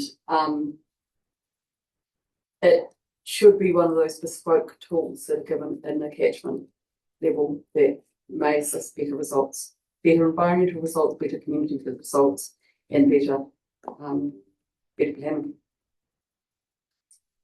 Gary, did I miss you and bypass to Kate and leave you out?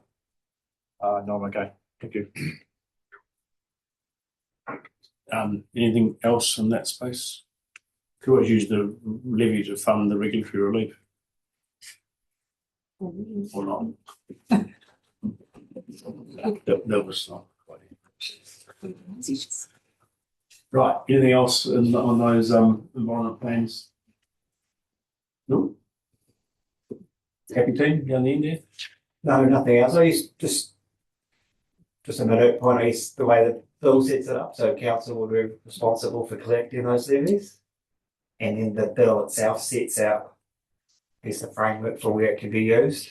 So there is some sort of detail in there in terms of the limitations around how it's used, but otherwise. Chanel. If we're talking about that, I'd be really clear in our submissions to be either trying to step away from the collection of those levies and making that a government responsibility, or to really, really clarify how that occurs, because the mechanisms that would be required to achieve this would really need to be fleshed out. And I wouldn't imagine it would be in council's best interest to be part of that process. Well, what would be simple? Yeah. Yeah, but we do monitor already for water use. And so we get the results, so it may not, it depends how it's meant living. And what the resources Yeah. needs to. Yeah. Yeah. I was going to go somewhere completely taken out of my head there. Oh, sorry. The disconnect between this and farm planning, and I just think that I'd love to understand how they saw water use allocation in farm planning, because I think there's a much bigger story that can be told there. And I think there's a bit of a disconnect in there at the moment. But there's nothing that links it in to But isn't it just There's potentially sub links on how it could be used, and I'm sort of getting around speculation here a little, but if we think about environmental limits and the types of levies that they may set, it may be to use a resource, or it may be to, I guess we think of the limit as, I think how to say it without, a level of degradation or pollution and contribution to that.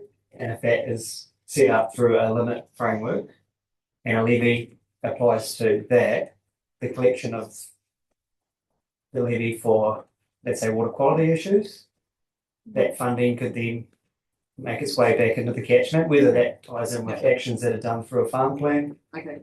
That could be a potential linkage there. Yeah, I mean, and that at least is a full circle and keeps it in the area. Yeah. Richard.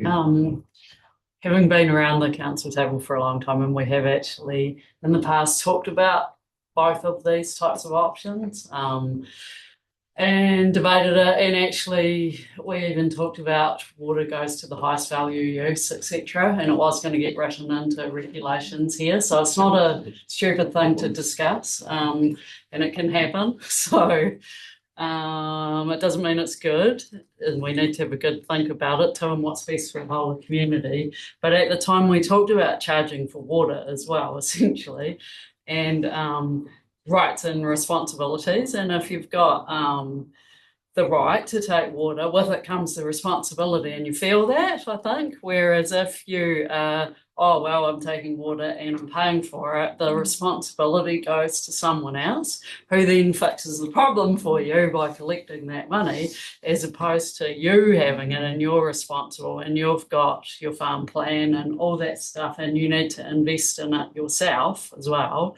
We actually thought that was pretty important. So yeah, I don't know. It's just, yeah, I remembered the rights and responsibilities thing. And it might seem nice to collect it all up in one big hole and divvy it out as council to fix water quality or whatever. But actually, is that the right thing to do? And does it just shift all the responsibility to us? Yeah. And the headman is more than the levy. Attention. Right. We're done with the future natural environment plans. Cool. Thank you. Thanks. My program says we're now at 15 tomorrow morning and we're on consents and permits. Does that sound about right? Can we do that or are we? I'm just standing up because it's been a while. To the shout. Well, we were due to go to 4 to 5 and we're not going to finish today. So we're coming back tomorrow, but that's without a doubt. So we might as well make use of the time. The team are here, so yeah, makes it a shorter day tomorrow. And in the event that it drags out tomorrow, we've got IFS because. Yeah. Right. Thank you. We'll let you recap tomorrow still. Thank you. Thanks, team.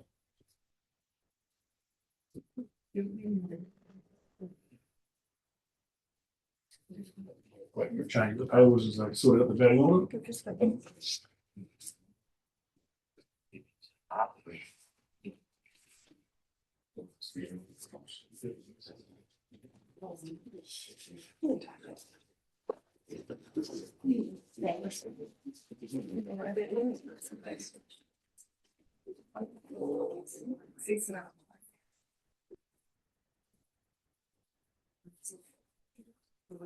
Okay, that would be helpful.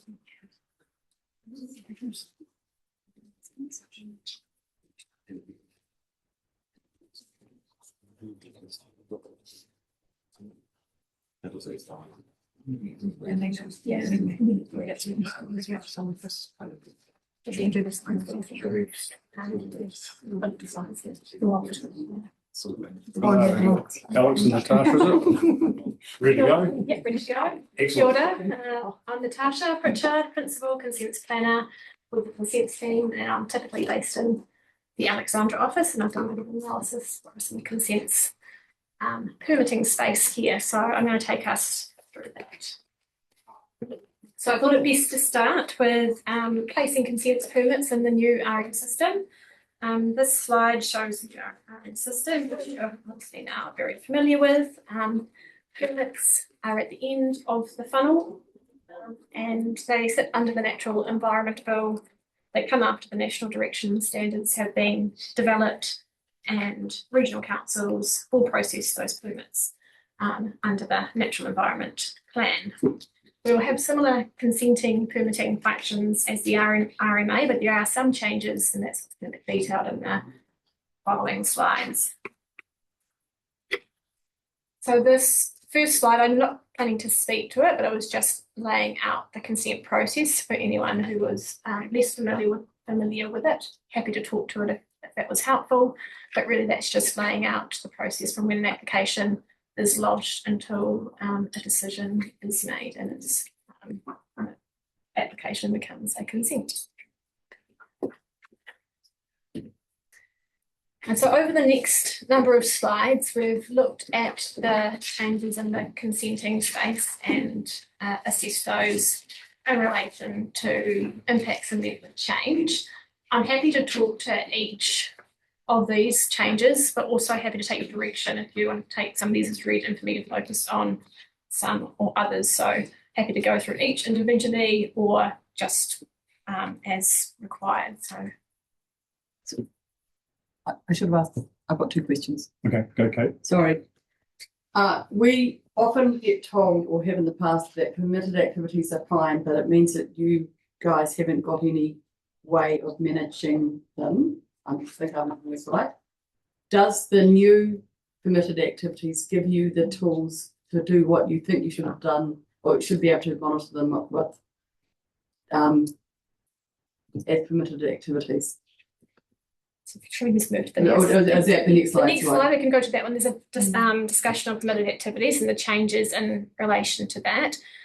We've seen those changes as reasonably significant in the sense that there is a requirement for permitted activities to be registered with the TA, not with the just says with the TA.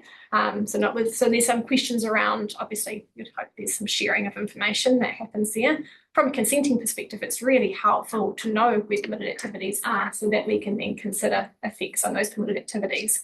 And there is a requirement currently, for an applicant to identify permitted activities, but it can be really difficult to do so if you don't know where those are. Also, as part of this, it's kind of a may for a permitted activity. You may be required to provide a written approval, which is something quite new and different in the permitted activity space. Provide a certificate to essentially show that you're meeting the permitted activity. But there's also a mention in there around prescribed fees, which is new as well. So there is an ability to potentially charge in relation to permitted activities. I wonder if Alex, if you want to speak any further around differences there. Yeah. So I think as a starting point, if we do get that information on where they're located, that will allow us to then make plans and proactively engage with people undertaking permitted activities. So it's a really good start.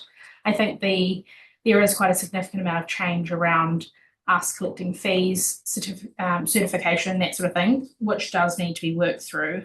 But I think it's a really good start for us to actually be able to know where they are and then undertake audits and things on them.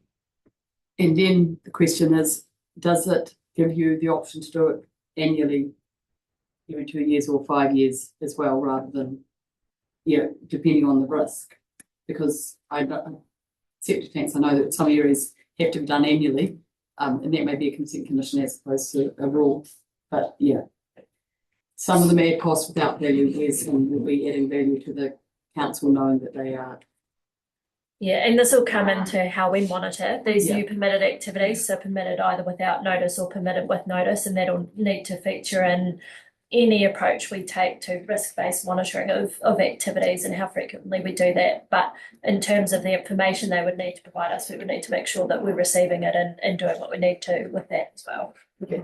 Look, like the graphic that was 2 pages back now, it's really interesting. It's one that I haven't brought up so much as other people around this table. Gary, you've got ORC checks with the experts if required, further information is requested. The question I have is, when do we need to have one expert that has become with the application, and it may be an engineer or it may be something else, and when does the council have a need to have an expert also doing the same work? And that, I think, is a really interesting issue when we're looking at value and looking at costs, where the government is at. I'm sorry, he's laughing because he's asked this question, I think, in the past. Yeah, and I'll let Alex speak to that, but that's current practice in terms of, and I'll get Alex to speak to that, but it is risk-based approach, and we do look to rely on where the applicant has an expert engaged. If we're looking at reliance on a need for experts under the new process, that's kind of a different thing as well. So it's just understanding that difference. Sorry, exactly what I'd like to just want to separate the two issues. So it's actually relatively similar in the new potential acts, that there does need to be an assessment done in terms of that scale and significance of when we would need an expert. So I can imagine that there's a lot of things that we currently do that would be transferable under the new system. One of those being when we pick to use a technical expert or not. And in terms of practice, it's a very high bar from the team in terms of where we will get it audited, and it depends on the specific activity and on the potential impact on the environment. So we don't like to use experts for experts' sake, and the team takes a really risk-based approach to that. Obviously, not everyone will agree with that, but we are really sure to focus on if we need an additional expert or not, and we try and use in-house people where we can do. Yeah, look, I appreciate all that. I do think this space, and if we look at Pine Plains being accredited, getting certain experts accredited in the field that people can then use, and that is taken, and they have to meet an audit. I have some concerns in some situations where experts say they're experts, and I'm not sure that they are. I get why you do that.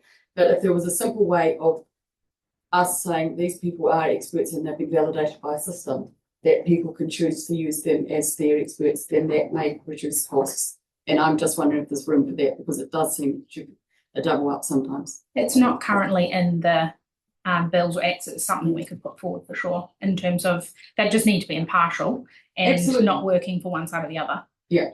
Which is, I guess, the spot we're in at the moment. Yeah. We don't have that accreditation level with those experts. It would certainly, where experts are A, expensive, and B, there are a few of them. So it makes it really hard. I'm just wondering if there is a space for a submission there. It's putting it out there for everyone. Kevin, did Kate ask you a question or not? No, I've got, I'm going to make a wee comment on it because it's one of my biggest bugbears, and I'm just going through that process, not with the regional council, but with the TA, getting experts into to look at what experts have already done. And I really appreciate Joe's explanation of where we're at the moment, but I just wonder if somewhere in the system, because if we're going to rely on experts or suitably qualified people, we should have a system of being able to audit them and not have to continually peer review their work being done. So that would be my take on it. So going back to your permitted activity in the red, changes approach including registration with TAs. Well, if we're going to be doing the monitoring and the everything else, why the heck are we?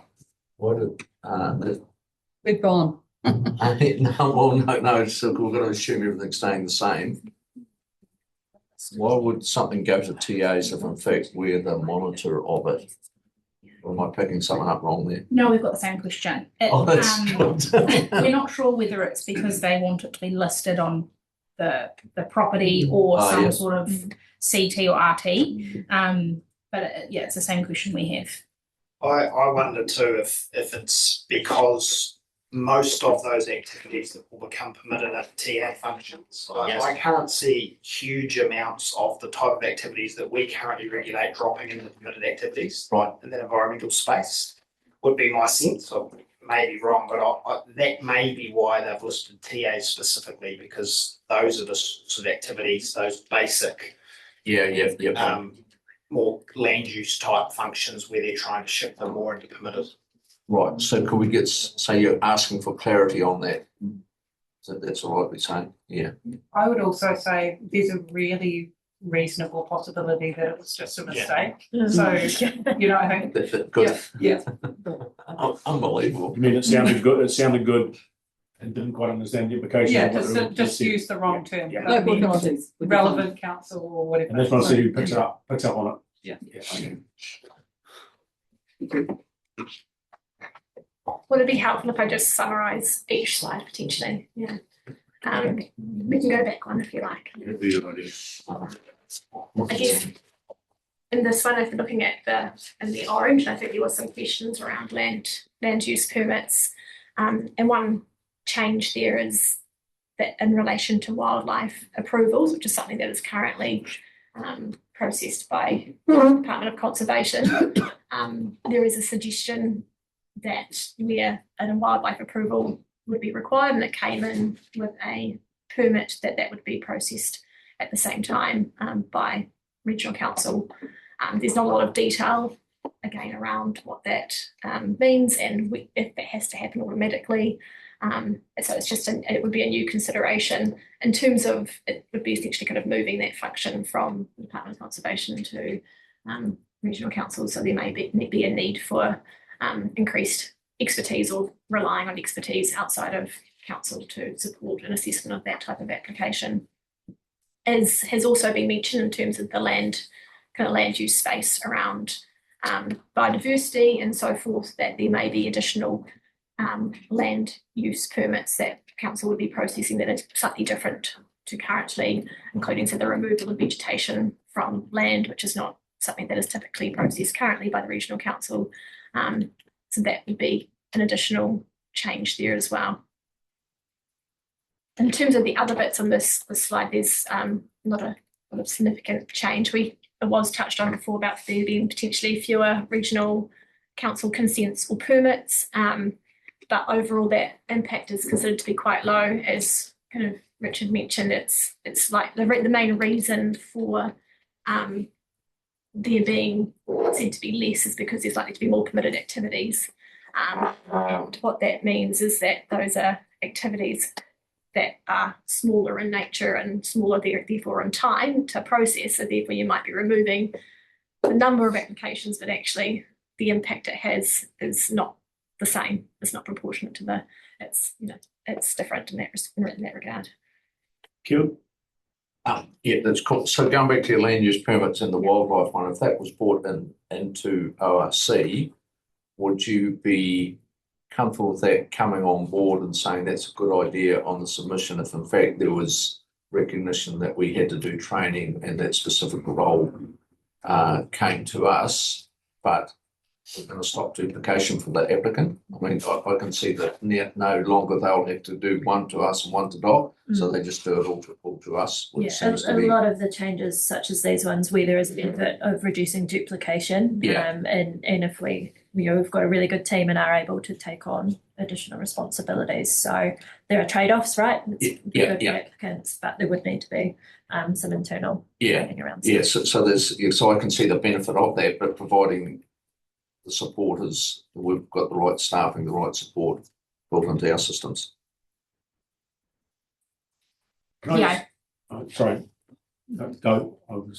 Yeah, so I think we just have to, if the decision is that it moves to us, we need to just take stock of what that actually means in practice, and then whether we've got the right people or maybe need to rely on getting some upskilling from DOC or that sort of thing.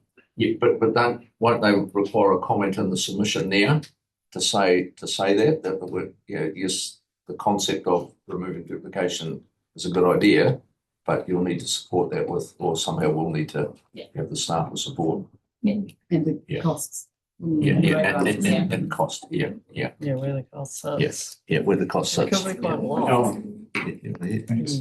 On that last line there, under impact on resource users, you've got less consent, more permitted activities, more complex process. What do you mean more complex process on that? That was just in relation to the permitted activity process being more complex for permitted activity holders.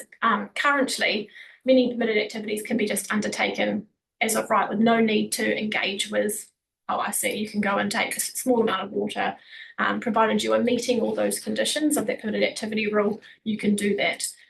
What is being proposed is potentially permitted activities where you're going to need to register that activity for a start. We're saying that's a good thing, but there's an extra step that people will need to do, and there might be requirements to obtain written approvals. It's kind of a may, and it depends on how those permitted activities are drafted, and obviously we don't know because they are not drafted yet, but there's an ability for those permitted activity rules to be drafted with written approval requirements, certification requirements, a fee that needs to be paid. So those permitted activities look a lot different to as they are currently. Right, so more uncertainty. So some permitted activities just the same, but others people may need to have application and sort of register that they're doing that. Septic tanks would be a great example potentially. So take your Toko mouth, you've got a septic tank, or I've got a septic tank. It's absolutely permitted use, don't have to do anything, never talk to anyone, occasionally get it cleaned. No one really knows anything. This may be a good place where we start that conversation of having actually every septic tank has to be registered as a permitted activity, but you have to register where it is. You may need the consent of your neighbour because you've been within 50 metres of their property for the last 100 years. They may want to know about it. Stop water would be another one. And we'll have to be careful not to get confused between permitted activities and permitted activities that is requiring a permit, because that could. Yeah, it's a very good point. Yeah. It's all on where you put the P. Andrew. Just go back to biodiversity and understanding we're taking on that responsibility, the existing responsibility we've got plus the TA responsibility. So the rules that they've currently got in their district plan, for example, removal of natural vegetation of reasonable value. How do we achieve a seamless transition from the existing planning regime to the new regime to ensure that those areas that are currently protected remain protected because of being through a process, probably environment court process as well, over various plan changes, etc. I know we're moving to a new regime, but once again, it seems stupid not to use existing information if it's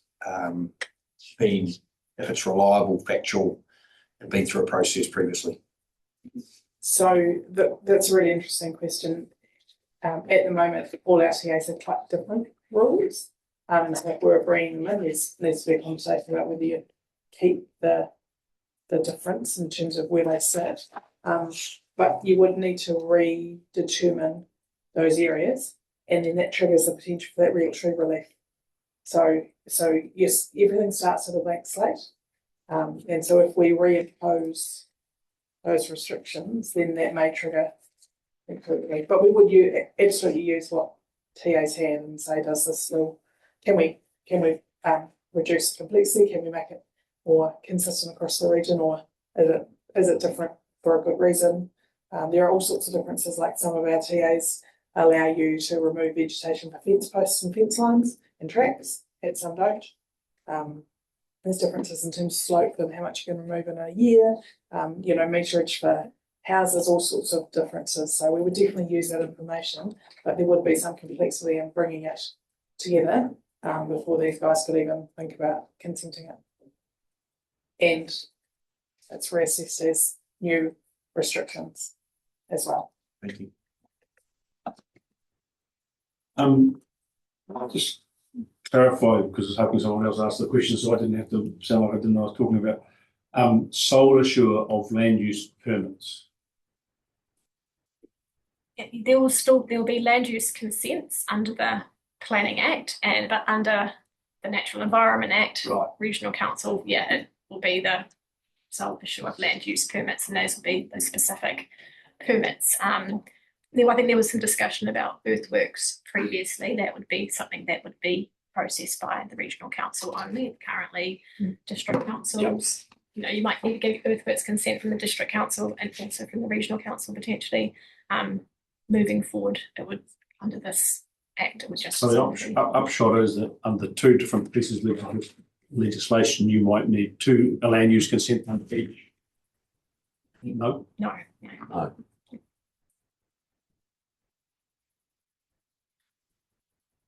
not missing something. All right, I'll park that.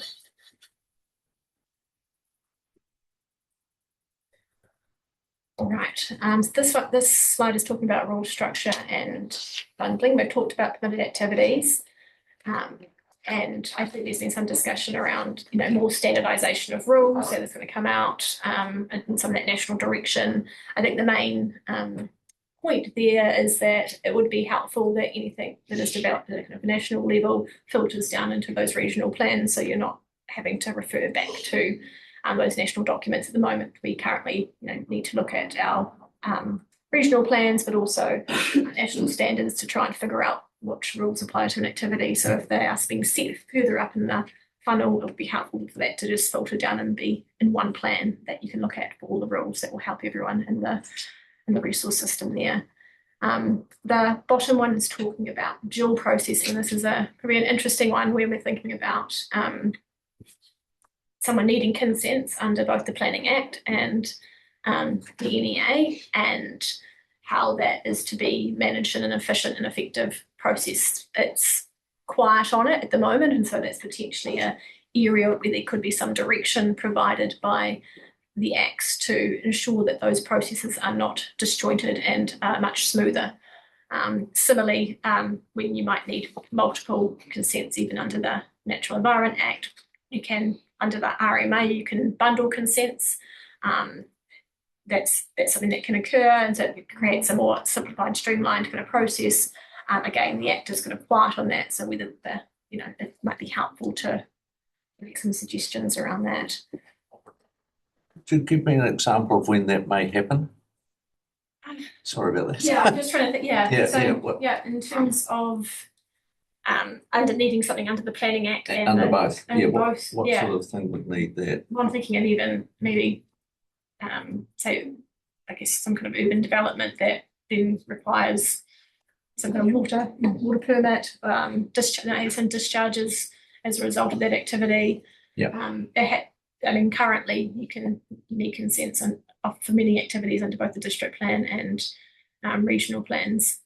Yes, so if you went back to, say, the Grange, which got its building permit, and then it had to have a discharge permit for all the water that it collected from is that the sort of thing that you're talking about? And you're saying that that's going to be two different things that may be counter and. I'm not sure if it would extend to Building Act consenting, but it could extend to the land activities that a TA would be managing and we would be managing at the same time. So what you want is an ability to transfer the powers so it allows one council to consider it rather than both councils having to consider it. And so as Tash said, it is silent on that, and I think an ability to do that transfer will make the process a lot simpler for an applicant only having to deal with one council, looking under both acts. And the other part of that is potentially considering if there's currently a decision to transfer powers between council, it would be helpful for those to continue on under these new acts and that floor to be a given rather than having to go through a process of setting those up again. So that concept will form part of our submission then. So if you want like it to. Yeah, what it makes. Are we all happy with that? Sorry, I probably have only got less than half of that. Oh, you've got it. Okay, Yeah. thank you. Is that, yeah, that's makes real good sense. Andrew, then As a rough rule of thumb, just on that last conversation, wouldn't it generally apply to out of zone activities? So let's say anything that's not permitted. And then if you're developing a bit of land that is out for residential activity and it's out of a residential zone, wouldn't it then apply, both acts would apply? So if you're out of zone, generally speaking, it would be applied to both bits of legislation.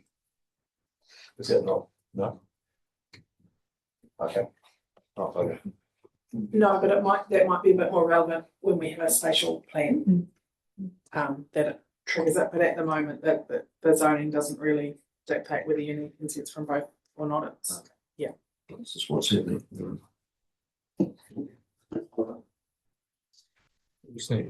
Yes.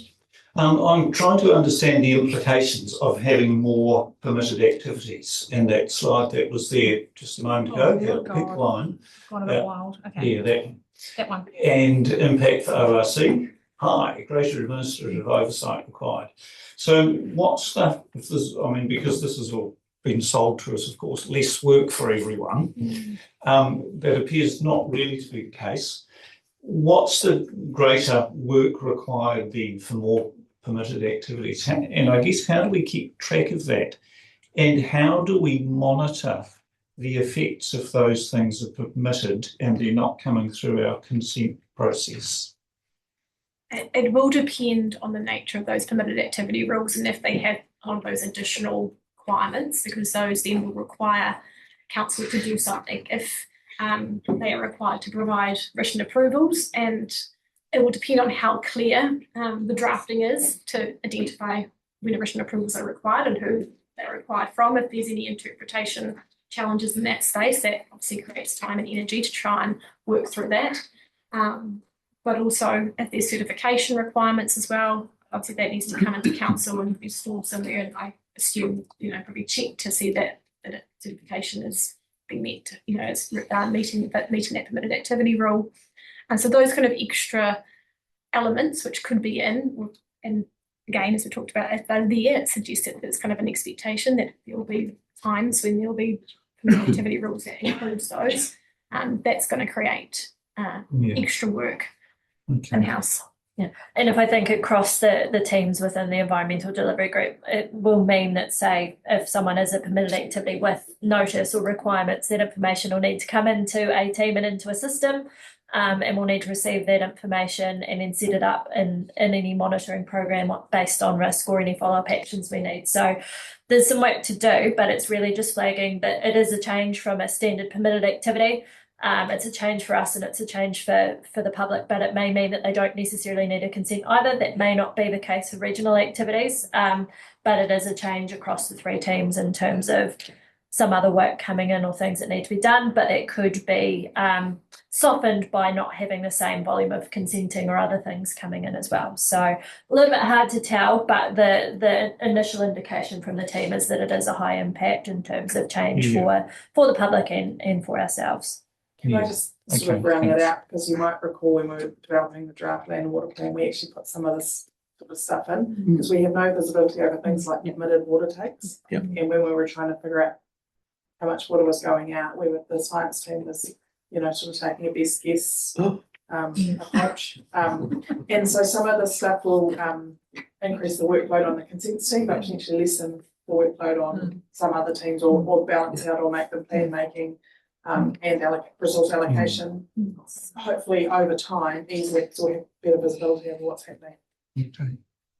Thanks. But potentially that's going to give us a greater feeling of exactly what's happening anyway, and that's probably stuff we should have been doing, monitoring permitted activities anyway, and that's probably why we put them into the land and water. So there could be some, and the benefit to the Joe Bloggs is that he or she may not have to get a consent, but that activity still needs to be monitored somehow. Yeah. So think of it as that step in between a current permitted activity and a Yeah.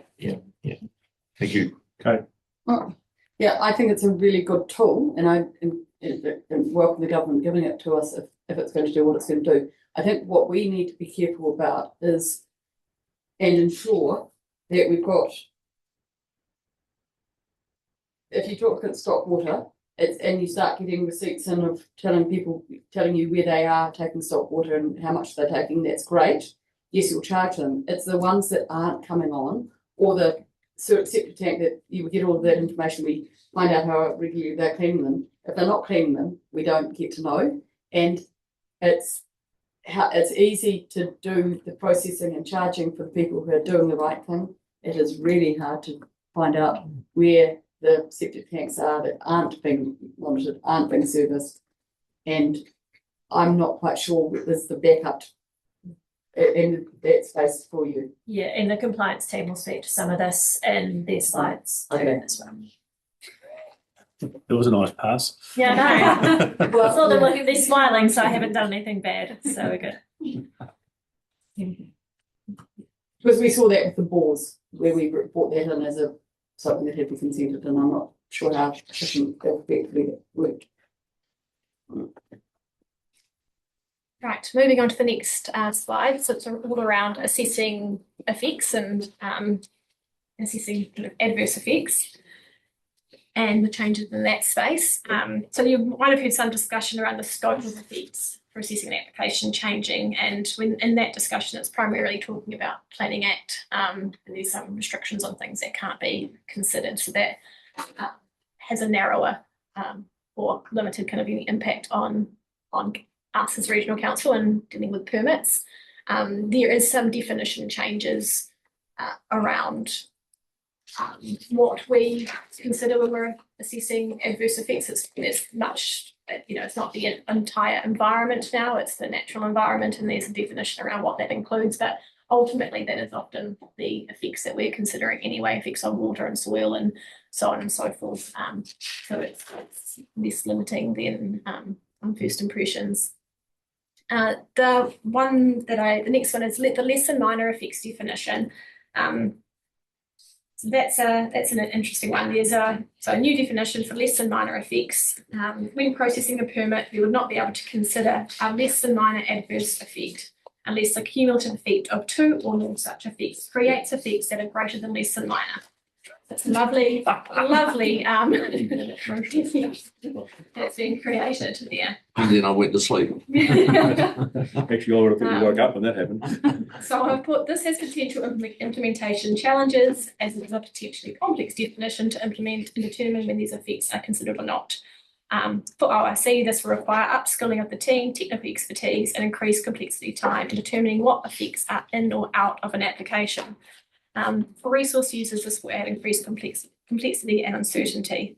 If there is an inconsistent assessment of this, there could be impacts on the environment if some effects are considered when assessing applications some of the time, but not other times.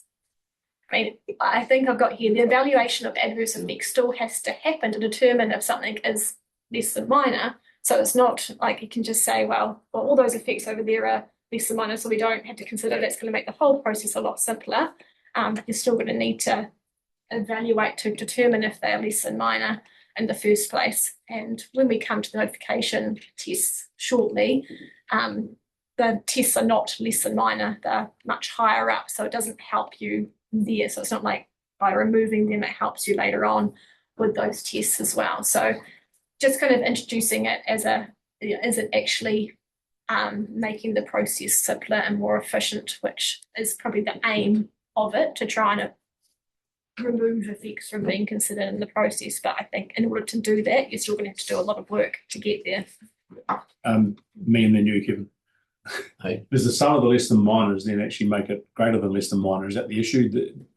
That's what it's trying to, it's essentially saying we don't want you to consider the less than minor effects because they're inconsequential, but if those multiple ones are added up, then they become, then you do need to consider them. So there's a thought process that needs to happen to identify all the less than minor effects, then identify if they're cumulative, to then say that's in, that's out, I'm considering these ones, and you've got to go through that for each of the effects that you're looking at for a particular The landscape activity. architects don't have a ball with that one. What was that, The sorry? landscape architects will have a ball with that one. They can't agree on how we do it currently, so, sorry, Kevin. So to me, that sounds like standard practice, but is that we need to be really clear that we have a very strong definition given to us. Is that our submission saying, well, we understand what we see where you're heading, but we will require these definitions or clarity around the definitions? Is that what you're going to put in your submission? What do you need to make that process better? Your submission. Our submission. Your submission. So I think my I general don't care what you call it, it's feeling just here is ethos. that in trying to reduce the tests and the assessment that's been completed, it's being unintentionally made harder and more assessment to complete. Would be Yeah. my simple take on it. So Cool. if the direction from the table is around, we want it to be clear and certain with good definitions, and not a less rigorous assessment, but one that is able to be done, then that might be Oh, that's something that should go complicated back one, into but yeah, the submission. So we're happy to put that wording in for our staff. To make sure Someone that can our write that process far is- better than what I said that. Yeah, We've been videoed, we know. Yeah. Listen. that would make sense. Yeah. And the same kind of discussion relates to the next couple where I think there was some questions about offsetting, compensating and so forth. Currently under the RMA, there is a hierarchy of considerations of managing effects: avoid, remedy, mitigate, and when you're considering adverse effects for your notification decision, once you go beyond that, you can look at those residual adverse effects and potentially offset and compensate them when you're making a fulsome decision on the application. What's been proposed is there's avoid, minimise, which is different to mitigate, and remedy, as well as offsetting and compensation. And at the moment, there's no kind of hierarchy that's being proposed, but it is suggested that the national direction could propose a hierarchy for certain activities in certain situations. So we don't know yet when that is going to apply or what that might impact. So in terms of what that, what does that mean, I guess, for the environment if avoid is not the first approach, and someone could go straight to compensating. There could be there'll be more localized effects that are likely to occur as a result of that.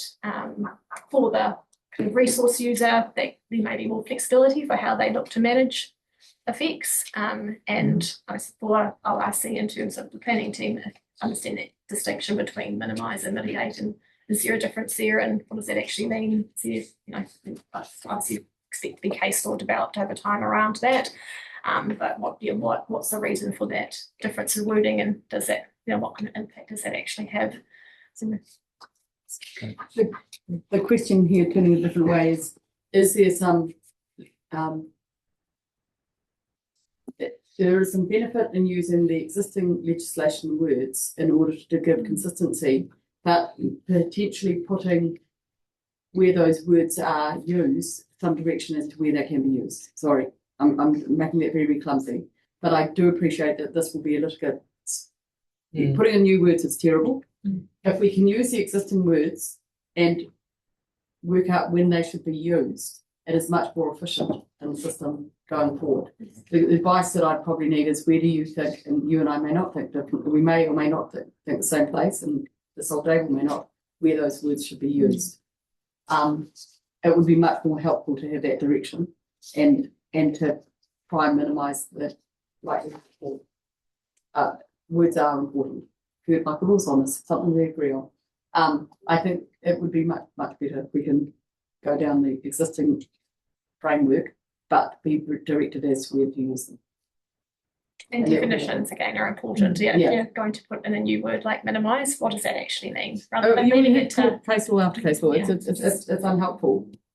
Having said that, I'm really happy to say that in some places I would like to have definitions re-changed, because I think fear, for example, is one that's really problematic. But yeah.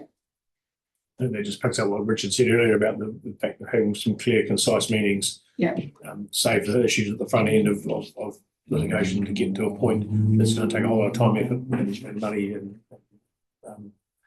frustration. Gretchen. Yep, that's the summary of pretty much where I was going as well. Yep. But I was wondering as well, because you guys are lawyers, some of you, and I'm not, but whether words that did have a meaning in a previous law have zero meaning once they're in a completely different context as well, or whether the case law would go on avoid under, King Salmon would be the same in a completely different bill or act. Yeah. Act. It needs the right definition. So whether that would be helpful or not, or I think, and then in my head I got to Neil's point, which was no matter what you want, conciseness and clarity on what you're putting in. Yeah. In legal terms, they will go and look at cases in Canada to get a meaning and definition and refer and reference that. No, well, and they'll reference that if they need to find that what it might mean. Yeah, I mean, let's try and limit the competition for meaning. Yeah. Direct us where we can and should be using words. Don't try and change the words unless there is a purpose to change. I'm really interested in Natasha, and I'm not quite sure if this is the time to ask this question, but because you've talked about offsets, there is a bugbear of mine that has come out in cases and declaration of payments or accommodations. So when we talk about offsetting, and we talk about that as a really negative thing, and it is a way forward though for development because hard decisions sometimes have to be made. What I find interesting is that we've now got a situation where openly people are being paid not to submit on something. And that I think is something that should be covered in the RMA. I'm not sure if it's really here, but it is a stage of the consents that I think would be interesting. That was actually mentioned in the Labor government's bills that brought it around making it clear to council who was processing what outside agreements had been agreed to within a consent process, so we were aware of those going on, and I do think that would probably be relatively helpful for us to have oversight of, and they could probably just use the same wording. Yeah, it's one that I think is really important that we actually have some eyes over, because if there are some effects that are being paid out that we don't know, then actually it's muddying those waters, and that's my personal view. Yeah, or people that are paid out so they don't present a view. Yeah. And if we're going to be hard on offsetting, then I think we have to be hard on process as well and understand that whole spectrum. All right, I'll move on to permitted baseline. So the permitted baseline currently may be considered under the RMA when assessing effects. It means that the effects permitted by a relevant permitted activity are able to be excluded from the effects assessment of the activity. This narrows the scope of the assessment of effects. It is currently discretionary as to whether this is applied. The NEA makes it mandatory when assessing effects for notification and decision making. There is an exception though for natural resource use activities, so that's activities where there's an allocatable component such as our water takes and so forth, but for other activities you would have to apply the permitted activity baseline. The potential issue with this is that, so essentially that means you need to find the relevant permitted activity rule and look at that and try and understand what effects it is permitting, and in relation to the activity that is applying for the permit or consent, they'll be breaching obviously some part of that.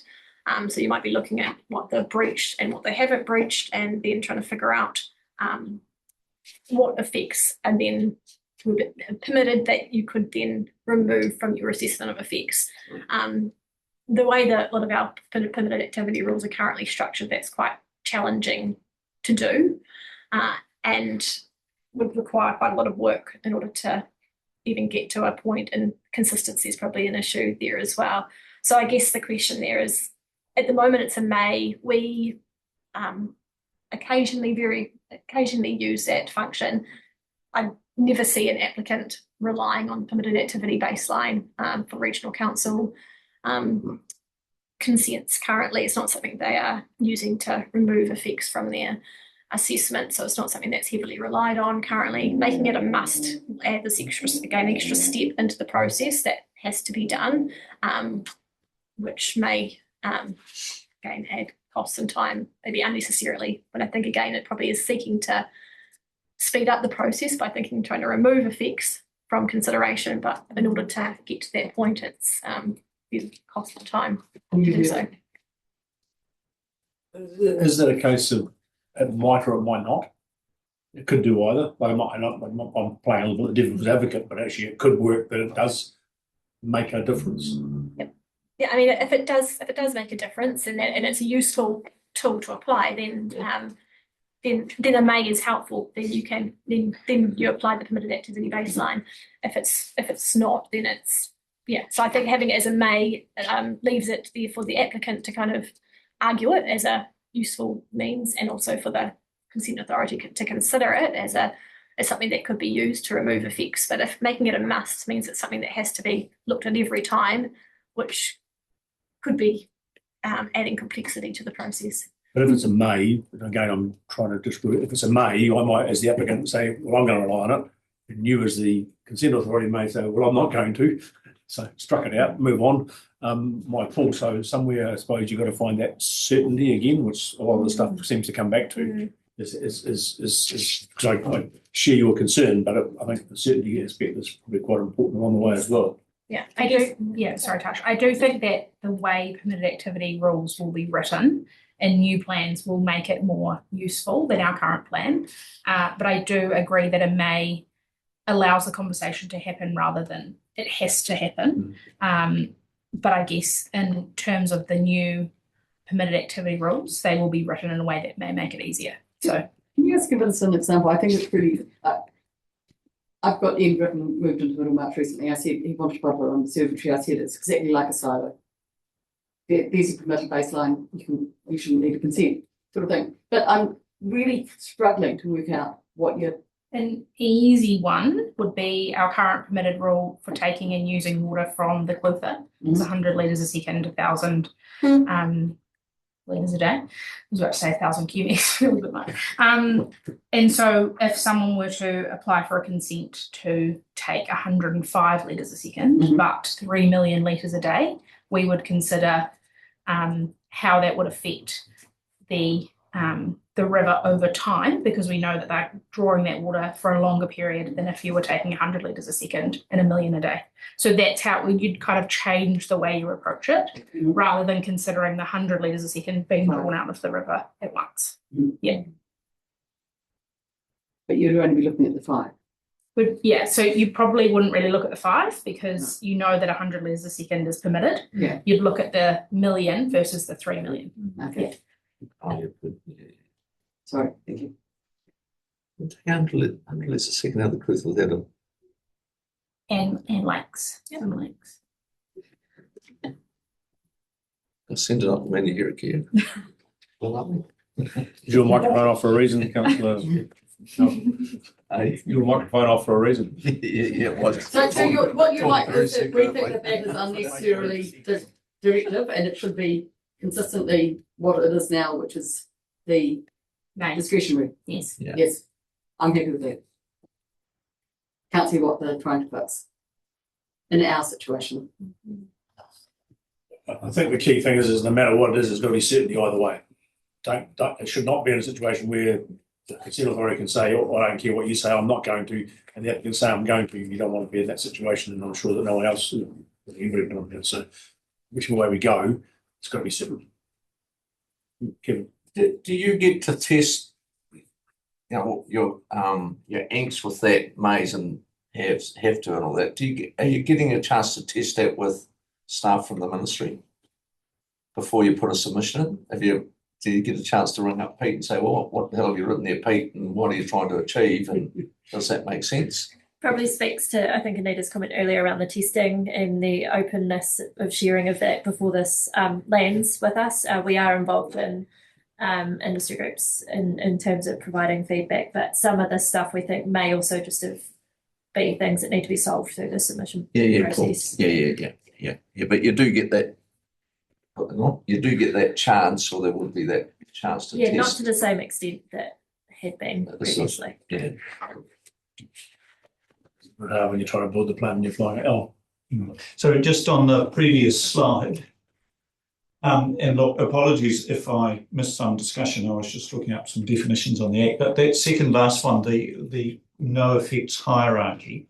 Now that's a change from the current where there is an effects hierarchy. Now, look, sorry, while I was reading, did you have a whole lot of discussion about that or not? No? That's good. Happy to. We did have some discussion about it. Yeah, okay. All right. We don't know when you were reading. Yeah, no, that seems to me that is a concern if rather than avoid being what we would like, there's all those things going all the way down to compensate.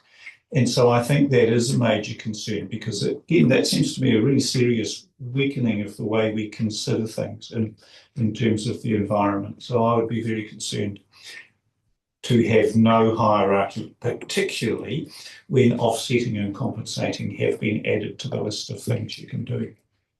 We could also make the point as well that we could randomly choose to avoid all the time too, so there'd be less certainty too.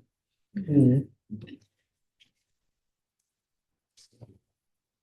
right, moving on to notification.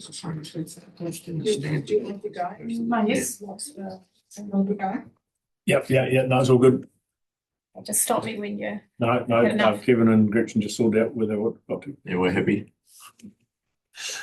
Right, so target notification. So under the RMA, there is limited notification process where if the effects from the activity on a person are minor, more than that, they are considered an affected person. The application is then served on them via the limited notification process, and they're given an opportunity to submit on the application. Under the NEA, there is a new term, targeted notification, which appears to be similar in process to limited notification. What is different is the threshold for who is an affected person. There have to be more than minor adverse effects on a person from an activity, so that's from minor to more than minor. And then it also talks about when there's management units as well, and when there's affected persons in that respect. This change is considered a medium to high change. There is a higher threshold for when a person is considered affected, and hence when an application is notified to affected parties. This means that there will be fewer chances for ratepayers if they are affected to be involved in the consent process. For resource users, they will have fewer applications where they need to obtain written approvals or go through a notification process. And we've got a couple of examples just from the last year in terms of numbers. There was 18 applications that were limited notified last year, and these covered a range of activities from the operation of a resource recovery part, extension of a landfill, earthworks within wetlands, damming water, discharges near the coast, discharge to air consent.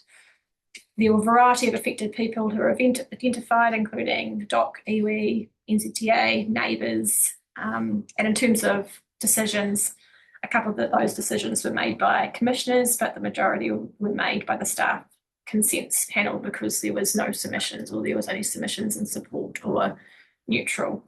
So that's just a bit of context. And with the changes, obviously the effects are, that none of those would have been limited notified, because if the effects were more than minor, they would have been in the publicly notified realm under the current regime. Under the current regime. So you're saying that they would be now limited notified? So those under the new proposal, those 18 wouldn't have been targeted notified. They would have been non-notified. There would have been no involvement by any other party in the consent process. So in those 18 cases, would the end result have been any different? And that's an analysis question that requires a little bit more in-depth detail to do. That's the key to it. Yeah. So is there something more nuanced here that, depending on what the minor effect is, so it's interesting with the range of effects you talked about, air quality, which can be odour or, I think, as well as look, or some of those are more invasive than, or less timely as well than others. Is it that we should be talking about the types of effects rather than the minor effects? I'm just wondering if there's some discussion to be had there. Yeah, so I guess the highlights part of this is that it's stepping up a level. So instead of having the 18 applications notified, we look at our public notified applications, which there were 3 of. And so those ones, there would have been 2 notified under this new bill. There are benefits to applicants because there's less public participation. So it does mean that they're only dealing with the council. But that also then has the other side of it where there's lack of public participation. And I think that's quite a complicated question, because you could ask my consideration of a level of effect versus yours may be different. Yeah. And so targeting notification per level of effect per activity would make it really quite complicated. Yeah, no, but if we were directed that way, it takes some of that away. Yeah. And I think this comes up in the inside, but really there's a tension or a submission point here around the level of public participation that is either enabled or not through a consenting process, and what the views are on that. And that's something that we come to on our end slide. So this really changes the level at which people can be involved in the process. And as Alex said, for some there's a positive view on that, but for others there's not a positive view on that. So just something to mull over, I guess. Yeah, so look, in all these pages, you'll get an analysis and summary of changes in the proposed legislation. So do you need direction from us of which of these to include in the submission? I mean, not all this is going in, you need that direction today. Or at some point. Or at some point, yes. right, okay. Well, look, I guess in that case, I would think though, stuff around public notification and the limiting of submissions, I would include concerns about those, because as you in your analysis there, that has a high impact on the environment. And I think it's really important that the Regional Council, we are standing up for the well-being of the natural environment here. And it's not to say that we are preventing any sort of development or economic change, but that's our biggest role. So I would favour including a submission around making the note clear what those effects we think will be. Alan said that from the analysis that it had clear effects on the environment, but none of that analysis actually did. That was just on the numbers that we had 18 consents, but those 18 would not have had to go to be notified. It didn't actually say there was any effect on the environmental outcome though, and is that not the key part? I guess I'm looking at these two where it says impact of the environment. And where, sorry? Yeah, on the right-hand column, the bottom two columns, where, yes, it's not saying historically this is the effect, what happened, but rather fewer consents notified, potential loss of local environmental knowledge for future ones that has a potential effect on environmental protection. And again, that bottom one in the bottom corner, fewer submitters who may have specialised in local knowledge, that's affecting our decisions if we're not receiving that information on future applications. Are we still not receiving that information, but less people are having the ability to comment on it?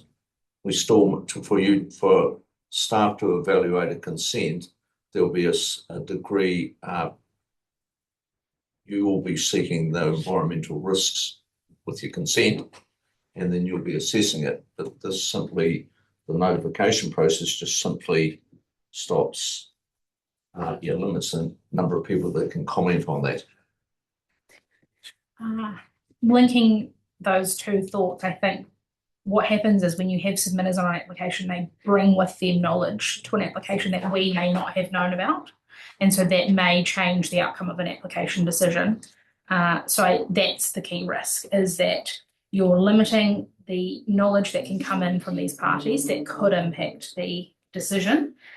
The test as to whether that is an environmental effect is quite tricky unless you're looking at a specific application. So we kind of can't comment on that, but it's just the amount of knowledge that we would be getting or not getting by including or not including the people.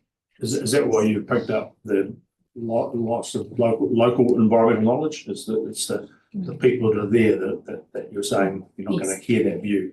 Yes. I've got Robbie, and then I've got you. Go, Robbie. You mentioned there was 18 notified consents, which I'm just wondering, of those 18, how many was it just notified to Ngāi Tahu? So it's not like, were they the only affected party in those 18? How many of those? I would have to come back to you on that. Okay, because I'm just curious I don't think they would be removed from being an affected party under this still, would they? Yes, if the level of effect is that we wouldn't notify anyone, they would be removed. Yeah, the same test applies to all parties. So the same test they're considering Ngāi Tahu affected applies to dog or fish and game or a neighbour.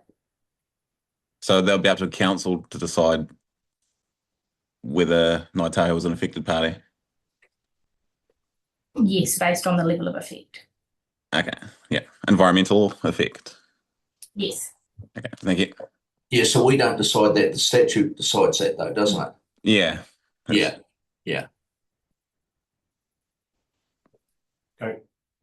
Just wanted to clarify my mind how notification is actually given. So I come along to you, lodge my papers. The next step is you decide it's limited notified. What happens then?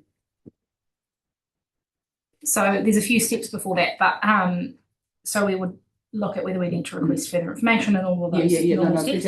Yeah. So if we limited notify an application, we discuss it with the applicant first. We give them an opportunity to seek written approvals from that party, and then if they don't want to do that and they want to limited notify, then we limited notify. We never directly limited notify without talking to the applicant first. And do you then tell everyone that this application has been lodged? Yes, and so we send emails to all of the parties that have been limited notified. They get the application documents and they get given their timeframes. And the statutory framework for that is that obviously Fish and Game are a statutory body that is almost required to be notified if it's going to affect salmonellas, right?